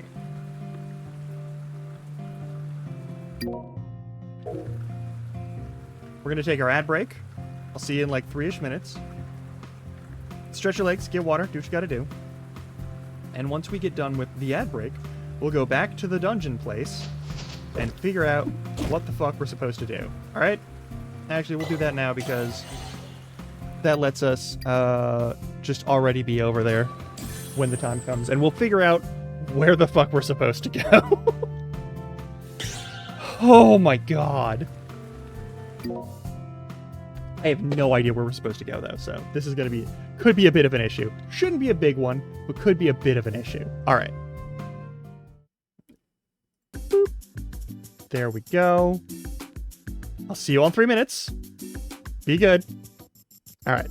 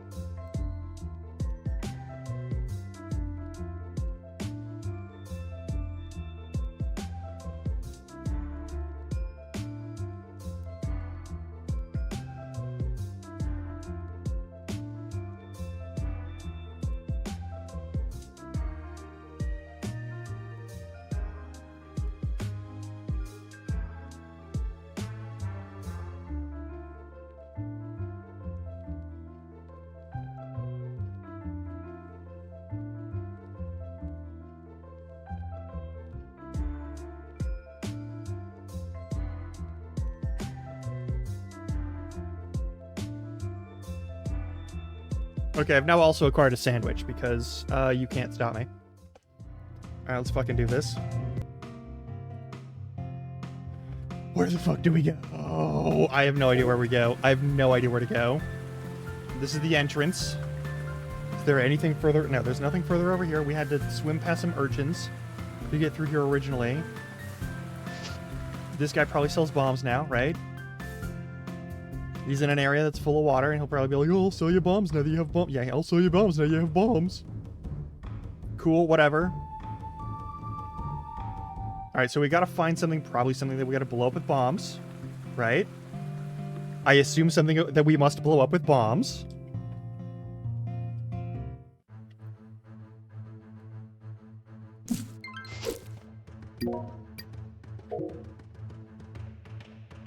Now, there's the asshole. We ignore that guy. We have to find the main entryway or whatever the fuck place.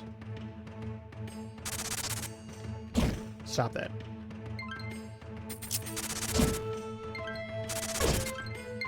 That's a lot of cheese.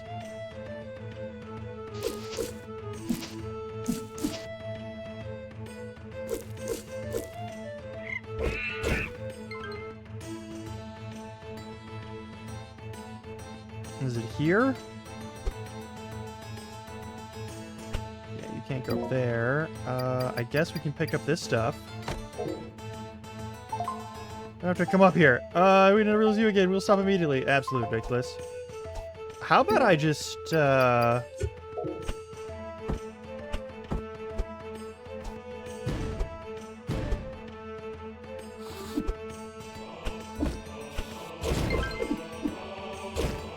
There we go.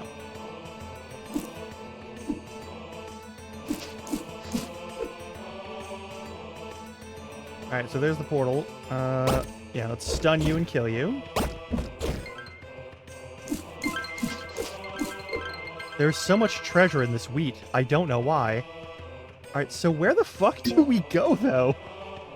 Like, clearly we go somewhere around here.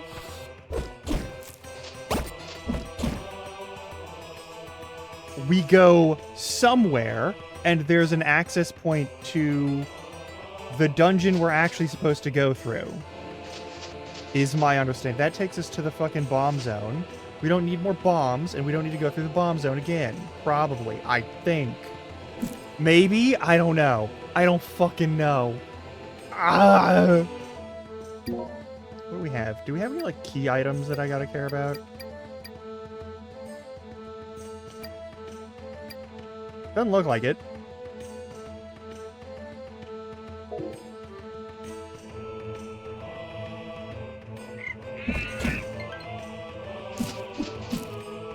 And there's these assholes. Do I have to go back up there again? Like, what am I... Stop that. Fuck off.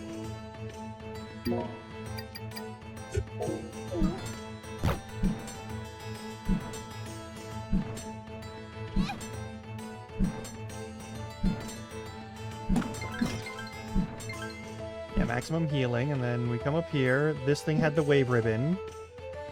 The guy disappeared.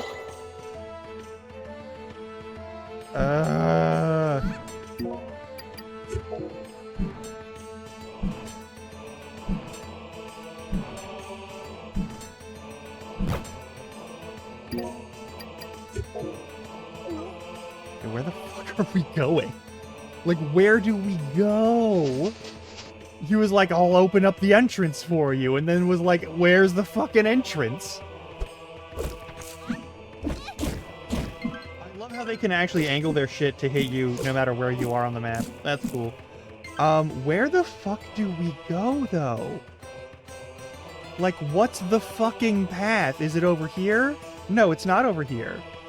It's certainly not over there either, because that's just the place where the guys do the thing to get the fucking rum, and we already did the rum thing. Where do we go? Where's the path forward? It would be cool if you had a better map to show me, so that I could see what the path forward is. Like...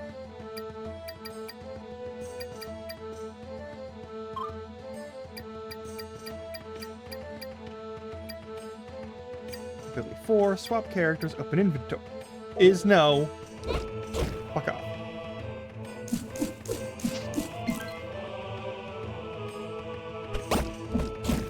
Okay, this door is now open. Okay, finally. Finally, maybe this is like a thing forward for us. Or not. Is this the same fucking zone as oh my god, it is. It totally fucking is. Okay, there might be a thing forward, but I have no reason to have any faith in that. Alright, cool.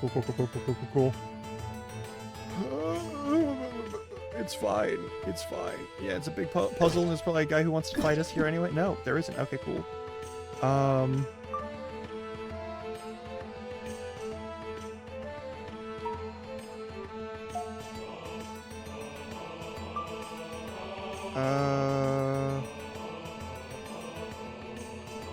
Well, that's annoying.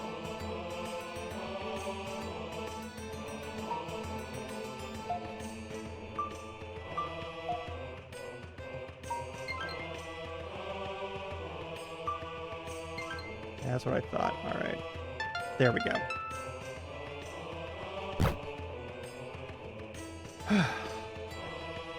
Not my best work, but it's fine. Welcome to Yara Tuwai. Please leave immediately. Tour services are suspended until further notice. The temple is not currently open to visitors. Oh, I see. Okay.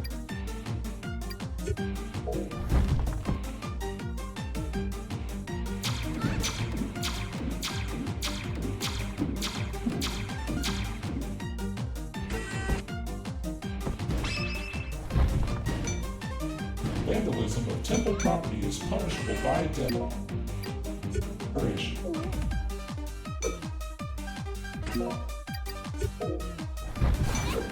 No? That's not it?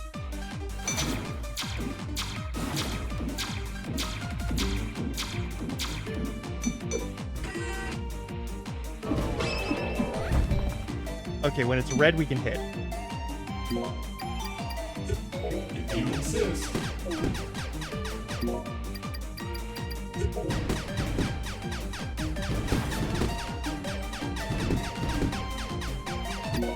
Yes. No, that's the robot scorpion telling us that. Yeah. Oh, I thought you died. We'll just have to try. The temple is now closed. I'm sorry, but the priestess cannot see you right now.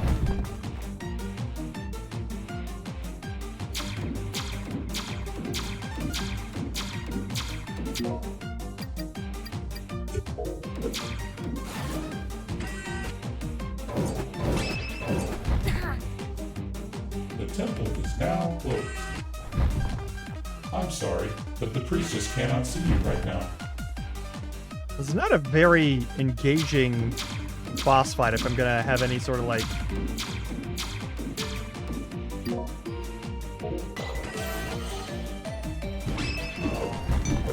Shit. Alright, we're fine.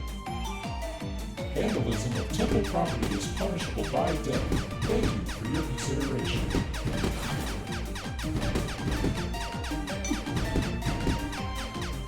Oh, I thought you died. We'll just have to try. Motherfucker. Vandalism of temple property is punishable by death. Thank you for your consideration.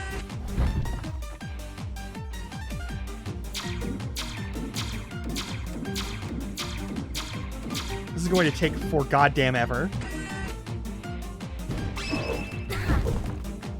Fine, whatever.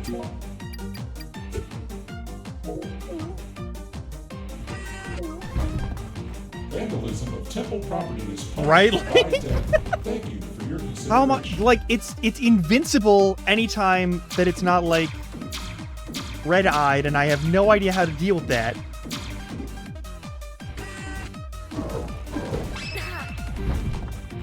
Is it perhaps...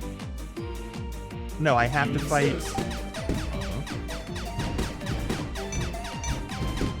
Okay, it's not that.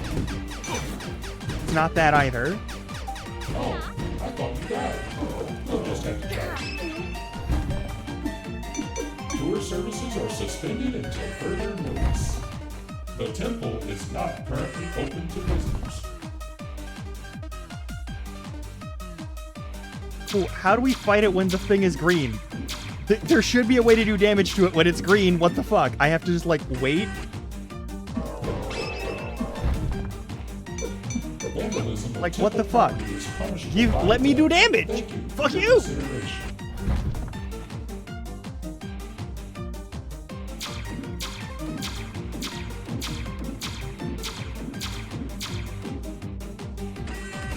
Oh.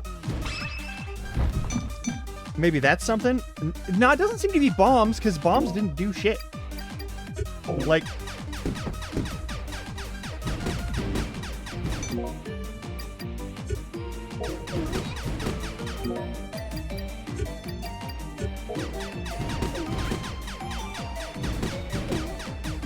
Maybe, but these ones don't let me do anything. We'll just have to try it. Tour services Maybe the big are ones? suspended Yeah. until further notice. Vandalism of temple property is punishable by death. Thank you for your consideration.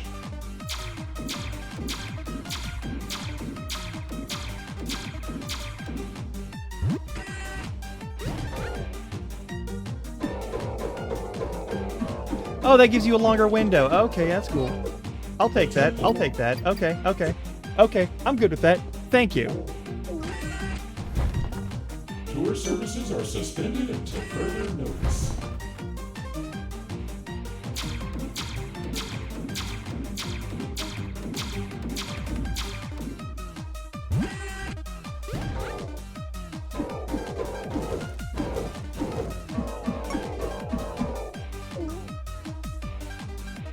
The temple is now closed.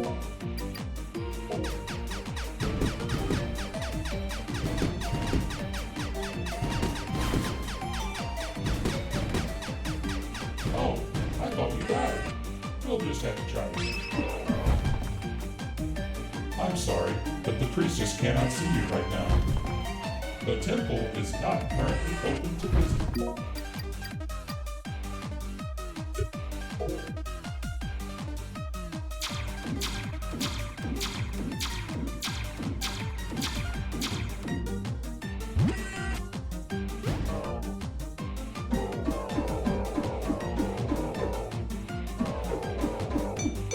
I'm sorry, but the priestess cannot see you right now. Tour services are suspended until further notice.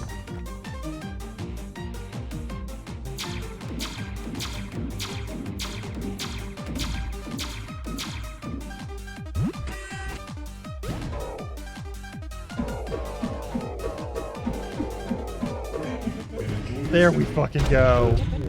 There we go. It's done. A word of Mara. Yep. Maximum energy boost and maximum heart increase. Love to see it. The pirate jail key. Get Amada Yara out. Wonderful news. Hey, you're back. Oh, yeah, bro. Got the key too. Let's get you out of there, mate.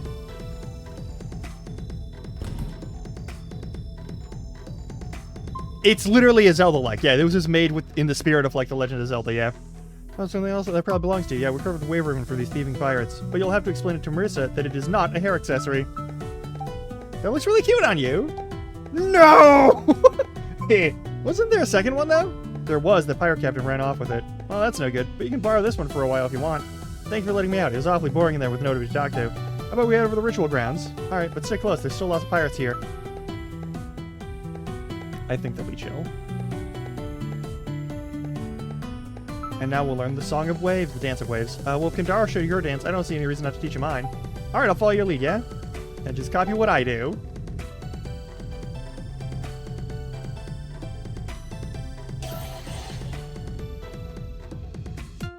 Marissa, learn to the wave dance. If you're really refreshed on it. Yep, exactly. Water can cleanse, burns, and poisons, even create a protective barrier. And when the water moves with you, you can swim a lot faster. Will water come out of my sword? No, why would it? Well, Kandara's dance makes it catch on fire, so I just thought, what would a wet sword even do? Probably ruin the sword, I'd imagine. Don't worry about it, it's fine. Protection thing is enough. I will use it a lot as a captain. It's my responsibility to provide support to my crew. Yarr! Yarr. You're getting into it. Alright. I guess the captain should pay their crew for the voyage, huh? Paying treasure? Uh-huh. Why am I so certain that this money came from the temple offerings? Now that his Priestess Amanayara suggested, I believe the best next step would be to contact Priestess Kagra. No challenge for her to track Zolota's movements if she isn't already. And then we can find Ari. I wish I could go with you. Kagra's so wonderful. She's such a good listener. Oh wait, she really doesn't like Castilians though, or Germans for that matter. Actually, she kind of hits anyone from across the ocean. But I think she'll make an exception for you, Marissa. I don't think anyone can hate you. Thanks. It is true that Priestess Kagra is quite wary of foreigners. However, I believe that she will cooperate with Marissa given the situation. You're here, Cappy. Like, very proud of my crew and my new friend, and I'm sure she'll be nice to you then. The question is, can we get her to work with Priestess Indira? Under normal circumstances, I would consider it impossible, but these are anything but normal circumstances. We'll figure it out. Let's go, Cappy. Ari's waiting for us. Come back soon. Bring Ari with you. We'll all go swimming together.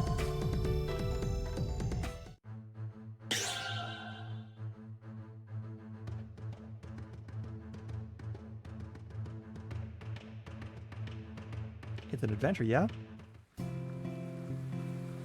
Alright. Now we have 7 hearts and more stuff. So we are going to save real quick. Okay.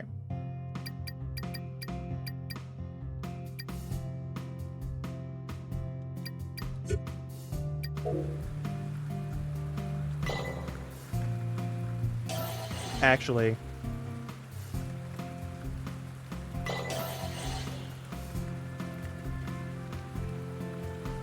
oh my god, we swim so much faster now.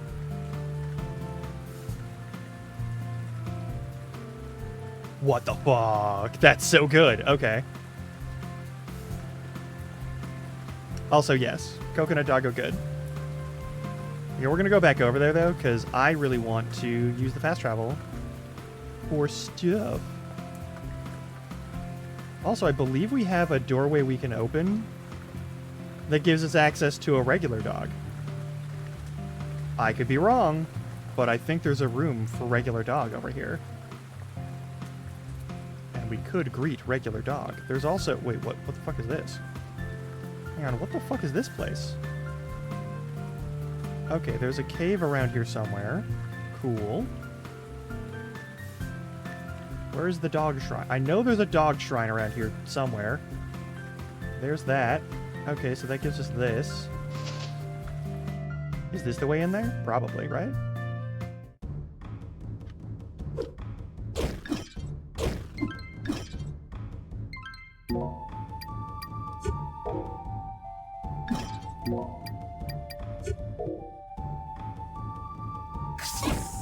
Ouchies.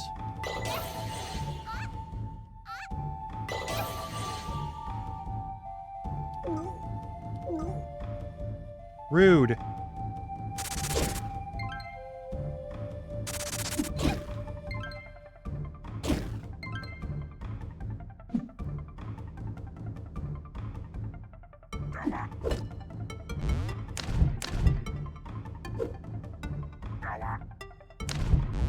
I see how it is.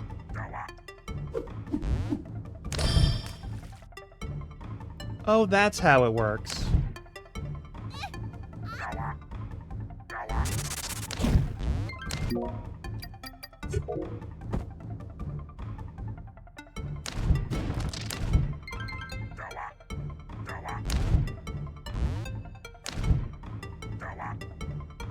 There it is.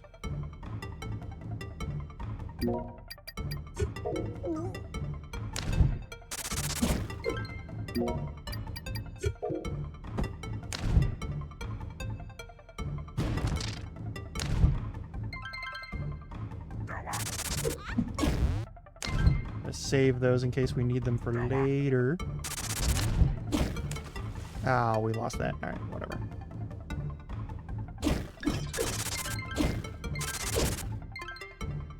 Sure, whatever. Alright, let's go finish this up.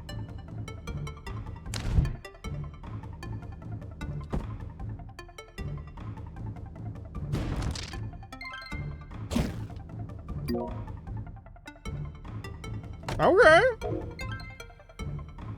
I'm good with that. I'm good with that. Yeah, I'm cool with that.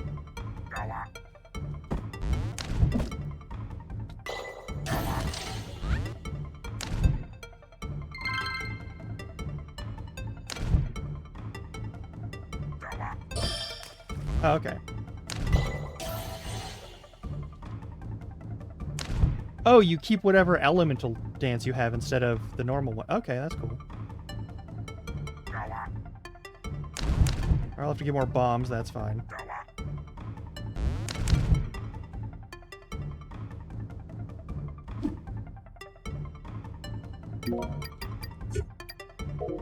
We're running low on cheese.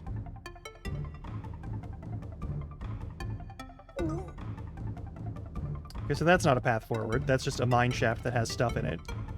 Which is fine.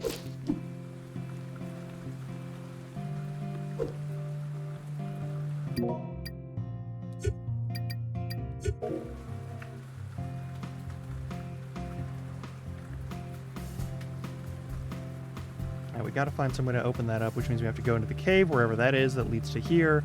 Which I think is gonna be from whatever other zone we get our hands on. Surely we'll find the dog zone. We require the dog zone. The dog zone is important. Surely the dog zone is important. Also, surely we can buy some more cheese in here. Let's max out all our items.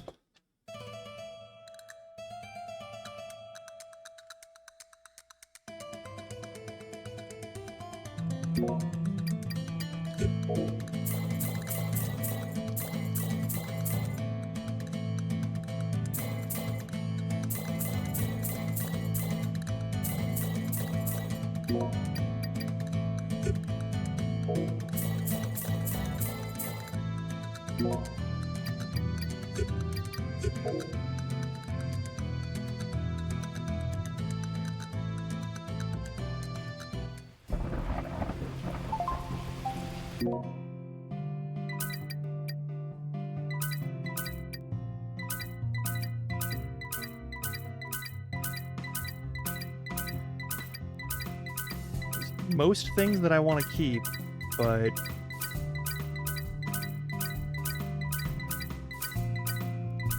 perfect.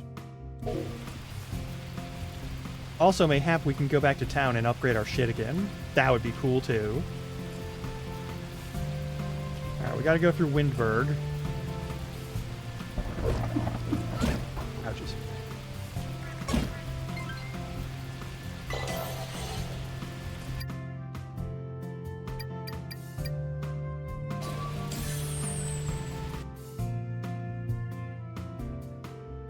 My god. Trade 8 guano for 8 iron, because holy shit.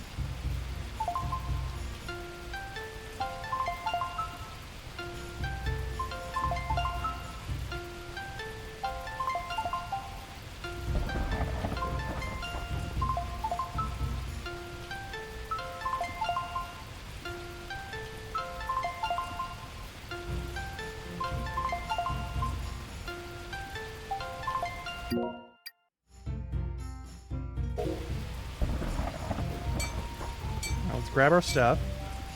Looks like that guy can boost our shit again. Let's grab some more steel, because we'll probably need more steel.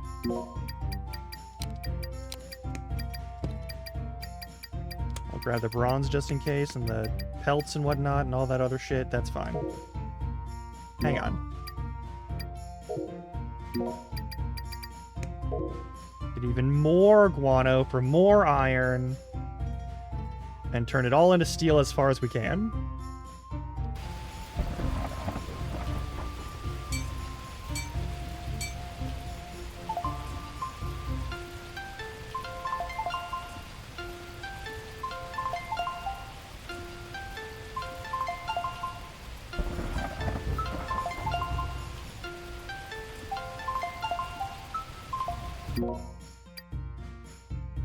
We have one.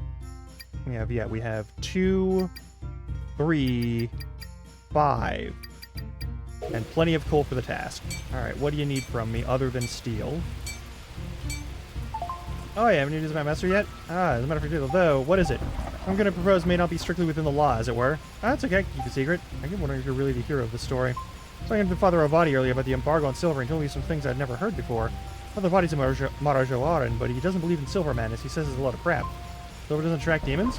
The very opposite. Father Avadi says when he went to Rome to become a priest, they had silver everywhere. Apparently in the old world it's even considered holy, and pure silver can repel evil. Alright. Yeah, are you two really going to risk starting a war with this dumb idea? It's not dumb. What do you even know about swords? Of course, the Kevlar has a point. If you're caught taking silver from the mines, it'll cause an uproar with the Maharajawadans. I wouldn't be surprised if Patrick had us both hanged just to keep the peace, but there may be another way. Well, you didn't hear this me, but there's a Castilian smuggler in Costa Verde who's still supplying silver to Castile. He comes to me sometimes for metalwork. I know roughly where he lives, but not how to get there. Hell yeah. Sell you 8 silver ingots. Let me see how it goes. Alright.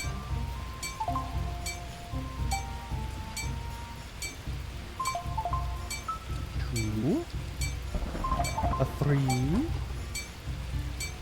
a 4, a 5.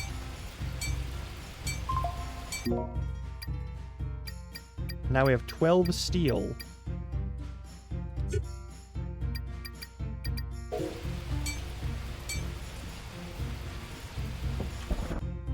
All right. So we got to get some silver from a smuggler.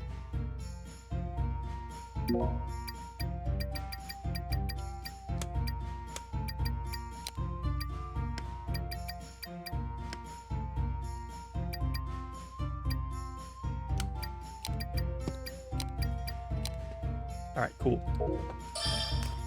Not what I wanted. You know that's not what I wanted? Alright, so to go there, we have to go down there. I know exactly where we're going? Okay.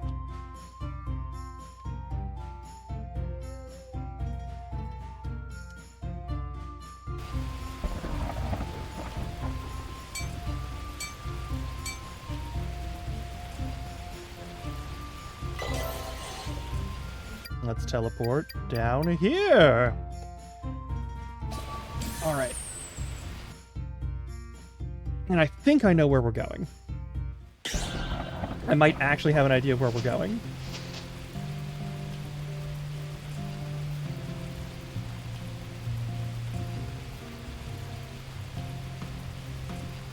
It's a shame we can't just, like, walk under this.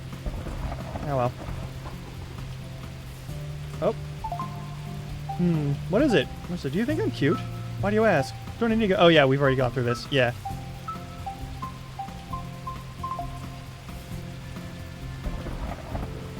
I go this way. Costa Verde. Here's the place that we'll end up at, probably. And there should be, like, a little island that you can see a dog on. Up this. Up one, perhaps? There it is. Yeah, this is the one. Alright, now that we have the ocean dance, we can do the ocean dance and open this up.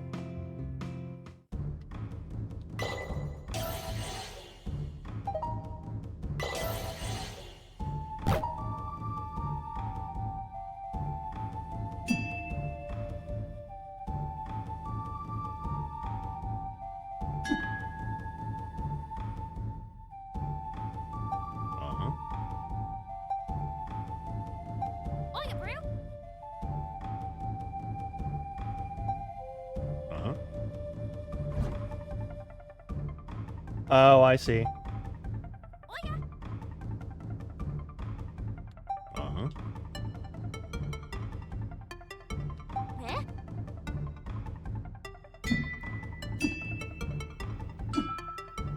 Uh-huh.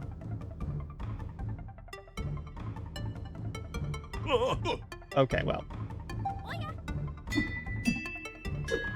Mm-hmm.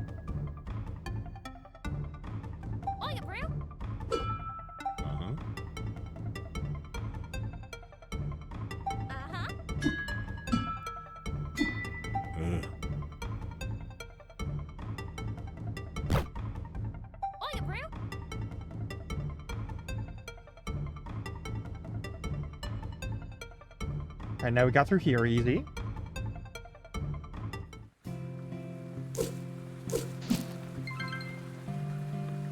Hello, spirit dog. What does the dog require? Echo of Puru. Uluwayumara. It has been some time. Do you require my service? However, it's Prince Marissa, though. Oh, not Mara? Ompuru. I shall make known to all the land that you are now Marisa. Pimpalu. Omwayuwa. Upu upu wom pom pom pom upu? Eh? Pom pom u. Upu umawa ip ua awabo. Ompomara te palu wi upu? Ompolu mara pe. Ni wi imamara. Wi marisa. What's going on, mate? What are these noises? An ancient capybara tongue from before the time of Mara. You still hear traces of it in capybara dialects today, but none of the lives speak the traditional language frequently, or fluently. Except you, apparently, in this broke. I'm something of an exception, yes. As for him, an echo of a time long past, all but forgotten. A ghost, some would say. But do you not remember? Remember what? Why is there a capybara ghost here? Oh, it's a capybara ghost. I thought it was a dog ghost. Strange question. I'm here simply because I couldn't be anywhere else. I'm the land, and the land is me. The land is overjoyed for your presence, Marisa. We are glad to be of service. Eh? A better question is, why are you here? Was your journey not complete long ago? I'm looking for Ari. Have you seen her? We seek to find Priestess Ari, a young disciple of Mara. Yes, I know Mara. Mara te Ari. Do our prayers not reach you? Does your master no longer see her? I Papo Pomuru?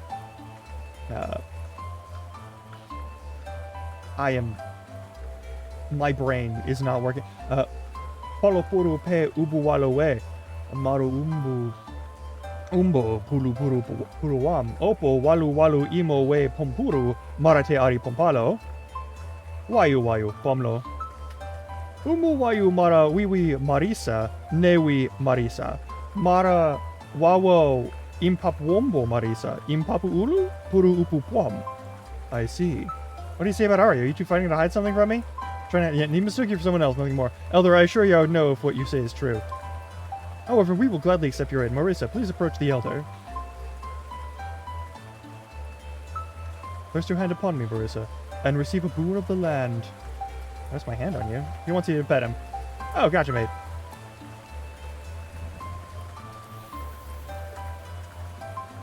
She scratches the ancient capybara's head, fleeting visions of the past echo in Marissa's mind.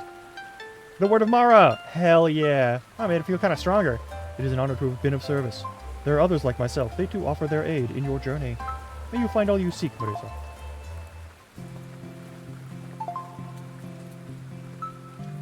Cool.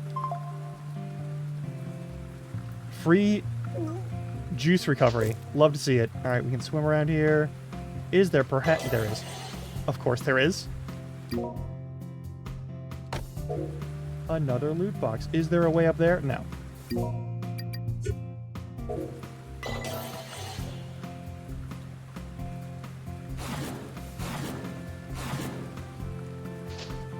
Okay, so this isn't the path forward. God damn it. How do I get in there then? Shit! Fuck. God damn it. Actually, is there a way to just, like, jump into the water from here by chance? That don't have to go through the whole fucking zone again? Any chance that's... Oh, that's fantastic. Any chance of that being a thing? Is there any chance of that being a thing? There's not. There's no way. Alright, cool.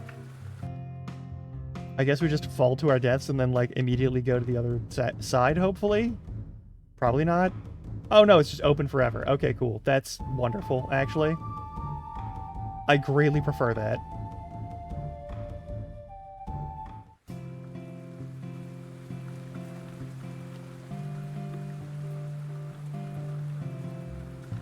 Okay, so to get in there, we gotta find some other pathway.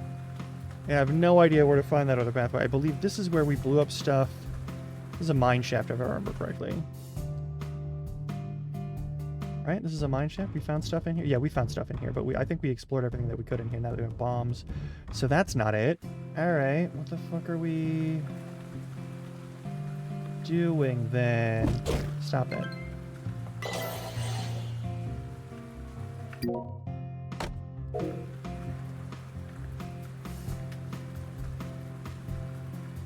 Alright, so Ghost Capybara. Alright, we gotta find the Silver Smuggler. Ouchies.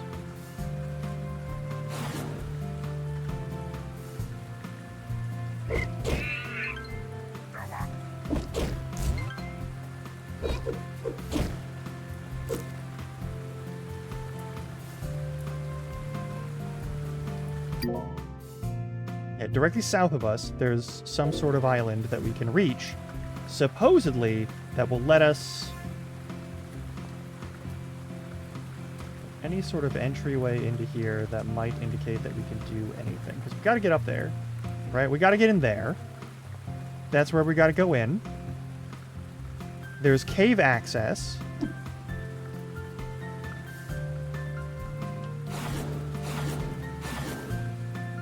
Uh-huh.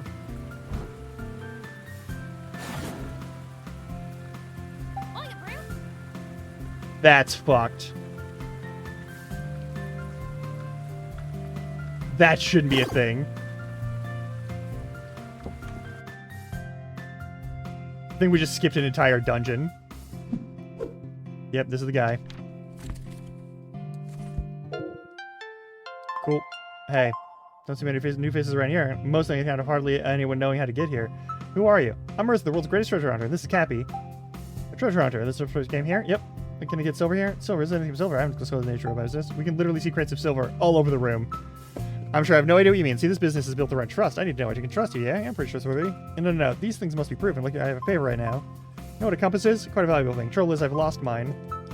I doubt that damn thing's likely at the bottom of the sea by now. Fortunately, I had two, except the second one I loaned to a business associate, an Arcanian fisherman by the name of Fritz. Help me out and go retrieve my compass from Fritz. Tell him Santiago sent you. He will understand. This ship at the Arcania docks, you'll know when you find him. Let's just say Fritz likes to be dramatic. Annoyingly so. Save me the trouble of dealing with him, and I'll happily do business with you. Okay. Let's go through the cave then. See if that does anything. There. That's done. How are we supposed to get here properly?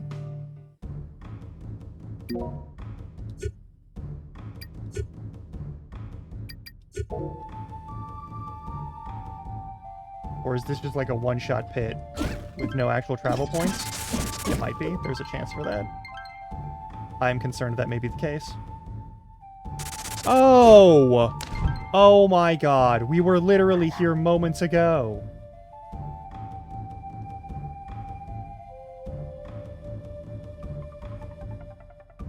We were just here. That was the path through. I'm just a fool. Because we came here for the dead-end treasure chest, and that was that. Okay. Let's get the fuck out of here, then. So that was how we were supposed to get here. Okay. Okay. I'm just a fucking goobus.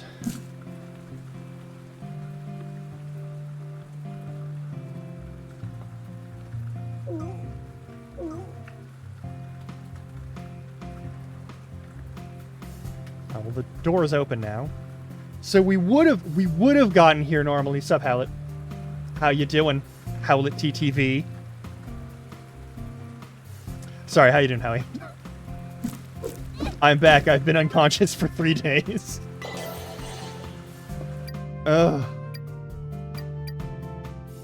Alright, we go back to here to go to the docks.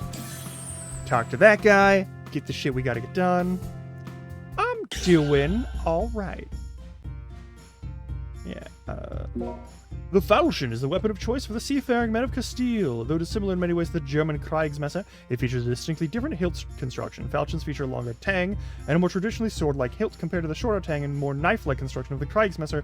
That's because the messer was made so that people could carry a sword without actually carrying a sword.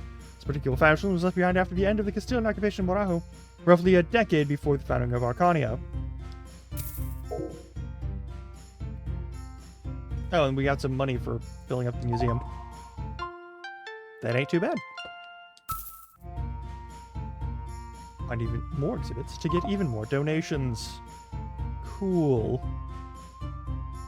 How much money do these people want from us? This is an important question. Eat some more cheese to heal. Alright, some motherfucker is over here being super dramatic, supposedly. The ship heads out at the next bell. Massive ships coming from the old world these days. Because of that, the ships have to sit out in the bay while smaller vessels ferry goods back and forth. Meow. Cat sleeping soundly, best to leave it be. More and more ships come in every month. We'll need to hire more dock workers soon. Alright. Who's the flashiest bitch in this screen? Not you, you're a fisherman. Are you Fritz? Whoa, oh, it is Fritz. Whoa, that cruel misfortune should befall me. Will no one hear my tragic tale? Is there no kindness left in this wretched city? I'm pretty sure this is Fritz. Alright, listen, Santiago sent me to get his compass back. You have it? Oh, another cruel twist of fate. Tragedies atop tragedies. Is that a no? Patience, girl. I'll get to the compass. I'm trying to paint a scene for you. Right. You see, I'm a fisherman by trade, but a pugilist by hobby. A brawler, if you will. And that is where my present troubles began. It all started when the portmaster came one morning to collect dock fees. I'd been drinking on my ship the night before, as one does. I was rather not in the mood to be awoken so early. Especially not by a loudmouth clerk demanding payment. And so, passionate pugilist that I am, I may have struck him in the face a time or two. Well, really, it was more like 6 or 7. I'm not sure what to say. And would you believe it? He had my ship impounded! You should count your blessings if that's all he did. But you don't understand, that ship is my livelihood, and I spelled livelihood wrong even though I'm speaking. And now he wants me to pay a fine and the dock fees before I can get it back. But with what money? I can barely sustain myself just fishing off the pier. I need my ship if I'm to turn a profit. You never paid him the dock fees? Of course not! I was so distraught over the whole incident. What could I do but head to the beer house? And now I sit before you without a mark to my name. You seem like the villain in this story, mate. So about Santiago's compass. Well, that's the thing. The compass was on the ship, which I cannot presently board. But if you would convince the portmaster to release my ship, then both of our problems would be solved. You created this mess. You should fucking fix it. Lament elevate. Mother Mary, can you hear me still? Your love feels so far from this land. Alright, Lex, bruv. I'll go get the portmaster. Lord be praised. Finally some good news. Go quickly. I'd rather not sleep another night on the pier. Whatever. Go fuck yourself.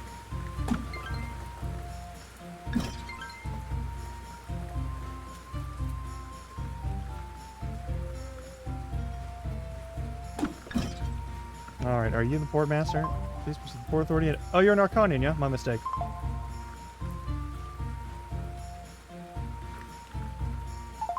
There's the only port over for over 1,000 miles with decent booze. Alright, well, gotta go here. Gotta go talk to the boss, who probably has like a black eye or something. Or not, could just be this guy. Oh yeah, what can I do for you? There's a fisherman outside, he's trying to get his ship back. Says he kind of punched you a few times. Fritz? He's like getting called a bailiff to have him flogged. You tell him, that lad, that his ship is mine until he pays every last mark of his port fees. Can we maybe work out a deal? I just need to get something off his ship. I don't actually care if he gets it back. Well, maybe. Look, I'm in a bit of a bind myself. My pay comes out of the dock fees. If the fees aren't paid, neither am I. But my daughter's wedding is coming up, and let me tell you, it's quite the financial burden. Okay, so because I didn't get Fritz's dock fees, I haven't been able to pay the baker in Windberg for the wedding cake. And we're understaffed here at the Port Authority, so I can't leave long enough to go see him about it. Go to the Windberg baker and work things out with him. I'll release Fritz's ship. How do I do that? He knows I'm good for the money. Just convince him to let me pay after the wedding. It shouldn't be difficult. If you say so. My fucking god. Well, we have tons of cash on us, and we're about to sell more stuff to get even more cash, so it's gonna be fine. 5 different fucking fetch quests. This is a very fucking Legend of Zelda thing to do to us, though, so... Can't be too surprised. Buy a couple more cheese.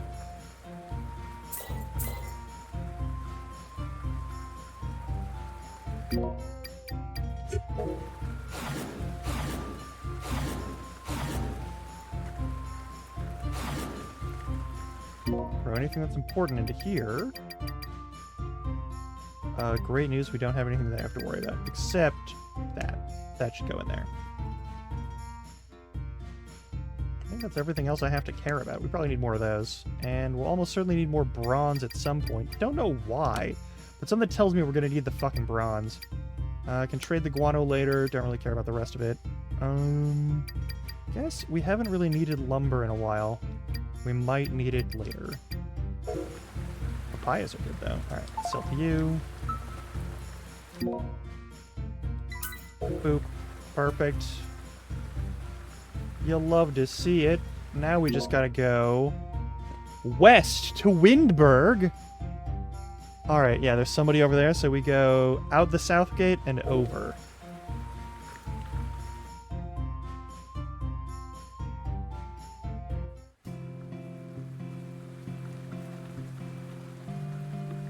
Also, we will need the bombs. They will be required. We have to blow some shit up. No. How fucking dare you? No. Also, how dare you?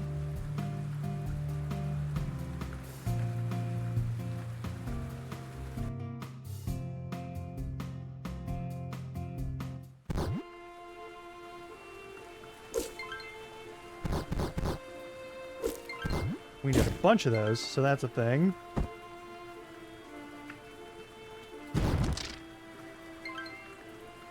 My goodness, what was that?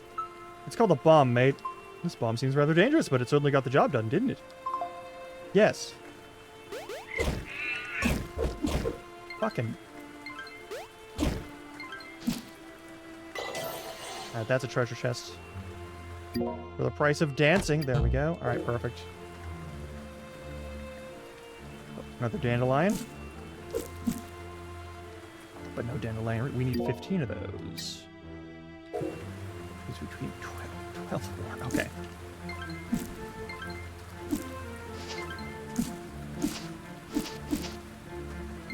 How do you get charcoal out of grass?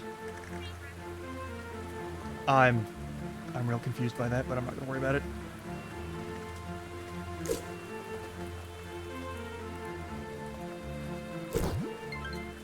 Is that more wheat? It is more wheat.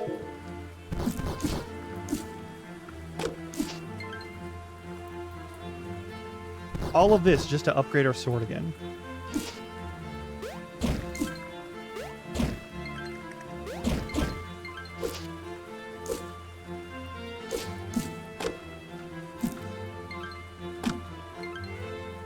Oh, there's another... Okay, there's another fucking capybara. Capybara, capybara. Get fucked.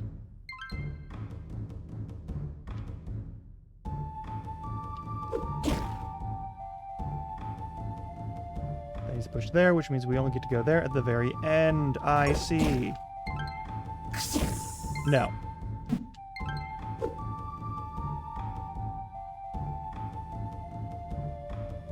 Forbidden. Okay, so there is no... Oh, cool. That's fun. Okay. I see what we're doing here. Alright. Free cheese. Treasure. Perfect.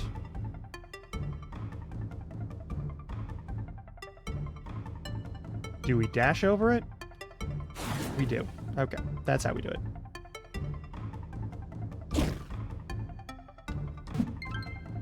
Another book.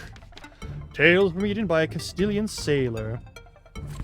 Today I find myself more confused by our goal in this godforsaken land. What cruel irony that the Princessa has named it Eden. She believes with all of her heart that she has found the biblical garden, yet it is far from a paradise. The ground is more water than soil, the flies are relentless, the man-eating dragons terrorize our camps. Each night I say a prayer to St. George, the beast will not devour me in my sleep. I should pray to St. George they can get a cool spear to kill the dragons. Like, what do you want? I suppose I should count my few blessings. The land, for all its dangers, is abundant with fruits and game. I have never gone to sleep hungry since we arrived at this place, and in that regard, perhaps, it is preferable to being at sea. But the dragons! Scaly beasts no less than 40 feet in length, with gaping maws filled with razor-like teeth. They lay flat in murky pools, rising suddenly and violently when prey comes within reach.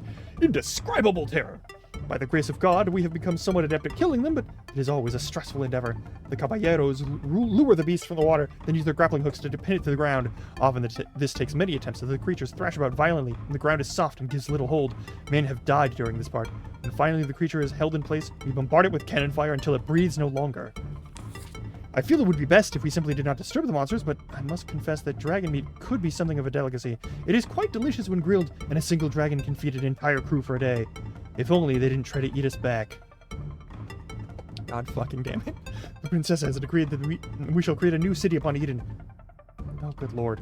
It shall be greater than the settlement our fathers lost at Costa Verde. Madness, I say, but the princessa usually gets her way. I wonder then, how shall future generations deal with the problem of dragons? I hope not in the way that we do. Perfect. And let's bomb this. It's very clearly a bombable wall. Perfect.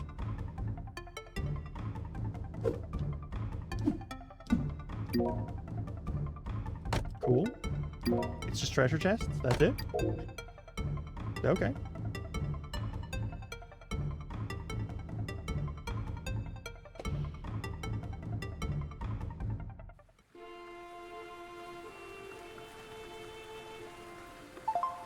Uluwayu, you are called Marisa, the land remembers. Hi, Ruff, that's me. Womalu, I am honored that you would seek my aid. Rest your hand upon my head, and I shall grant you the land's boon. I remember how this one works. It's probably more health, right? It's gotta be more health, right? It's gotta be more health. As she scratches the ancient capybara's head, fleeting visions of the past echo in Marissa's mind. The blood of Mara, another heart. Kind of stronger. It is an honor to have been of service. There are others like myself. They too shall offer their aid in your journey. Yeah, I know. May you find all that you seek. Nice. Alright, we gotta go west from here. Get the fucking compass. Oh, there's skeletons out at night. Okay.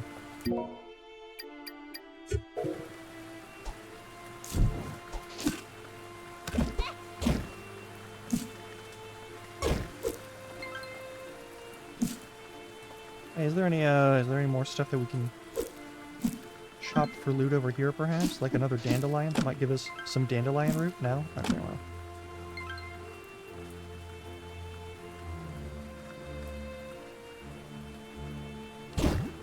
The skeletons are starting to... Oh, it's a bat. Okay. Oh, there's bats plural. Interesting. So, there are more enemies and worse enemies at night. I see.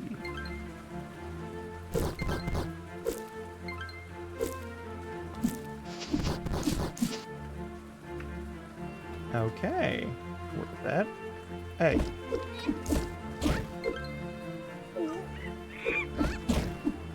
No. Evil monkey. Do not care for it.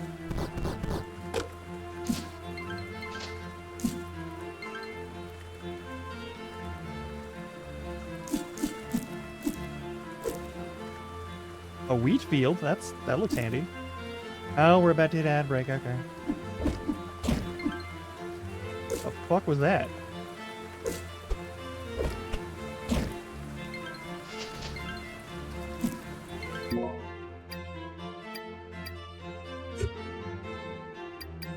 We're short one dandelion root. We're almost there. Perfect.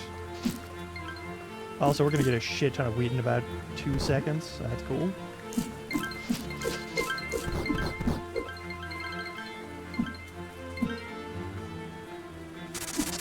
Loot.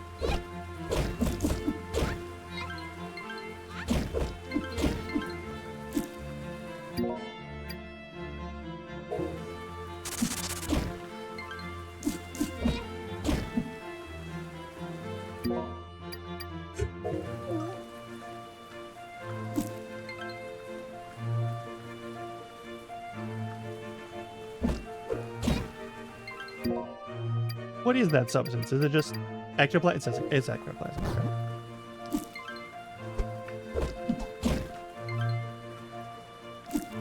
Okay.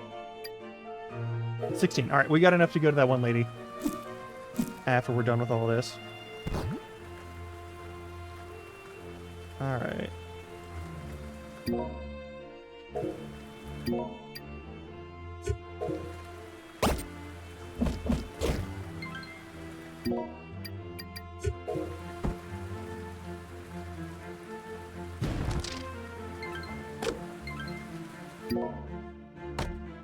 Alright, that's all of our inventory. Perfect. Okay, we're about a minute out. You think you're back? Task complete and all that? Excellent. Well, sadly, you're just in time for an ad break, but, get a snack or something if you just got back. We do the hour-long thing. Well, every hour we do 3 minutes of ads, so you don't have to deal with ads when you get here. You know how this works. Alright, I'll see you in a little bit. Stretch your legs. Refill your water. So on and so forth. That is entirely fair. And I am... Hey, a late dinner is still a dinner. I'll be good. I'll be back in a minute, alright?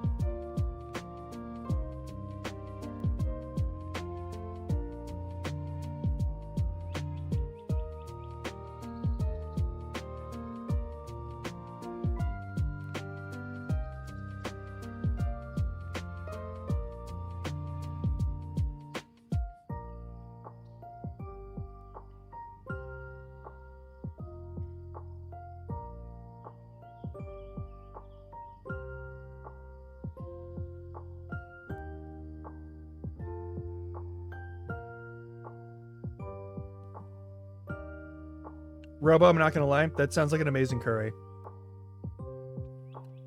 You should be proud of yourself for that one. Absolutely.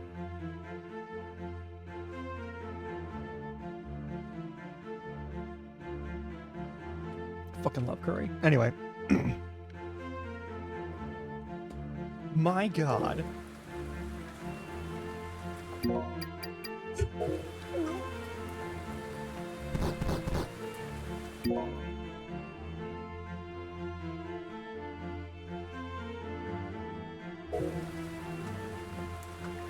Oh, it's the sound of the fucking... Okay.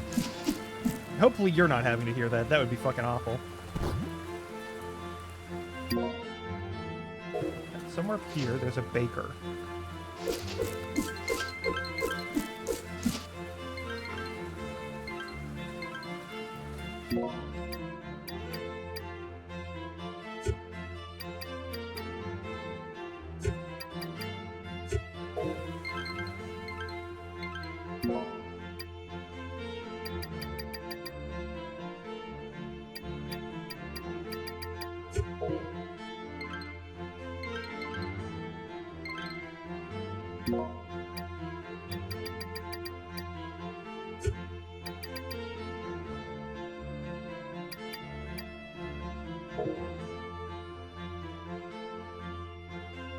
Another guard. Alright, we gotta go up here. Surely this is the baker's house. Yeah?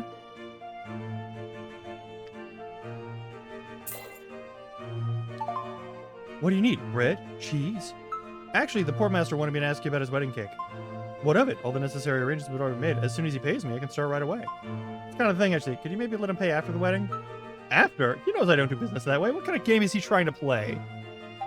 An unfortunate incident at the docks has impacted his coin purse, I'm afraid. He assures us he can pay you back, though. For the sake of his daughter's wedding, could you perhaps make an exception? I'm gonna look like a right ass if I ruin his daughter's wedding, aren't I? How about this? We'll make a deal. My wife's birthday coming up. I need to get her a gift. What you getting her? That's just it. I have no clue what she wants, and on top of that, I'm running out of time to go buy anything. So, we need to find out what my wife wants, but be subtle about it. If she's seen anything interesting in the market lately, it'll be suspicious if I do it. Alright then, well, we're gonna take the scythe. Bet Grandpa would like this for the museum. We're just stealing people's shit, and then the legend of Yara, a Mahoaran folktale. Long ago, when the rivers and forests were new, there was born a woman named Yara, the daughter of great Aratana. She grew into a warrior of peerless courage. Her spirit was like fire, and it is said she fought with the ferocity of Mara. Yara trained to join the ranks of the Maratai, and soon became seen as the pride of Maraho. Yet she was not beloved by all. Marate Kaya and Marate Arokana, two priestesses of that era, were overcome by their envy of Yara. The priestesses' hearts grew black with jealousy, and they feared they would soon live under Yara's shadow. Together they began plotting against Yara, determined to prevent her from becoming a priestess. One evening, as the sun was setting, Kaya and Arokana lured Yara away from Tia Yandara. Come, sister, we wish to show you a beautiful place by the river, they said to Yara. They made camp by the riverbank and spent the night hunting and conversing. But when Yara went to sleep, Kaya and Arokana approached with knives drawn. Soon they would be rid of her forever! Yet Yara's connection with the spirits was strong, and she felt the hostile presence. Her spear was in hand before her attackers could reach her, and she slew both of them with ease. From beyond the camp, a young boy from Maraho had been spying upon them. He had not seen the plot against Yara, only that she had cut down the priestesses, seemingly in cold blood. The boy fled and told others what he had seen. Many rushed to the riverbank to find Yara standing over the bodies of the fallen priestesses, the ground stained with their blood. Murderer, the people cried, and the mob attacked Yara. She fought with all her might, but her resistance only further convinced the people of her wrongdoing, and she was eventually brought down by a great many warriors. Beaten, wounded, and near death, Yara was tossed into the river by that angry rabble, yet the spirits of water knew the purity of Yara's heart. The water healed her wounds, and she took on a new form, her legs broken by spear and club, transformed into a gleaming fishtail with brilliant prismatic scales. From that day on, she was Yara, Lady of the Waters. She harbored no grudge against the Maraho, and while she could not serve them as a priestess, she helped those in need nonetheless. It is said that those who are drowning in the river need only call out to Yara, and she will appear to rescue them.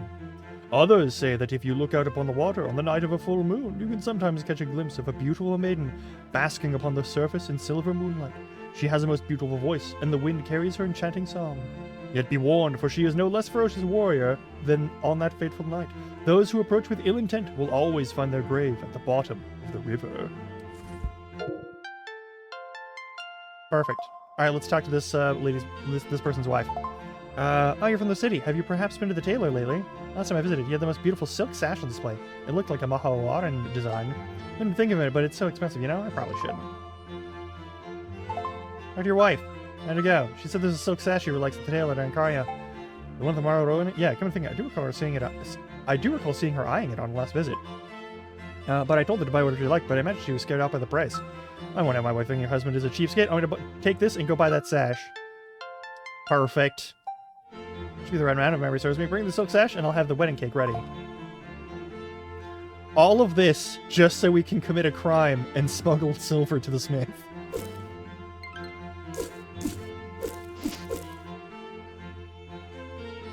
Let's make sure that we pick up the fucking,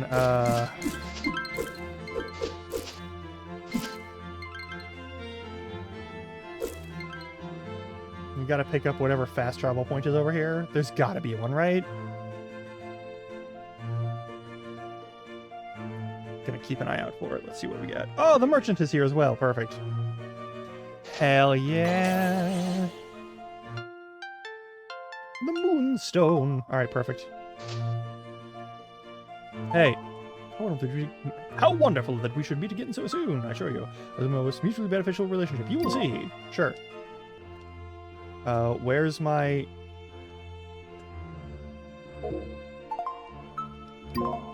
There we go.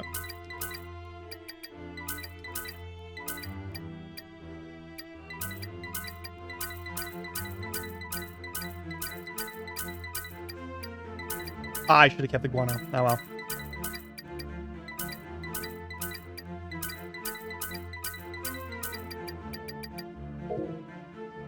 It's a lot of money. It's a lot of money.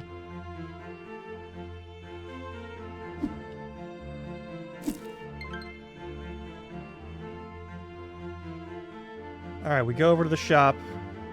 We buy the item. We come back here. Everything will be fine.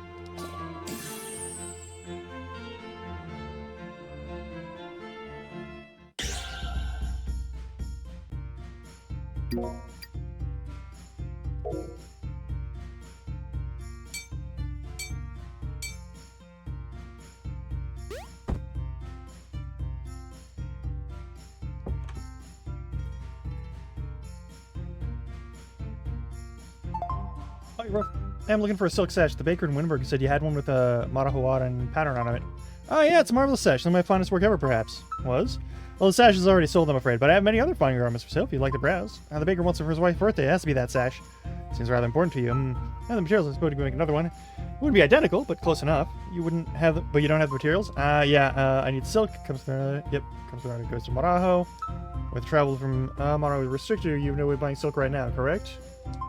Right you are. If I could somehow get a bolt of silk, it'd be a trivial matter to make your sash. Things are, who knows how long that will take. Alright, guess what you're going to do.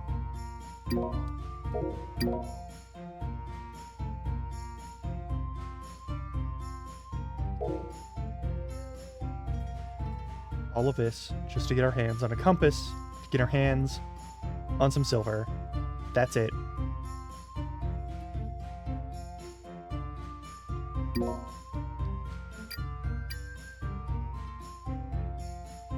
Alright, well, since we're here, we can fast travel up to the one lady, give her the dandelion root, and get some of that ether wine.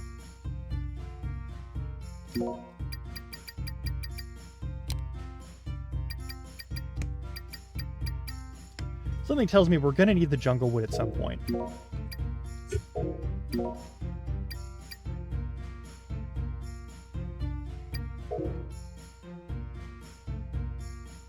Something tells me we're gonna need it. I don't know why, but like we've needed a bunch of weird random stuff. So I might as well keep some of it on hand, you know?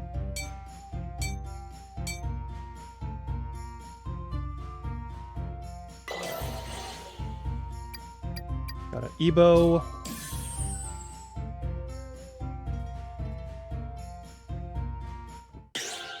From Ebo, we just go across the water real quick. Hey, there's a dragon.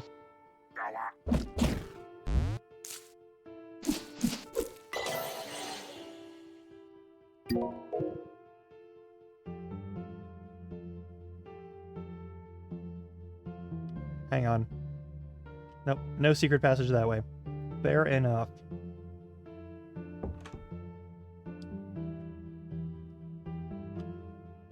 Hey. Fill the dandelion roots right here. Not too bad. Perfect. Love to see it. So what's next? I need to go into the cellar. Bring me back one cave mushroom. They're big and red, so you shouldn't have any trouble spotting one. Perfect. You can't do it yourself. Of course I can do it myself. I just don't want to. I didn't become an alchemist to run around harvesting local flora all day. That's almost all Master Arcturus ever has me do, though. Since the two of you are working for me, I'll let you handle all the boring parts. Alright, keep paying me. I'll use the 4 hash damage, so hurry back. We'll do that. It'll be fine. I may have already collected this mushroom, that was the problem.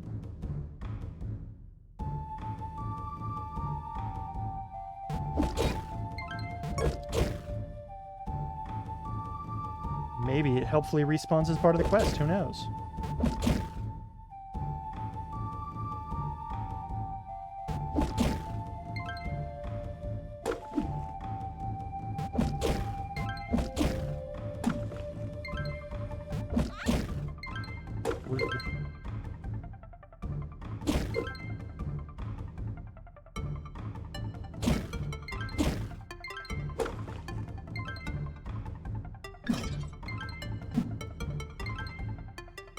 Done and done. The oozes return!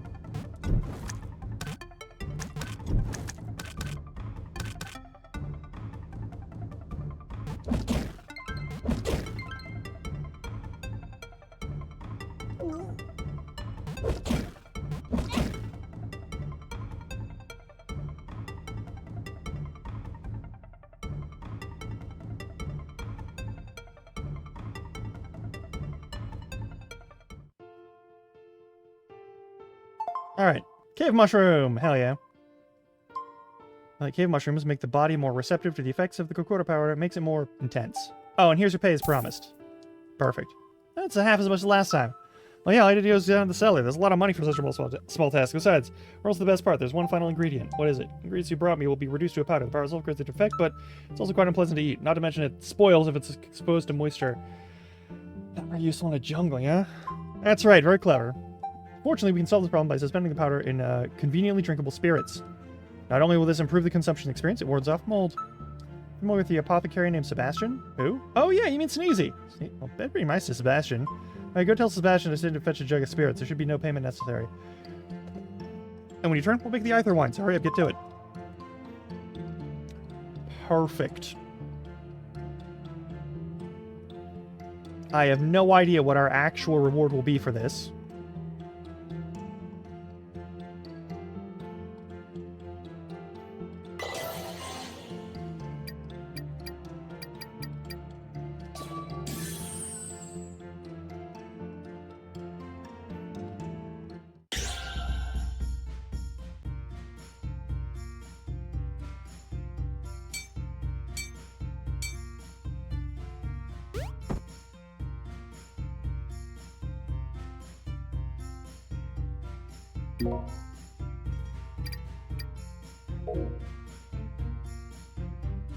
Hold up.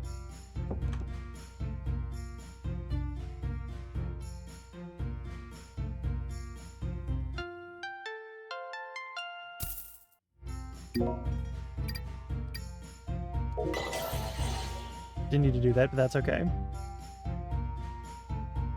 Pretty sure the next thing we're going to get is the Aether Wine, which is going to be another healing item that also gives you a bonus effect similar to the rum. The rum gives you defense. The Aether Wine gives you speed. Seems pretty good. Hi, Sneezy. Achoo! Hi, Marissa. What can I do for you today? You know a girl named Chloe? The alchemist? She's a good friend of mine. We often do business together. Why do you ask? She wanted me to get some spirits for a thing she's making. She also said I wouldn't need to pay, huh? That certainly sounds like something Chloe would say. She'd like to take whatever she wants from my shop without her paying or even asking. Who'd win in a fight between Hand Turkey Grum and Thigh Gap Goth Grum? Fucking the Goth Grum, probably. Like, the Hand Turkey doesn't have any special techniques. It's mostly just my chibi head, like, plastered onto a not a cardboard, but like a construction paper turkey. Yeah. I knew to enjoy visits, and the products she brings me always sell very well, so let her get away with it. Alright, here's a jar of spirits, but Chloe better bring me something good next time she's here. Perfect. See you later. Yeah. Poor bastard has to run a shop full of flowers and stuff.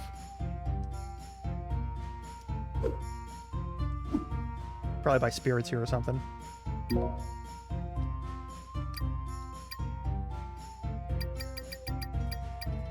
Money for the tailor. Silk. And spirits. Alright, we need to get silk. We need to get silk.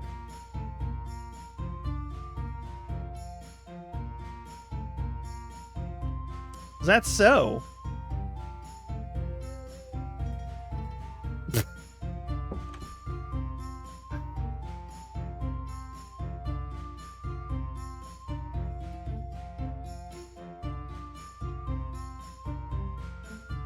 Here's the thing.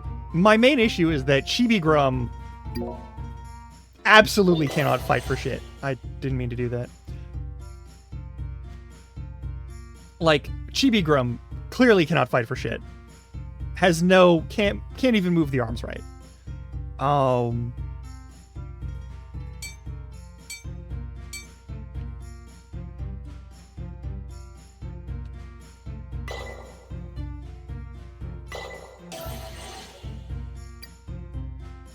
Now where do I go again? Got the thing. Gotta go back up there, right? Yeah. This probably gives us something that we can do in some sort of big trade game, because that's how this always works.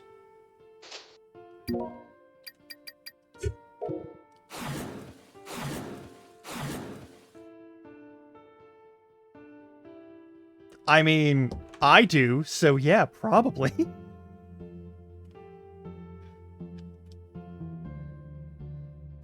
Why, what would that happen to be from me? Yeah, didn't you ask for it? You have such a charming simplicity to you, Marissa. Hang on. Alright, let's get started right away. Are you gonna make me drugs? It's cocaine wine. Aren't you gonna pay me? Be patient, you'll be paid quite well once I finish. You said think with eyes like that. Just not in money this time. Yeah, you're gonna give me the cocaine wine. Give me the cocaine wine.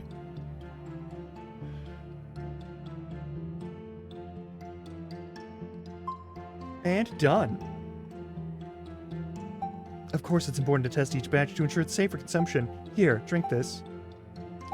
I'll be okay, right? What are you trying to imply? That I don't know what I'm doing?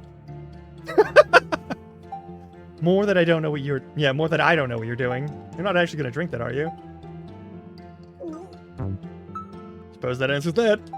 You, weren't supposed to drink it all at once. Is that bad? The taste was a bit strong, but I don't feel...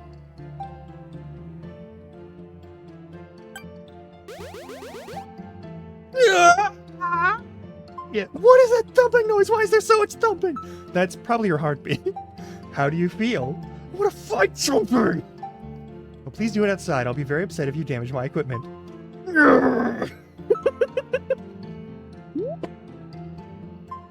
Several hours later.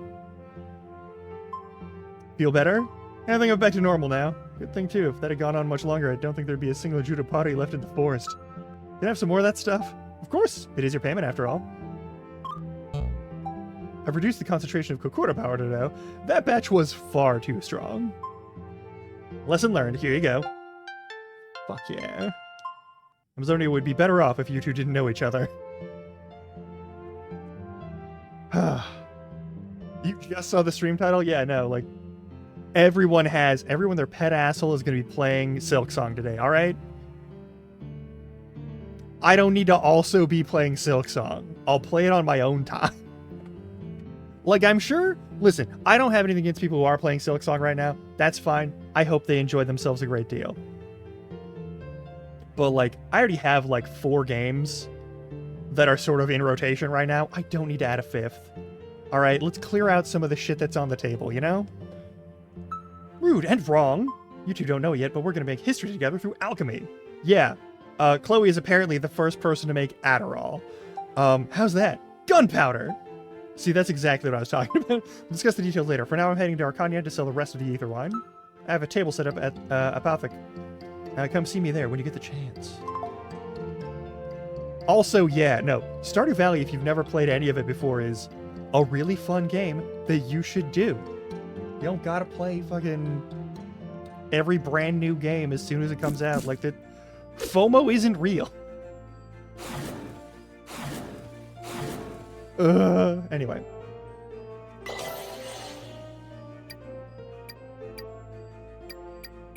Now we go back to Arcania, right?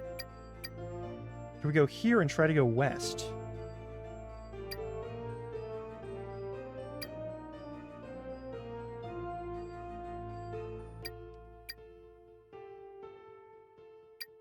Here, and now I can buy... I assume I can buy upgrades to hold more ether wine. I haven't even turned on this computer until, like, basically today. Let me check.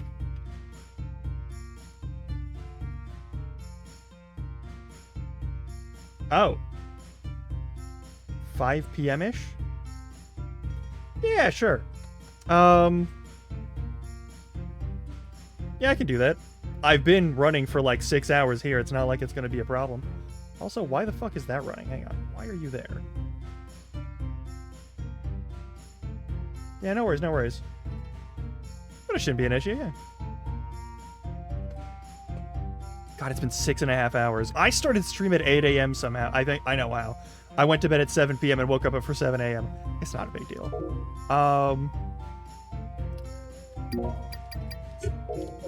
If you're trying to inflict my existence on someone, like, I can show up. That's no problem. Where are we going again? Oh, yeah. Bag shop. The shop for bags.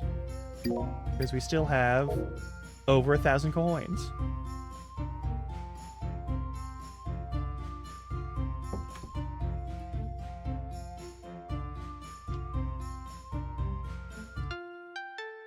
Perfect. Now we can hold 8. Alright, I'll probably need like 5 grand to finish this out. That's fine. We get treasure constantly. Alright, we gotta go over and get silk from Marajo. Marajo? Marajo.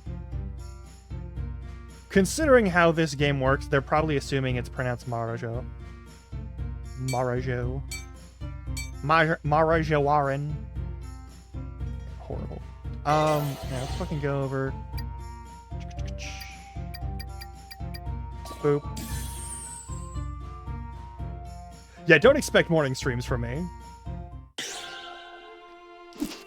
No one should expect morning streams from me. That's just very, very, very irresponsible.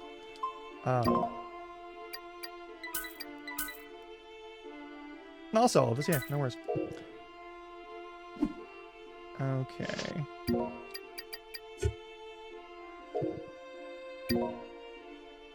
Down and to the left.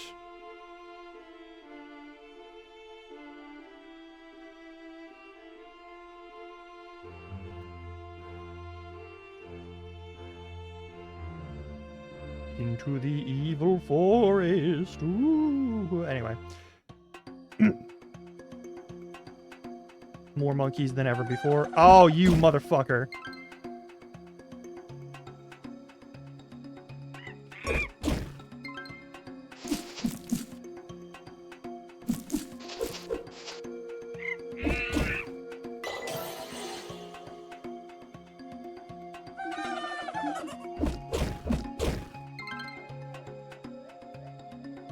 I'm concerned about whatever the fuck those are. Hey, lady. You may not pass. For what reason? The Aretana has gone missing. Until she is found, all travel in Orado Marajo. Marajo is restricted. So Largata too. I feared that might be the case. Damn. So we have to progress the game more before we can do anything else. I see. stuck doing silly shit. I can't even get my fast travel on.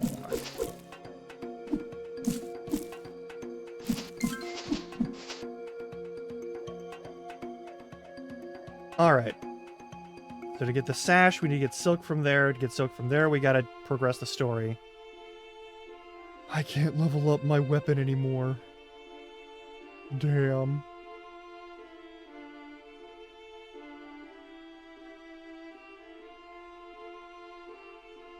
Up into Windberg.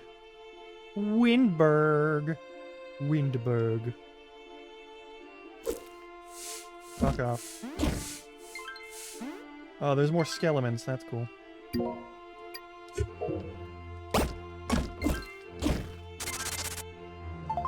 So there, who could it be? You don't look like one of our members. Sorry, members only. Yeah, this has got to be a different kind of, like, pathway, right? The fuck was that noise? Oh, it's one of those motherfuckers. Okay.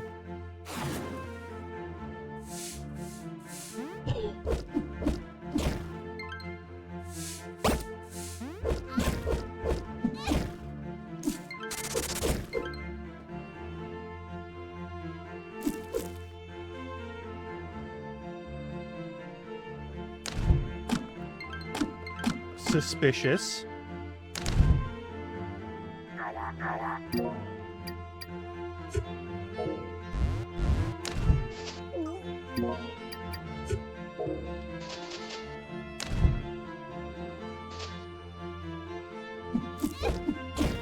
All right.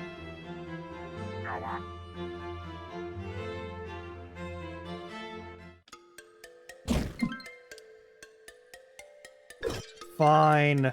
We'll come back later when we have wind power.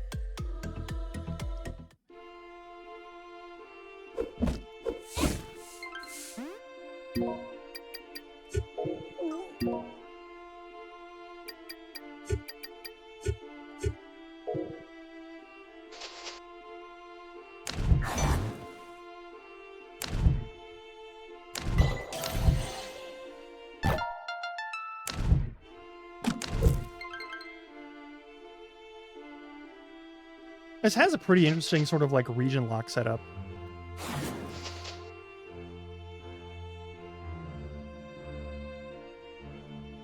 It's a cave. I gotta wear the lantern, right? No.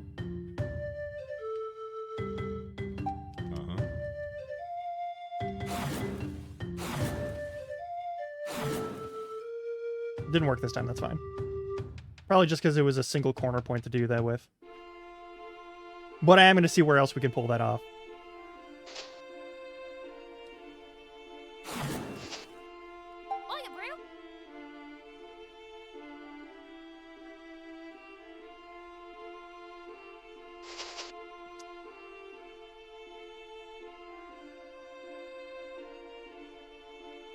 There's the Wind Temple, and we probably got to go in there and do something. Is there any chance that there's like a fast travel thing we can activate over here? That'd be cool. There is! Hooray!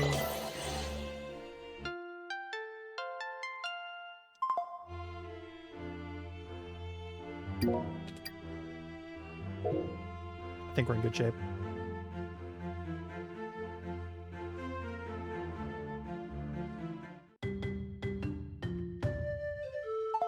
Oh yeah, Lander. Hey, bro. You honor us with your visit. Few of your kind ever make pilgrimage to Tia Umarama. You've arrived with poor timing, however. The upper floors have fallen under the control of invaders from Aslan. We guessed that, actually. It's really the whole reason we're here. Strange. Who are you exactly? I'm Marissa, the world's greatest treasure hunter. That's a bold thing to admit before walking into a temple. And you, Capybara? Please disregard anything she says. Hey, I am Kapiwara Yumcox, servant to Aritana, Yaritza, and guardian of Priestess Ari. My duty requires that I enter this temple. The treasure hunter is aiding me. I see. This is certainly not the response we were hoping for. Far be it from me to question the Aritana. This is quite the odd scene, I have to say. The door was wide open, there's not really any sign of a battle, and then there's you two just standing here. And we're here to warn travelers not to enter the temple. As for your other observations, it's rather embarrassing. When High Priestess Solarol arrived, Priestess Kegra initiated negotiations. Of course, you hardly need to say anything else, but please continue. She struck a deal with Zolotto. He would not see the towers, but rather be allowed to enter them alone. We thought we had him at that point. The towers are an escapable labyrinth if you don't understand the layout. What's more, there are many security measures which require 2 people to pass, and he was alone. If only I'd been there, I could have told you exactly how that would go. He seemed rather brutish to us. We had no way of knowing how frighteningly clever he would be. He spoke few words to us when he returned. I got the impression that he'd done what he came to do, though. I fear what fate may have befallen Priestess Kegra. She intended to fight him if he reached the top floor. Clearly, she did not kill him. Without control over the portals, we'd likely get lost and die on our way up, so we decided it best to wait here. Think about the portals, fuck. Alright, Marissa, this will be a little bit complicated, so please cooperate with me. I don't know what these portal things are at, but they're not going to keep me out. We'll see. Jar cheese. I'm sure it's fine.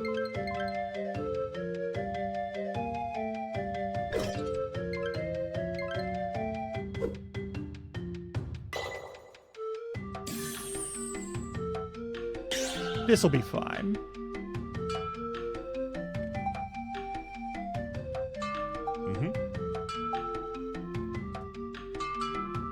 Yeah?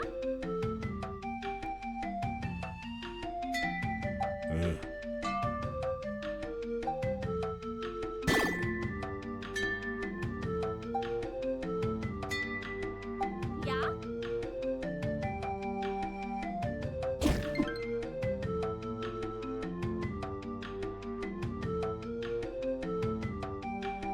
You have got to be shitting me. Okay.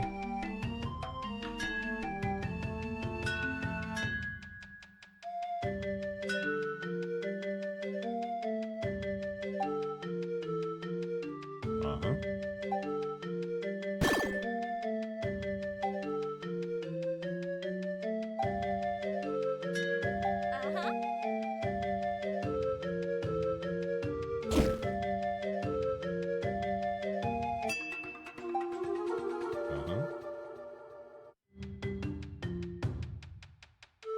Uh-huh.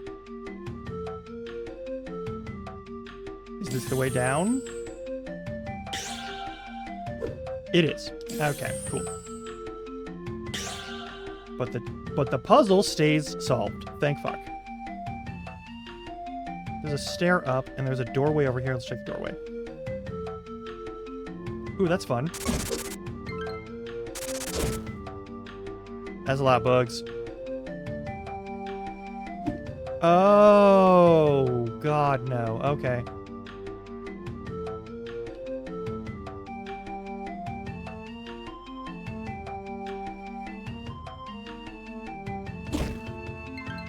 That was just rat cheese. That's, Yeah?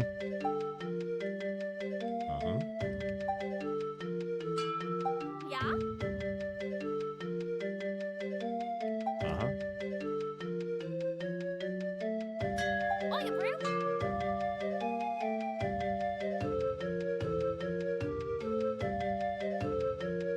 Oh, I see. That's fucked.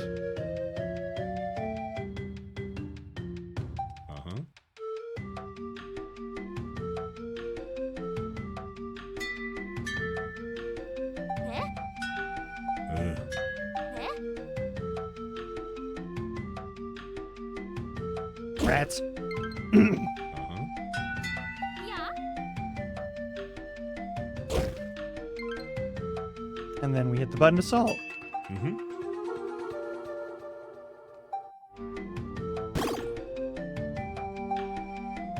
Yeah? And up we go. Nope, not what I wanted. That's what I wanted.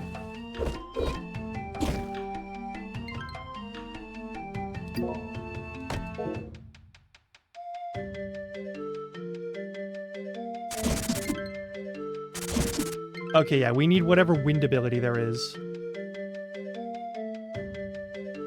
before we go to the other half of the temple, it looks like. Yeah, that'll just take us to the entryway. We don't need to do that.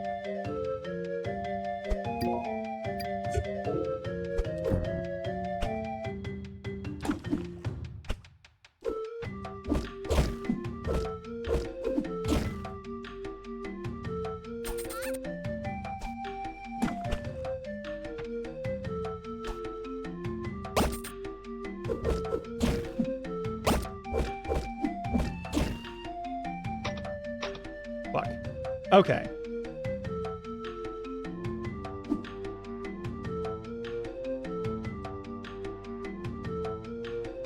We do need to go down a level. All right.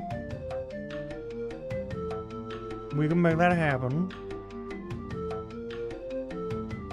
All right. There was a doorway in the previous one that might have done something.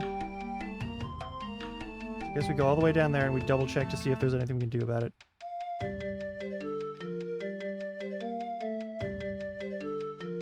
Is there a path this way that I somehow just missed?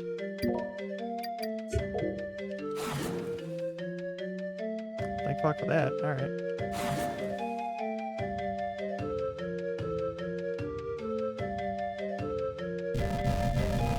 Oh, that's fun. Do they come back? They do, okay.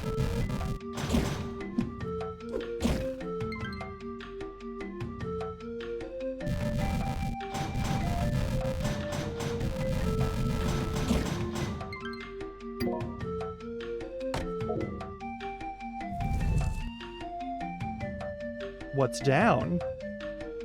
An object. We need wind power for it. Okay.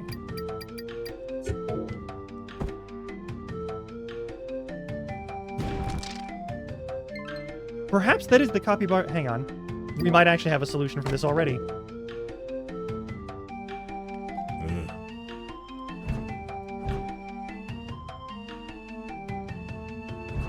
There's those fuckers. All right.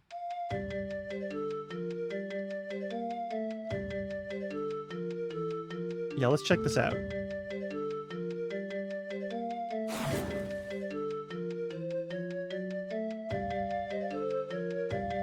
Can I just like shoot the ones that are in there and not give a fuck about it? Some good fucking puzzle shit here though, I gotta say.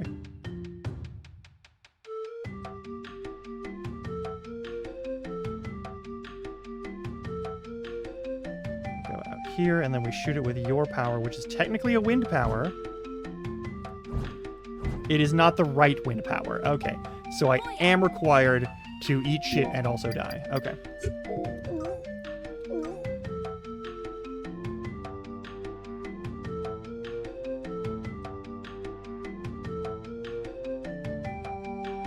And up here is a dead end if I remember correctly. Yeah, it's the... We gotta get in there. Okay, so we have to do the other half of the fucking thing. There we go. Alright, let's get over there and grab whatever power we need to grab. Oh, what the fuck is this place?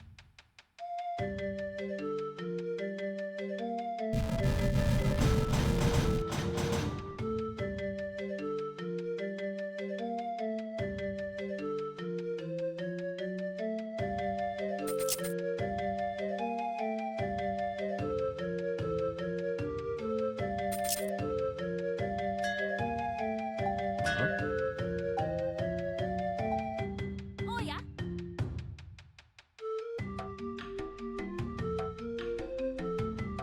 Oh, that's cool. Okay.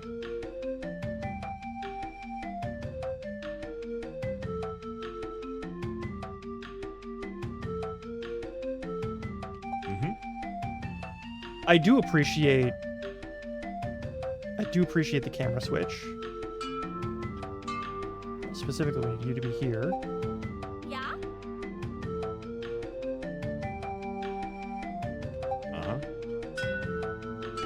Oh yeah.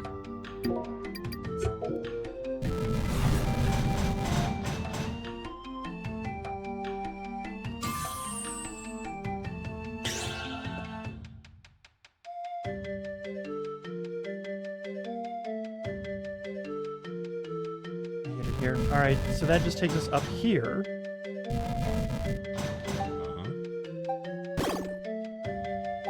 Yeah.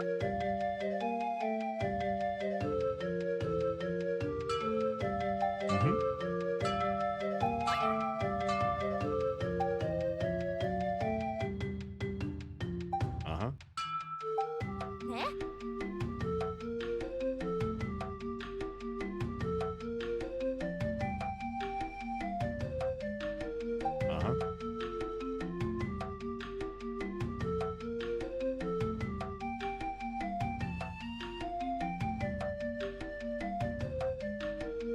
I see what we're doing here. Okay.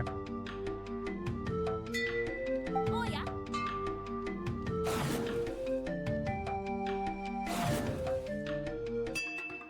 Mm-hmm.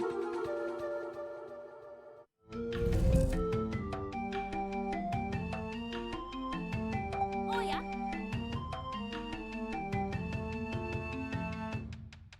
So any of those would work just fine for it. We just had to hit this button. That's a little silly. Okay, so there's a staircase. We're going to take the staircase first. I don't know what's going on there, but we should check it out a little bit, right? Well, that's where we came in through. Hang on. I'm stupid. I'm a fucking fool. All right. This will take us back down.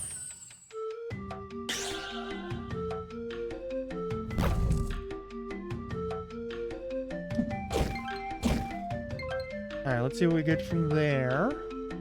We'll step outside. What do we get?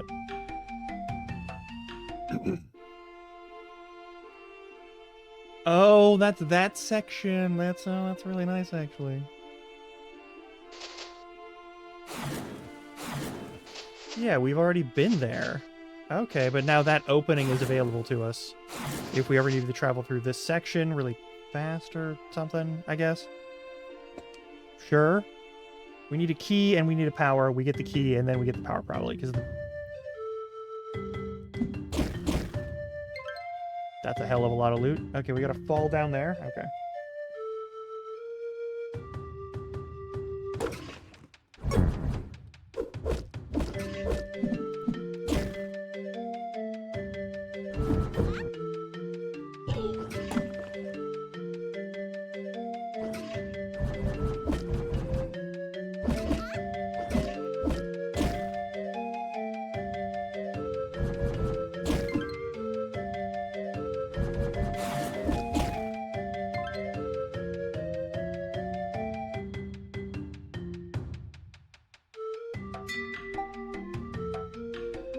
Mm-hmm.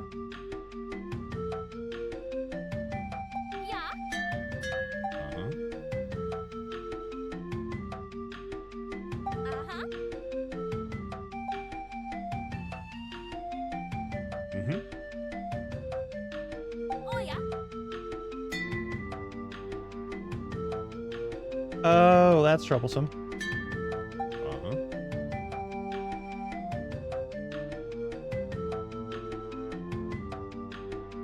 Oh yeah. Ugh. Oh yeah.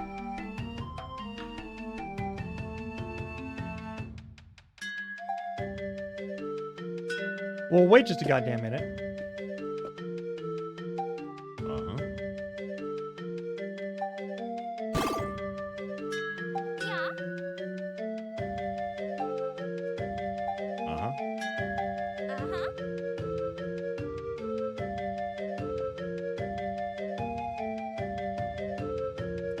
That's troublesome. Okay.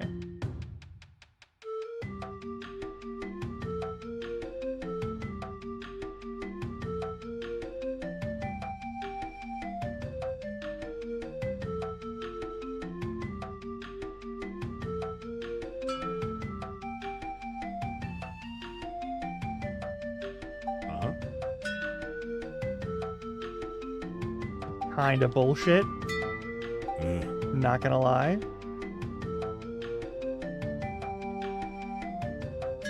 Uh-huh. Uh-huh. There we go. I get that one, and then everyone can regroup freely no matter what. Bing. Uh-huh. Yeah.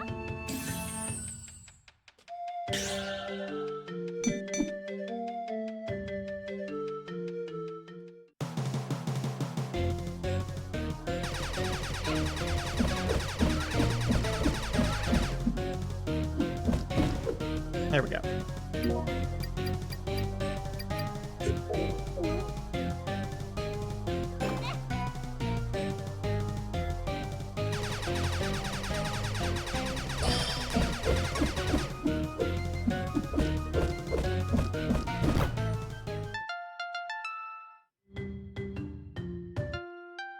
Kagra's feather! Hey, swirling vortex around the bearer.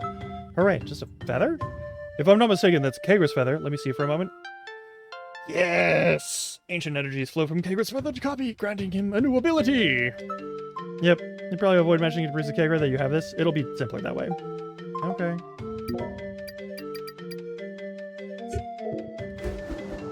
Yeah. And now we have access to the rest of the dungeon. That's exactly what we needed. Alright, cool.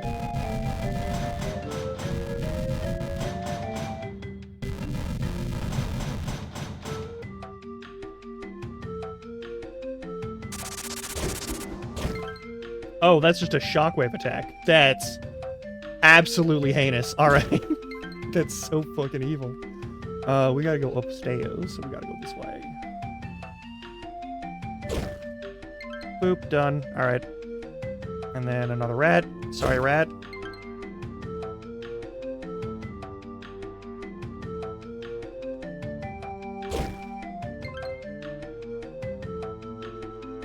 And then we go through here, and then we go back up.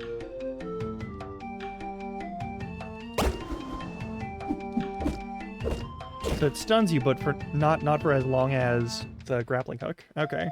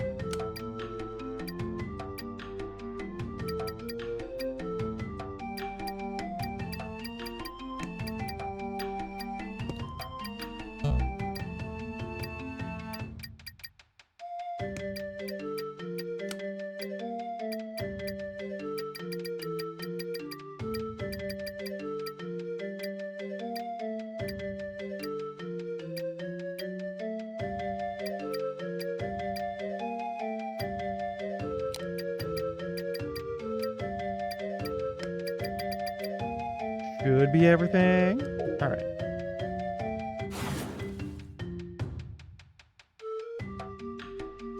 This is just a treasure room, I guess. All right.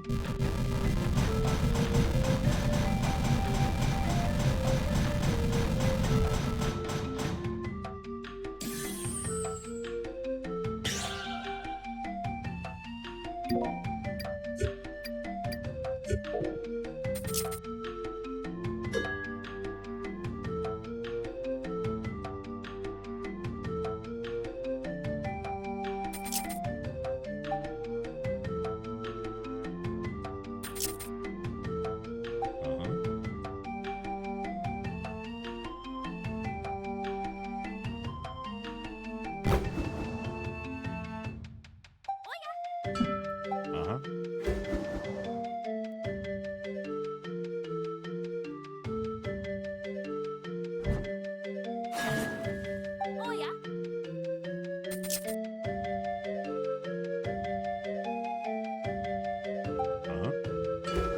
Oh yeah, Bruno. No. That door's locked. This is just that zone again. What? Hang on. Am I?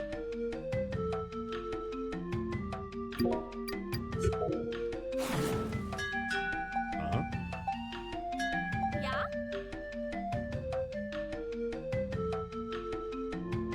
Oh, this one doesn't have one of the white fields, so it's just, okay.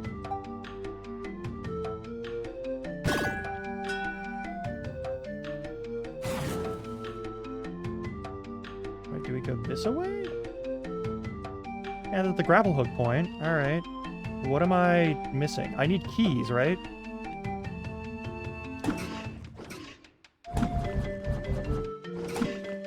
Yeah, okay.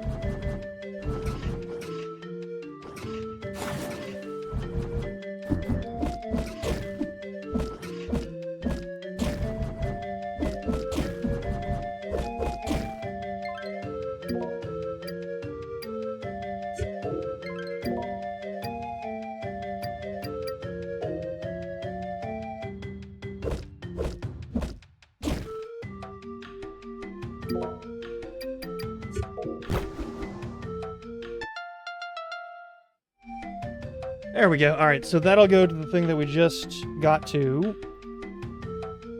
Cool.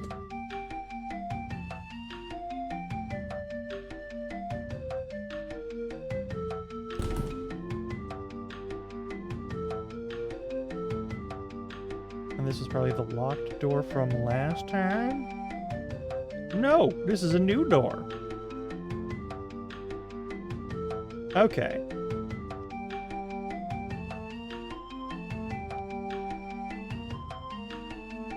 Uh-huh. Yeah?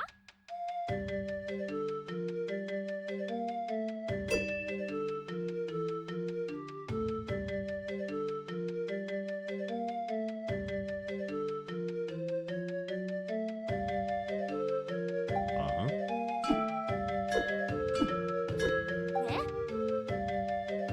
Uh-huh.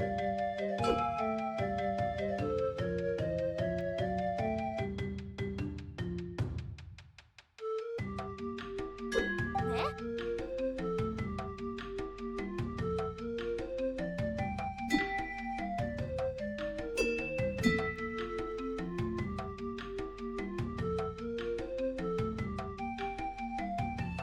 Mm-hmm. Uh-huh. Oh, I see. Mm-hmm. Yeah?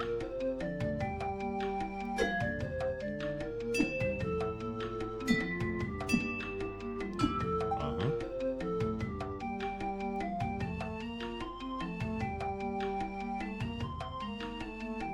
Yeah? Mm-hmm. Uh-huh. Uh-huh. Oh, yeah.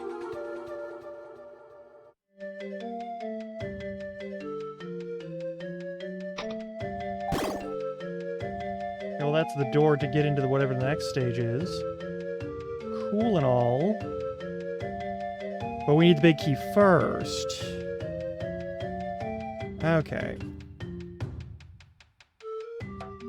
It's just puzzles. It's just puzzles.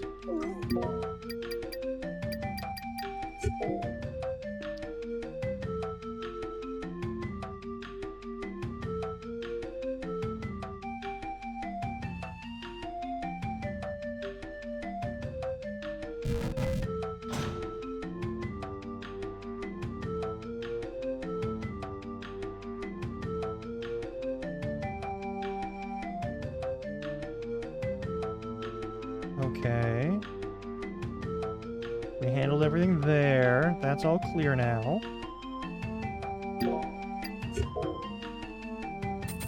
Oh, ads start in 3 minutes again. Damn. God friggin' damn it. Alright, so how do we open this motherfucker? Hang on. Mm-hmm. Eh?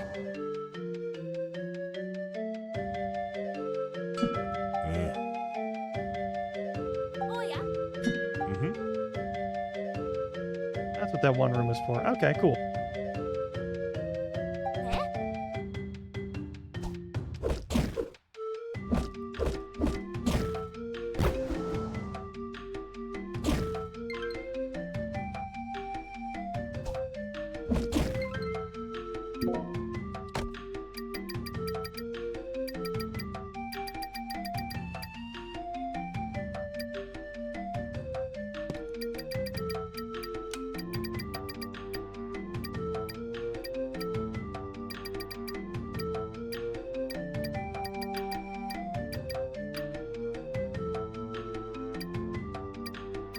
don't think we'll need more oat guano, actually. I think we'll be okay without it.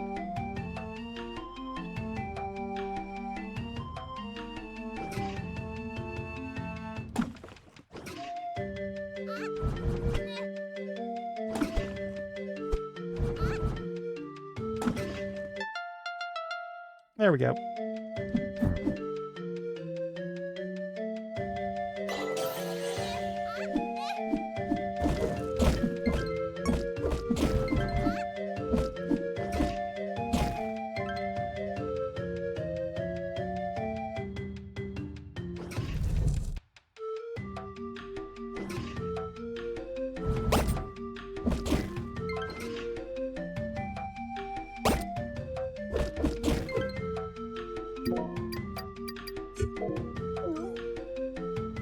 And that got us our second key.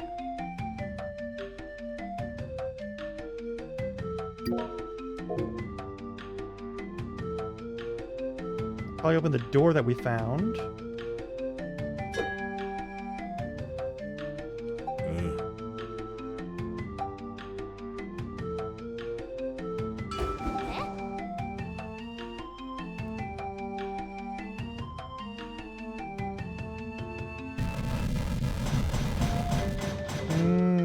Sure.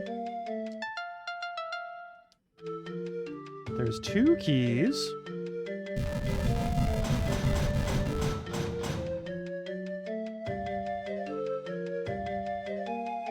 Alright. Ad break is about to start. 3 minutes every hour, yada yada yada. Stretch your legs, get water and snacks, and do what you gotta do. I'll be back in a little bit. And enjoy some game shops in the meantime in case you get out of there early. Be good. Don't set anything on fire. Without me. Alright.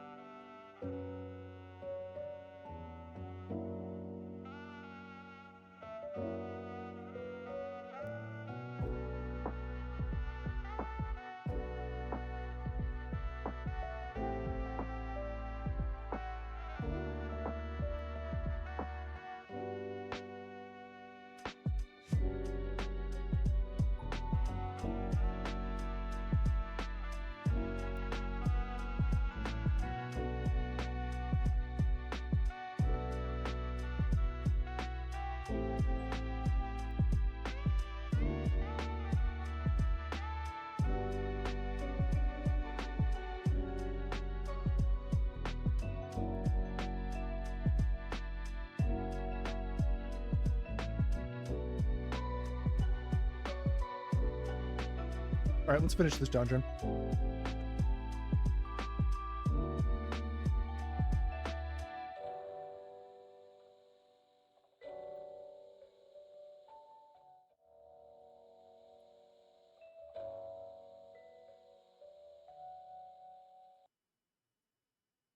Alrighty.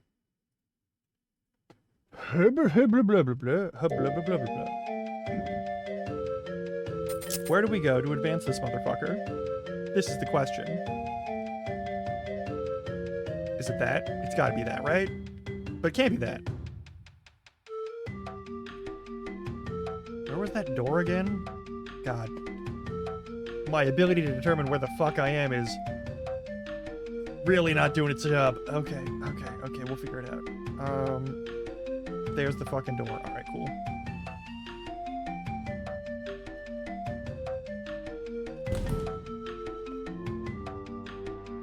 Motherfucker. Mm-hmm. Eh? Mm-hmm. Oh yeah.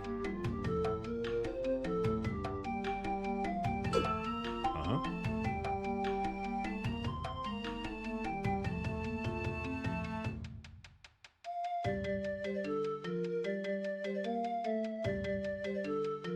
Oh yeah, bro. Uh-huh. Uh-huh.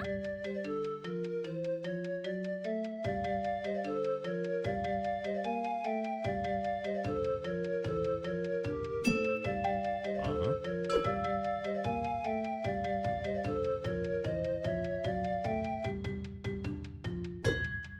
Yeah.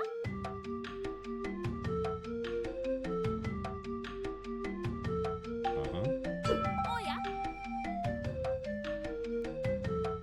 Uh-huh. Oh yeah.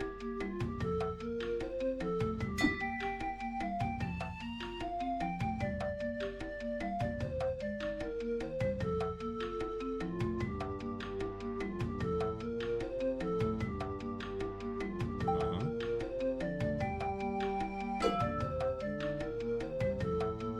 Hmm.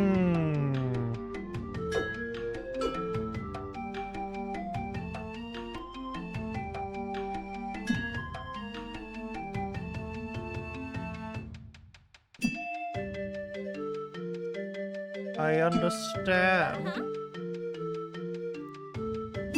Uh-huh. Oh yeah. And this goes down to one of the other rooms where. Okay, yeah. Uh-huh. Oh yeah.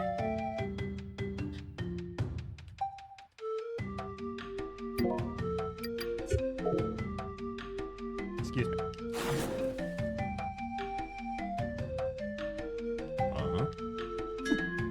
Yeah.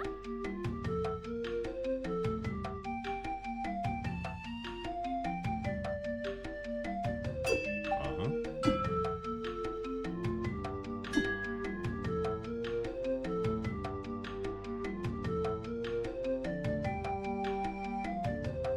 Hmm.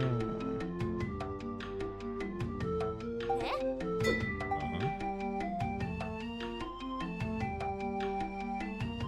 Oh yeah. Ah, special mechanism. Mm-hmm. Oh yeah. This I do not doubt. Uh-huh. Well, that's not how I wanted that to go. All right.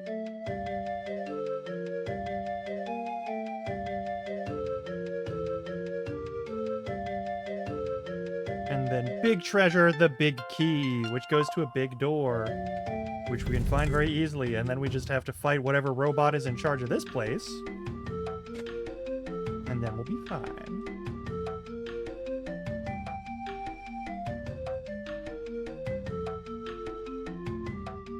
Where'd that door go?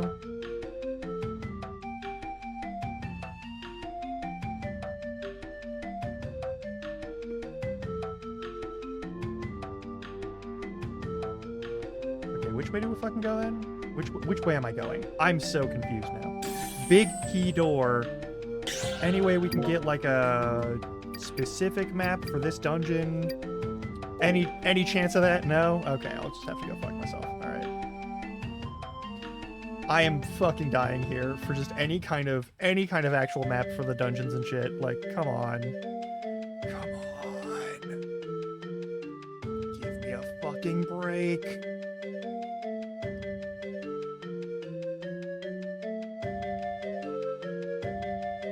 It's the only real weak point in this whole fucking game.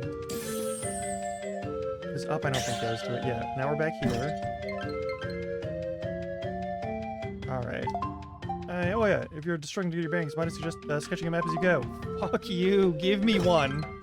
Give me one yourself, you assholes. Fine, alright. We find door with, like, big keys, right? That's what we gotta do? That's what we're supposed to do? Is we're supposed to find the door with the big key section. I'm fucking dying here. Alright.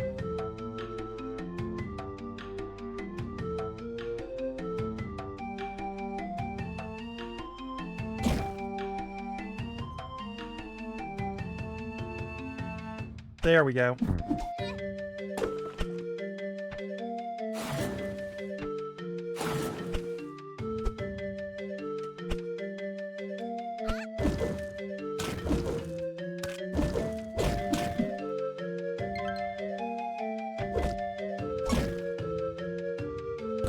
Alright, let's fight the boss. It's a bird! Oh, I'm not surprised. Alright.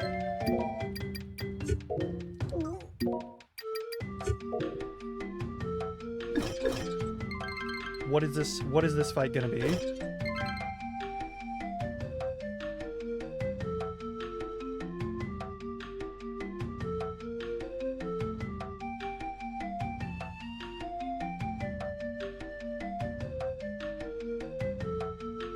feel like this is one of those places where we could use that skip that I just found. But let's do the fight.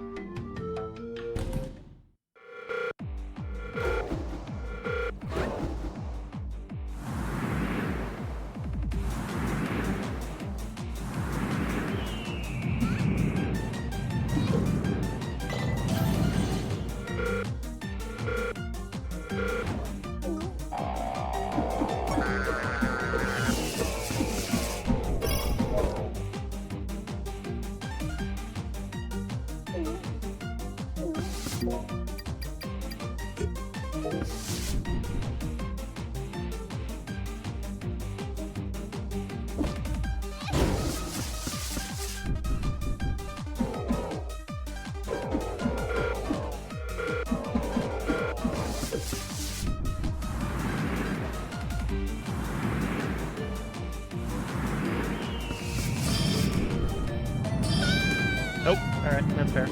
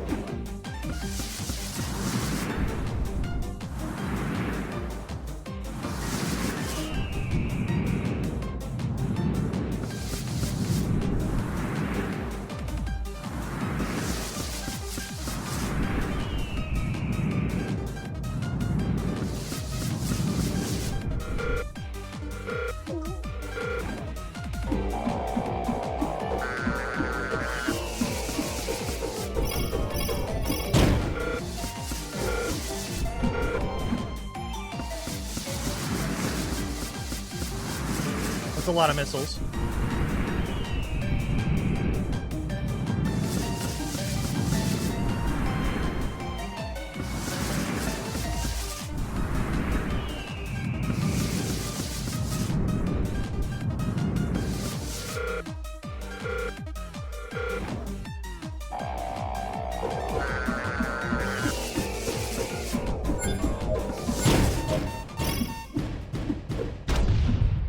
Get dunked on.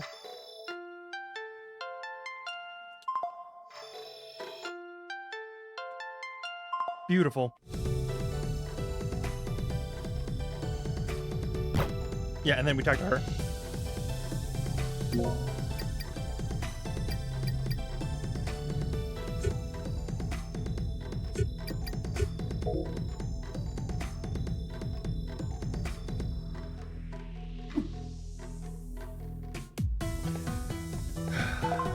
Is this her?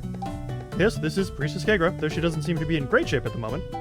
We'll probably need to take her to Marajo. Since I doubt you can carry her, I guess I'll have to... Who are you? How did you get here? Stay back or I'll kill you! Oh, that makes things easier. Greetings, Priestess Kegra. Always a pleasure. Why is this outlander in my temple, Capybara? Okay, well, first of all, I have a name. Kapuara Yums Cox. Secondly, Tiu Umarama tours are open to everyone. But most importantly, I'm on a mission from the Aratana, and Marisa is here is aiding me. Fine, what do you and the Outlander want? You could try to sound a little more grateful. I had to fight a giant metal bird to rescue you, you know? Uiaraparu? Yeah, has he been released from Zolato's control? In a sense. I'm pretty sure I killed him, actually. What? How dare you just walk in here to destroy my bird? Your bird? Oh, okay. Seemed to light off a lot like it was Zolato's bird when we got here. Shut up, Capybara. Take this Outlander away from me. I have no patience to deal with Castilians right now. Actually, she's from Arcania. Never mind, it doesn't matter. Princess Kegra, hear me out. Marisa went to great lengths to come rescue you at tremendous risk to herself. Please set aside your grievances for the time being and work with her just this once. I never said I needed to be rescued. I owe you nothing, Outlander. That's alright, mate. I'm just trying to find Ari, yeah? You know where Zolato took her? For the safety of all Amazonia, it is critical that we find Princess Ari. Alright, Zolato was asking about it too, but I never told him anything. That took great courage. As always, you fill the role of a warrior priestess quite well. But no, I have not seen any sign of Ari around Umarama. I could help you search for her in a much greater area if you hadn't destroyed my bird. And it kind of tagged me first. Zolato is probably at Taman Hakoru already. His forces were small and they moved quickly. Some of the Munuane sided with Zolato, so even their fortress may not keep him out forever. It's worse than that, afraid. As far as I can tell, it's actually all of the Munuane that have betrayed us. If I were a gambling Capybara, I'd wager the garrison in Tamahako to welcome Zolato with open arms. It's going to be one hell of a fight then if he controls the fortress. Quite the understatement. We're going to need your help fighting our way in, Priestess Kegra. Gotta score to Zolato. If you're taking the fight to him, you can count me in. So what are we waiting for? Let's go to the Tomonkuru thing. Man, get the name right. I could have gotten you there easily, except somebody... Yeah, I broke your bird. I get it. Fuck. That is an important point, though. We'll need the Aratana's blessing to reach the top of Mount Roraima by foot. Why is that? There's a sacred seal over the only footpath up and down the mountain. Only takes one person to close it. But 4 priestesses to open it. Maybe we'll be lucky and Zolato's still standing at the entrance scratching his head. Though I'm guessing he found it wide open and sealed it behind him on his way up. Dance of Aratana Yaritza. You're not getting through that door. Oh, speaking of that, Kaguru, don't you have a dance to teach me? No, I absolutely do not. I will not have you making a mockery of our sacred dances. You may be surprised to hear that Marisa was entrusted with knowledge by the shaman dances by Priestess Kindara herself. After Priestess Ari already blew the secret. Seriously? But why? She has chosen Marisa to be a champion of the priesthood for the survival of the Barajo. Well, you did get all the way up here. You certainly did have promise as a warrior. Thanks. Very well with me then, Outlander. We learn wind dance. It'll be great. Close attention. Witnessing a shaman dance is the greatest honor your kind can ever hope to receive. I'm a pretty good dancer, you know? And some cheesy cheese dance or whatever you Arcanians do at your beer barns. Though, what? Better take it seriously.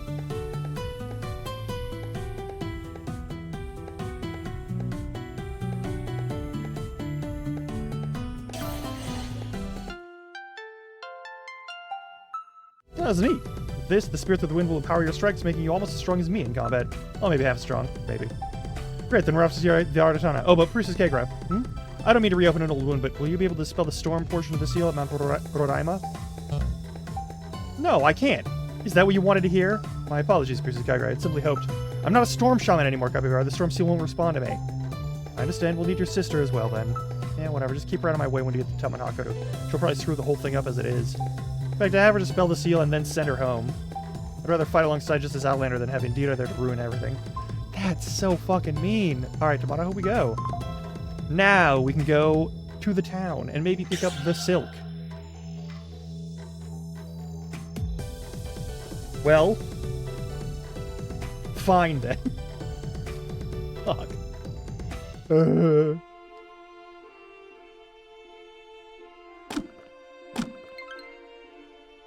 Alright, I have to sell a bunch of shit. Hang on.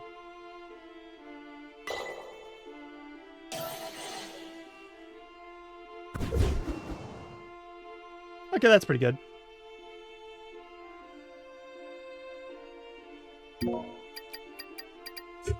Now we go to the town. Because we can go to the town.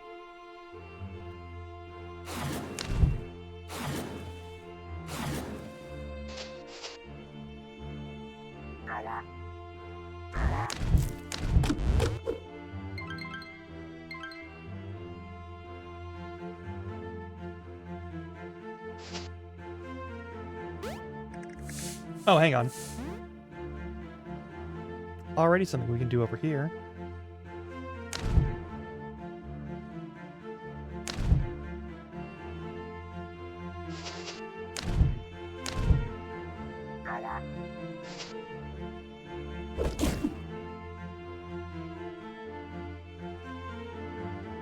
If it's just a treasure chest and it's obviously just a treasure chest, then, like, no bigs, but...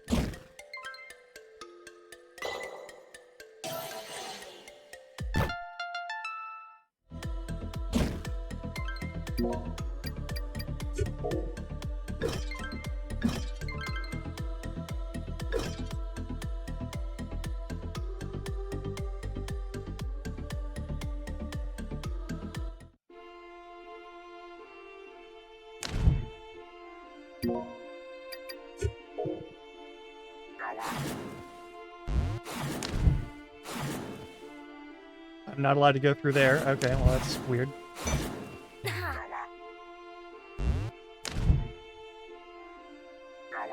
Okay, so much for that plan.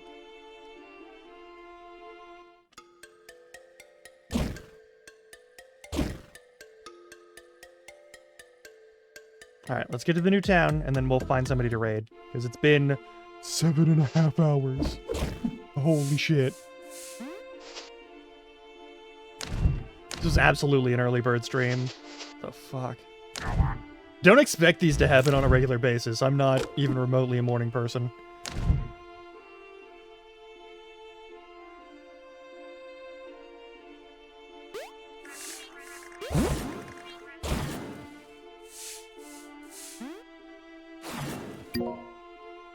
Now we go down, and then we go west. That should be that. I think if we can, I'm gonna try and go get the, yeah, there's these folks. Windberg is full of people, it's great. But we have to, ow, what the fuck just stabbed me?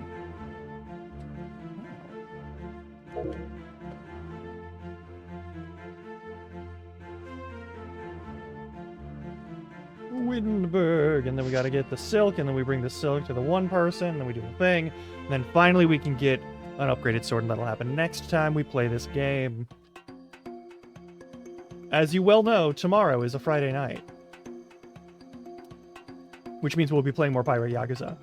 I will probably start as early as I possibly can. Probably won't be anywhere near as early as I started today. But...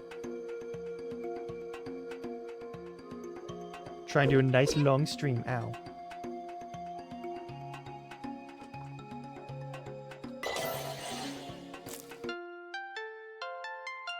Finally.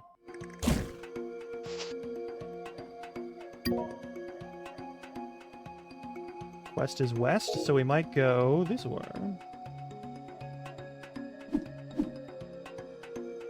Tree stump.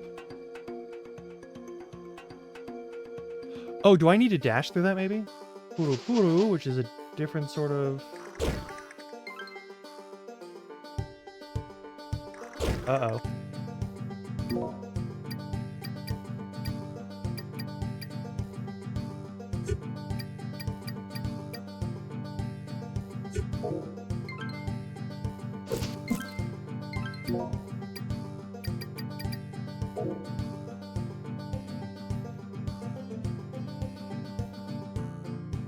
I don't think this is our goal to go through yet, So we're gonna go back up.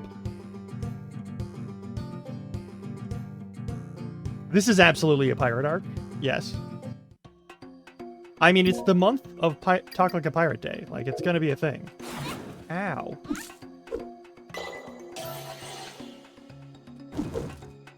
There we go. Thought it might be something like that.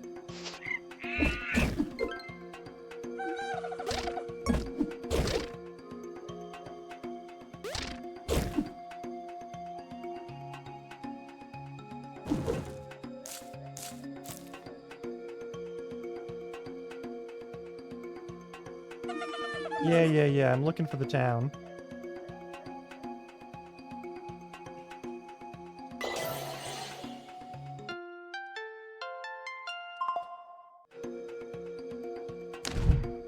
There's the gators. Excuse me, the dragons. Well, your friend, I am Kapiwara Yungax, and I come with urgent news for the Aratana. May we pass? Oh yeah, Kapiwara. I fear you have poor timing. I keep saying that the Aratana's gone missing. Kidnapped, we believe. The whole city is on lockdown until she's found. Of course, Solara got her too. Solara, you have information. Ah ha ha! Can I just hear cat? There you go. Are you sure this is the place? Quite certain, Princessa. Your wayward sailors at yep. And for step 2 of the plan. So it feels really necessary. I feel to see what purpose it serves, and it's rather childish. That's cool, Don Inigo. As a holy word of justice, it is essential that I be cool. Obviously, I'm gonna do it. Jeez, it's like you don't get me at all.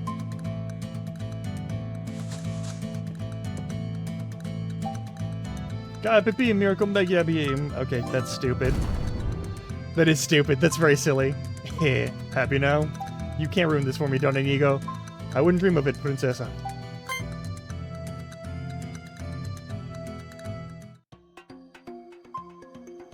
Mara, what was that? I'll have to fill you in later. Marissa, let's find out what she's up to. Right. I'm not allowed through there? Okay. So we can't go to the town yet. Okay, well...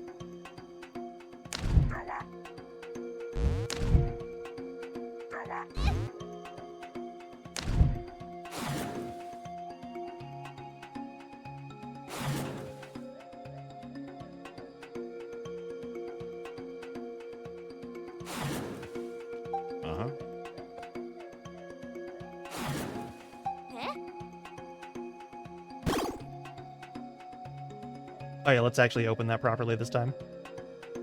Since apparently you can just skip whole sections of the map this way. Oh hey, we have another... Giant Sloth Claw. Cool. Can I please just get to the town?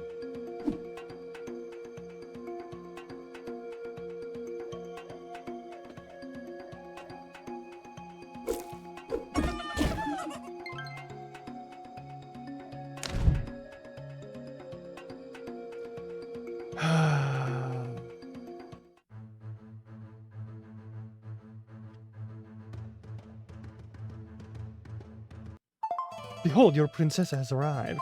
Yes, we heard your entry. You got quite some nerve coming here. Ha! God is my shield and justice, my blade, my light shall banish the shadows of villainy wheresoever I shall tread. Okay, cool. Greetings, Captain Rafael Fidalgo Diaz. I am pleased to see you are well. Likewise, Don Inigo, though I cannot say I appreciate what you've done to my door. Spare your worthless excuses, Raphael. I have come to punish you for your treason. Princessa, I suggest you leave. I'll have you whipped and keel-hauled, traitor. Princessa, please. You'll be disemboweled and hanged from the mast. Princess Ekaterina, this is not how we negotiate. Fine! Can I please have my cannons back? I want to siege a fort and I really need them. I think not. Please? No. Insubordination! Sorry, are we interrupting something? Madame Marisa, you're late! Oh, hey, Cat. Late for what? Your princess has need of you. Come together, we'll vanquish these traitors. Princess, I must advise against this. We did not come here prepared for a battle. If Captain Raphael is not open to negotiation, I suggest we fall back to the Kapana and rethink our strategy. Now, you're so boring, Inigo. Fine, let's just go. Marisa, let us be on our way. Actually, have some business with the captain, yeah? Well, be careful then, okay? I still have need of you. Come see me when you're done. Until next time.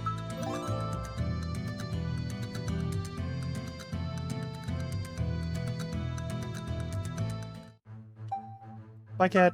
That out of the way. Right, Captain Rafael Fidalgo Diaz de Castilla. Marissa the treasure hunter, we meet again. Oh yeah, bro. Oh my, Capiora. What brings you here? Yaritza, thank goodness I found you. I'm here to rescue you from these pirates. Ah, you're so brave. And who's this little cutie you brought with you? This is Marisa of Arcania. She is aiding me in my mission to free the priestesses. What an adorable little heroine you found. Be sure to give it your best, Marissa.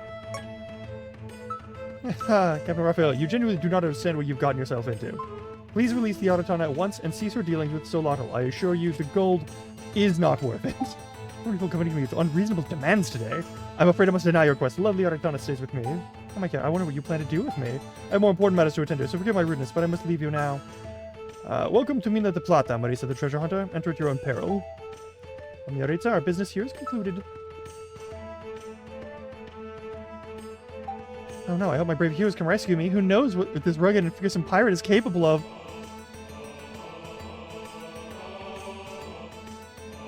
There's a gateway full of demons that you're supposed to... It's fine, it's fine, it's fine, it's fine.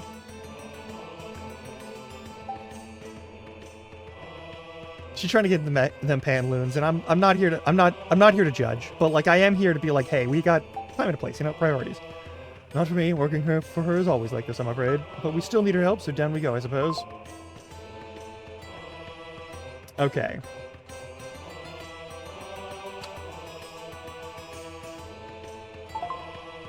You pass that lock? What's that? Too clever. Light those torches in particular order. There's no other way. You like to know, it's literally... If this is the wrong order, I'll laugh.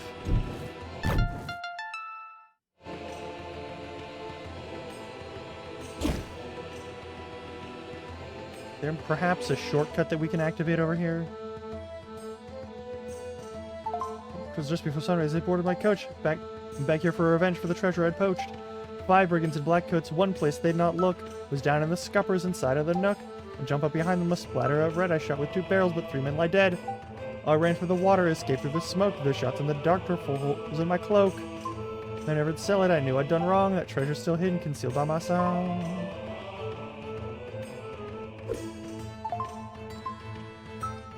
Five, 1, 2, 3, 4. 5, 1, 2, 3, 4. Okay, cool. I'll forget that between now and the next time. Yeah, no, like it's not gonna matter. We're gonna get the fuck out of here and sell our shit off. But we're also gonna find somebody to raid real quick because we're at the we're like over 7.5 hours. I think we've done fine.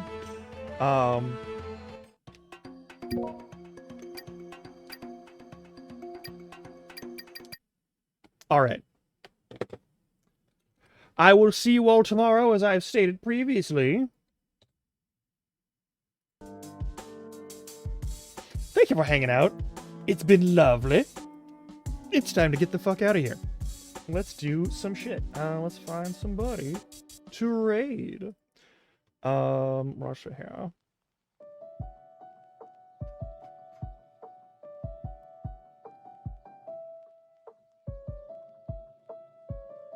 Wow. I was right. Everyone is playing Silk Song. God damn it.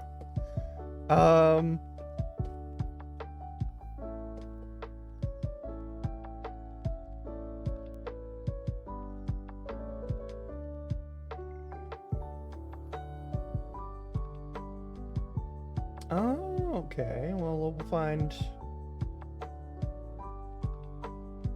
Oh, fuck yeah. Okay, I think we're gonna raid Runia the Witch, who's playing Lunacid, because I fucking love that game. Unless there's someone specific I have to raid into. But I don't see any of those people live. Actually, hang on. There is one person we could raid instead. Okay, do we want... do we want the Hank Hill VTuber? Or do we want Lunacid? Hank Hill VTuber is playing Katamari Damacy. Just so we're clear. Do you want Lunacid or do you want Katamari with Hank Hill? Lunacid is with Runia. But like, we know Runia is good. Right? I guess I'll just have to take a pick. Let me grab a... Where's my... The fuck did my dice go? Alright. Odds, Runia. Evens, the good Jared. It is a 3. That means we're rating into Runia. Alright.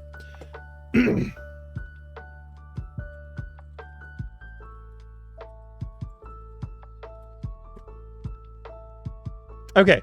I will see you all tomorrow for more Pirate Yakuza in Hawaii. We'll do some goofy shit there. It'll be great. I still need to earn some money over there, but it's fine. Other than that, take care. Until next time, try not to die. It's literally all I can ask of you. But also, like, be good to yourselves. Be good to each other. Please. Alright. Why? Oh, wait. I almost forgot.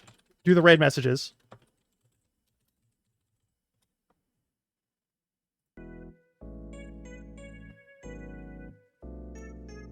That's important. Alright. We got one for subs and one for non-subs. Any ahoo. Off we go.